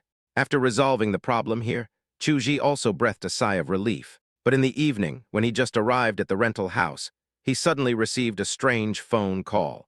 It was a woman, and the voice sounded slightly familiar. You'd better come to Lingcheng. If you come too late, Li Qing will be in danger, said the woman. What's wrong with Li Qing? Chu Ji's face changed. You'd better come here quickly, the woman said with some amusement. Chu Ji hung up the phone and ran downstairs in a hurry. Su Wan's face changed, and she made a phone call. Send a few more people to follow him and ensure his safety. Chu Ji drove quickly towards Lingcheng. At the same time, in a hotel in Lingcheng, Li Qing looked at the person sitting opposite her with an unpleasant expression. Mr. Zhang, what do you mean? I didn't sign a contract with you. What right do you have to restrict my freedom? Li Qing. A middle-aged man with a big belly on the opposite side looked at Li Qing with a smile and said, Li Qing, I'm doing this for your own good. There aren't many companies as powerful as ours. It would be very beneficial for you to join us. Is this the only benefit? Fortunately, I didn't sign the contract. If I had, I would have signed a contract to sell myself, right? Hey, how can you say that? As long as you listen to me, I promise to make you a famous star. Li Qing looked at the contract handed over by the other party, and her face became extremely ugly. I thought it was just an ordinary job search. He did not agree to the other party's request and said goodbye to him politely. He did not expect that the other party would insist on giving him a farewell party, so that now the other party's true face was revealed. In the private room next to Li Qing's, Xiao Han's assistant sneered. She looked at her cell phone. She had called Chu Ji since Li Qing was brought here by the other party. Almost an hour had passed. It is estimated that Chu Ji will not be able to make it in time. Although Lingcheng is not far from Jinghai, it will be a bit difficult to get there in 2 hours. Tusk, it's a pity that such a beautiful girl was ruined. You guys still look at this society too simply. Chapter 128, have you seen enough? Just as Assistant Xiao Han was sighing, her phone suddenly rang. Assistant Xiao Han was slightly stunned and answered the phone. Which floor is it on? Chu Ji's voice came. The assistant was slightly stunned, then smiled and said, on the 10th floor, room number 1012. Ding, the elevator door opens. Several figures rushed out. The first one was actually Yue. Xiao Han's assistant was peeking out and was a little surprised at this moment. Why is she here? Assistant Xiao Han saw Yue, and his men rushed quickly to the room where Li Qing was. Then break in. Don't move. Anyone who dares to move will be considered attacking the police. Hold your head and squat down. Yue's voice rang out. Xiao Han's assistant was full of surprise. She left her room, walked towards the door of that room, and then looked inside. All I saw was Yue protecting Li Qing behind him. Several plainclothes policemen pinned Boss Zhang, who was only wearing his underpants, to the ground. The assistant looked at Li Qing again and saw that Li Qing's eyes were dazed, but her clothes were not messy. She was slightly surprised, and then she looked at Li Qing with some admiration. This woman is not as naive as she looks. He was able to fight with this fat pig for such a long time without letting the other party give in. Yue looked at Li Qing and said, Are you okay? I'm fine, but the other party put drugs in my wine. I have the evidence I recorded in my bag, Li Qing said with a dazed look. Yue said, Bear with it for a moment, I will take you to the hospital right away. Why are you here? Li Qing asked. Chu Ji called me and asked if I knew anyone in Lingcheng. I happened to be here for a training session, so I rushed over as soon as I received the call. Chu Ji, how could he know? Yue was stunned. Didn't you call? Of course not. The communications in this room have been blocked. That beast was well prepared, Li Qing said. Yue looked at Boss Zhang with disgust. Yue took Li Qing away, and when they arrived at the door, Li Qing saw Xiao Han's assistant. She was slightly stunned, but her body's desires made it too late for her to think too much. Chu Ji arrived late at night. Looking at Li Qingxin curled up on the hospital bed, her heart rose to her throat. Are you okay? Chu Ji's voice was a little hoarse. Li Qing was twisting on the hospital bed. The effect of the medicine would not be eliminated in a short time, and the residual effect of the medicine still made her feel uncomfortable. Li Qing saw the surprise flashing in Chu Ji's eyes. You're here. Li Qing reached out and grabbed Chu Ji's hand. Chu Ji felt that Li Qing's hands were very hot. He reached out his hand towards Li Qing's forehead. At this moment, Li Qing didn't know where she got the strength from. She hugged Chu Ji's neck and kissed him. I can't stand it. Please help me not to move. Please, Li Qing said. Chu Ji's body stiffened. He wanted to push Li Qing away, but the place he touched was soft. Li Qing groaned, and the clarity in her eyes disappeared in an instant. Chu Ji quickly said, I'll go find a doctor. Chu Ji quickly stood up and wanted to call a doctor. Don't go, please, just hold me. Li Qing grabbed Chu Ji tightly. No, you don't even know what you're doing now, Chu Ji said. Don't go, Chu Ji, don't go. If you dare to leave, I will hate you for the rest of my life. Li Qing's voice was hoarse. Chu Ji was stunned for a moment.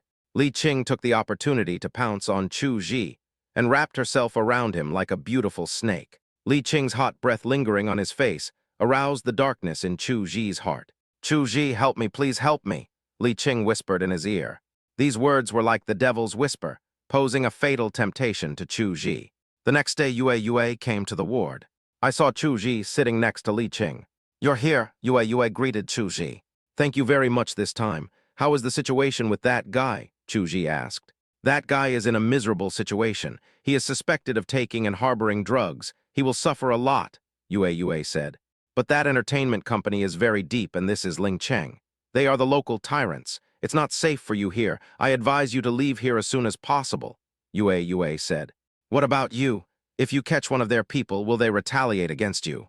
Yue smiled and said, Are you worried about me? Of course, we can be considered friends anyway, said Chu Ji. Don't worry, who do you think is standing behind me? It's the country. If they dare to touch me, they will have to consider whether they can bear it. This sentence is really not nonsense. Unless the other party is crazy, he would never set his sights on this female police officer with a strong background. Okay, let's go back to Jinghai today, Chu Ji readily agreed. He would not be so stubborn as to fight a desperate battle with any evil forces here. First, he doesn't have the ability, and second, he is not a human being. Yue and Chu Ji left without saying a few words. There is still a lot of work waiting for her to do. After seeing Yue off, Chu Ji came back and looked at Li Qing on the bed and said, Let's go too. Li Qing agreed with a blushing face, then stood up and sat up. A pair of beautiful eyes fell on Chu Ji, seeming to want to say something but stopping himself. Chu Ji's mouth twitched. Are you shy now? Li Qing moaned and covered her head with the quilt again. Chu Ji said, You should be thankful that this is a hospital, otherwise who knows what I can do. I've eaten you up and I'm not responsible. What are you going to do? Li Qing's cheeks turned red. You don't want to eat and you blame me. Chu Ji looked at Li Qing in surprise. What kind of vicious words were these? Chu Ji took Li Qing out of the hospital, came to the room Li Qing booked in the hotel. Li Qing did nothing and went to the bathroom with a red face. Chu Ji sat on the sofa and waited. After a while, Li Qingheng poked her head out and said, Can you hand me my clothes? Chu Ji touched his nose, stood up, picked up a set of Li Qing's clothes and handed it to Li Qing. Looking at Li Qing's exposed white and delicate arms, Chu Ji felt his throat a little dry. He quickly turned his head to the side. He didn't notice the hint of cunning in Li Qing's eyes in the bathroom. After a while, Li Qing said, Can you bring my underwear over to me? It's at the head of my bed. Chu Ji's scalp felt a little numb. How about I go out and you get it yourself? Chu Ji said. No, I'm scared if you leave Tilda, Li Qing said. Chu Ji walked towards the bedside in silence, but because of the rented house, the light was a little dim even though it was daytime. Chu Ji casually pressed the switch on the bedside, but the light didn't come on. Chu Ji was suspicious. He turned his head and looked, then met Li Qing's eyes through the glass in the bathroom. Li Qing hasn't put on her clothes yet. Chu Ji was stunned. Li Qing was the first to come to her senses and said angrily, "Have you seen enough?" Chapter 129, A Little Bit Bad. Chu Ji hurriedly pressed the switch. The bathroom glass quickly turned gray, and nothing could be seen. This. Chu Ji didn't know what to do. Just then, he heard some noise behind him. Chu Ji subconsciously turned his head and saw a hint of white. Chu Ji quickly turned his back. Li Qing came out. She went to Chu Ji, found her underwear and put it on. She looked at Chu Ji, who had his back to him, and couldn't hide the smile in her eyes. Why did you come out by yourself? You've seen everything anyway. What's the difference between looking once and looking twice? Besides, you did that to me yesterday. Is this what you need? Li Qing said generously. Chu Ji said, "But isn't this the same thing?" "How can it be the same thing? It is the same thing." Li Qing put on her coat at this time. "Okay, turn around now." Chu Ji turned his head and saw Li Qing, who was wearing a dress and standing in front of him with a sweet smile. Li Qing turned around and asked, "Does it look good?" "Nice. Did it look good just now?" Cough, cough, cough, Chu Ji coughed. Li Qing snorted, but did not ask any further questions. Just when things were awkward, Chu Ji's phone suddenly rang. Chu Ji answered the phone, and the voice of Zhao Han's assistant came from the other end. "I'm being targeted, help me." Chu Ji was stunned, his face became serious. "Tell me the location, I'll go there now." Li Qing looked at Chu Ji, whose face was gloomy, and asked, "What's wrong with you?" Chu Ji glanced at Li Qing and said, "Stay here and don't walk around, I'll be back soon." At this time, we were on a street. Zhao Han's assistant walked in a hurry and kept going to crowded places. Behind her, there were two gangster-looking guys following him closely. Assistant Zhao Han looked pale. Her body was shaking a little. She knew what would happen if she was caught by these people. Assistant Zhao Han turned into a shopping mall, but the two thugs kept following closely and couldn't be shaken off. Seeing the other party getting closer and closer, Zhao Han's assistant couldn't help but jog. The two people who followed him let out a sinister laugh. The pace also quickened. Just then, two workers carrying boxes suddenly came over from the opposite side and blocked their way. The two men's faces changed, and they used their hands and feet to push the two workers aside. But when he looked up, he found that Zhao Han's assistant was gone. The two were startled and hurriedly ran forward a few steps, but still did not see the figure of Zhao Han's assistant. They didn't know that it was in a corner selling clothes. Chu Ji covered Zhao Han's assistant's mouth and looked at them coldly. "Look for her, I don't believe she can still fly," one of them said. Chu Ji took off the hat of a mannequin next to him and put it on Zhao Han's assistant's head, then took off her coat and threw it aside. Not to mention that Assistant Zhao Han's figure was still acceptable even though she was only wearing underwear. "Judge shushed her." Assistant Zhao Han curled up in Chu Ji's arms and looked up at Chu Ji's handsome face. He was a little dazed, and the panic on his face disappeared without a trace. Suddenly, footsteps were heard nearby. Chu Ji narrowed his eyes slightly, then suddenly hugged Assistant Zhao Han in his arms and lowered his head as if kissing him. Assistant Zhao Han was frozen at this moment. She felt Chu Ji's breath close to her ear, and her face turned red. She slowly reached out her hand and hugged Chu Ji's waist. At this time, one of the followers glanced at Chu Ji. He glanced at the person in Chu Ji's arms again, because Chu Ji had already hidden the assistant's coat aside and put a hat on her. They did not recognize that the person in front of them was Zhao Han's assistant. The man glanced at them and then looked away. Chu Ji didn't let go of Zhao Han's assistant until the footsteps faded away. Chu Ji didn't know that Assistant Zhao Han in his arms was looking at him with a strange look. Chu Ji didn't have time to think about it. He put the hat back on the model's head, picked up Assistant Zhao Han's clothes, pulled her up and walked out. "Follow me quickly." After leaving the mall and getting into the car, Chu Ji stepped on the accelerator and the car sped away. Assistant Zhao Han sat next to him and looked at Chu Ji with his head tilted. "Thank you," the voice trembled slightly. "You're welcome, you helped me, so it's only right that I help you," said Chu Ji. Assistant Zhao Han turned his head and stopped talking. No one knew what he was thinking. After returning to the hotel and picking up Li Qing, Chu Ji immediately rushed to Jinghai. The other party dared to attack Zhao Han's assistant in broad daylight. It seems that he is very crazy now. They really aren't very safe here. In the car, Assistant Zhao Han said, "I haven't formally introduced myself yet. My name is Cairo Mei." "Assistant Cairo, why did you want to come to Lingcheng alone?" Didn't I tell you that I came here just to check out Song Lang's background? But I didn't expect to get some information that I shouldn't know. Li Qing asked, what shouldn't I know? Chu Ji actually knew something because Yue told him. The other party is very likely a drug dealer, said Chu Ji. Li Qing covered her mouth in surprise. Thinking that she almost entered their company, she felt scared. Cairo Mei said, it seems that you know something. Do you still think Song Lang is a good person? Chu Ji looked solemn, which made him a little irritated. Cairo Mei said, although President Su divorced you, she is your ex-wife after all, and she is still a good person. Are you going to watch her being deceived by someone like Song Lang? Chu Ji's frown deepened. Li Qing asked, isn't it Zhao Han that President Su likes? Can't you just ask Zhao Han to remind President Su? Cairo Mei said, haha, Zhao is not that important yet. Maybe it was possible before, but after President Su got divorced, there is no possibility anymore. Li Qing was surprised and asked, why? Cairo Mei glanced at Chu Ji beside her without saying anything. Li Qing seemed to understand. It seemed to be because of Chu Ji. Cairo Mei continued, Mr. Chu, can I call you by your name? Of course, said Chu Ji. The entertainment company in Lingcheng started out as a small workshop, but now it has grown into a towering tree. Do you know what it relies on? Is it the Song family? You once said that the Song family had been hollowed out. Maybe they did it, Chu Ji replied. Yes and no. Seeing Chu Ji frowning, Cairo Mei said, the Song family is just a family they are targeting. Without the Song family, there may still be the Li family and the Wang family. The reason why they can develop so fast is because they do things by any means necessary. You are too naive. If you were just a little bit bad, you would be the helmsman of the Su family now. Now that Song Lang has set his sights on Su Ruoxian, what do you think will happen? Chapter 130, I think he's a bit disgusting. Li Qing exclaimed at this time. You mean this time they are targeting the Su family? Will they empty the Su family like they emptied the Song family? Cairo Mei said, it's not like, it's exactly. Otherwise, how can Song Lang, a puppet, bring that entertainment company to join Su Ruoxian's company? Do you think Song Lang is a fool? Chu Ji looked solemn, as if he was troubled by something.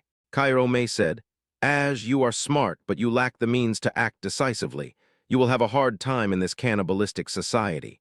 Listen to me, you should learn from Zhao Han in the future, and create opportunities even if there are none. Li Qing beside him also said at this time, you are like this. If you were a little more sinister, you and Wanshu would not have broken up. You don't even need to be shameless. If you were a little thicker-skinned and bolder, you and Wanshu would have reached this point. You know what Zhang Heng did at that time may be despicable, but there is one thing he said that is very right. That is, he can do anything for the person he likes, even if it is wrong. This is also the reason why Wanshu knew that the other party was playing a trick, but did not completely turn against him. Chu Ji's eyes flickered, and no one knew what he was thinking. Maybe he listened, or maybe he didn't. But Chu Ji himself didn't notice that his eyes began to become profound. Returned to Jinghai. Cairo Mei looked at Chu Ji deeply and left. Then Chu Ji looked at Li Qing. What are you going to do with me? Li Qing asked. Of course I'll take you home. Is that what I'm asking? Humph, you're playing dumb, Li Qing said bluntly. Chu Ji was slightly embarrassed. Forget it, there's no one at home right now. My parents are traveling, I don't want to go home, I'm scared, said Li Qing. Okay, I'll take you to my place first, Chu Ji said. He brought Li Qing to the rental house. Nan Shu is not here. He should not have finished get off work yet. But Su Wan was there. Li Qing, Su Wan was slightly surprised. Su Wan, I may have to disturb you these days, Li Qing said. Chu Ji explained the situation in detail. Then Chu Ji looked at Su Wan and said, if Cairo Mei's inference is correct, then Song Lang really has ulterior motives. Wanner, you'd better remind your sister. Su Wan shook her head and said, you know my sister's character. If she had listened to my advice, she wouldn't have come to this point. But I will keep a close eye on that force, and will never let them attack the Su family. Chu Ji nodded and felt a little relieved. Chu Ji originally wanted to give his room to Li Qing, but Su Wan insisted that Li Qing live with her. Li Qing looked slightly disappointed. Chu Ji didn't care, he wouldn't live here anyway. When I returned to the house I bought, I saw Su Zin teaching Chu Zhu to practice piano again. As you're back, Su Zin was even more surprised than Chu Zhu. In front of Chu Zhu, Chu Ji did not talk about the affairs of Ling Cheng. The sky quickly darkened. After seeing Su Zin off, Chu Ji took a shower and lay down on the bed. He took out his cell phone and found Su Ruoxuan's name. He moved his fingers, but in the end the call was not connected. At this time, in Su Ruoxian's villa, Su Ruoxian came to the room where Chu Ji had lived as usual. She lay on the bed, hugged the quilt in her arms, and took a deep breath. But she felt a little disappointed, as she could no longer smell Chu Ji's scent. She also took out her cell phone and dialed Chu Ji's name. I was just about to make a call, but the phone rang. Su Ruoxian was stunned for a moment when she looked at it. She answered the phone, and a caring voice sounded on the other end. Ruoxian, are you asleep? Song Lang, what do you want to talk about? Song Lang said, I just want to ask what you think about me joining your company. You haven't said anything clearly yet, and I'm feeling a little nervous. Su Ruoxian frowned and said, Song Lang, why do you have to join my company when you have such good resources? I admire you, Ruoxian. Of course, I also have some selfish motives of my own. No matter what, I think cooperating with you, Ruoxian, is definitely the right thing to do. Song Lang did not say the next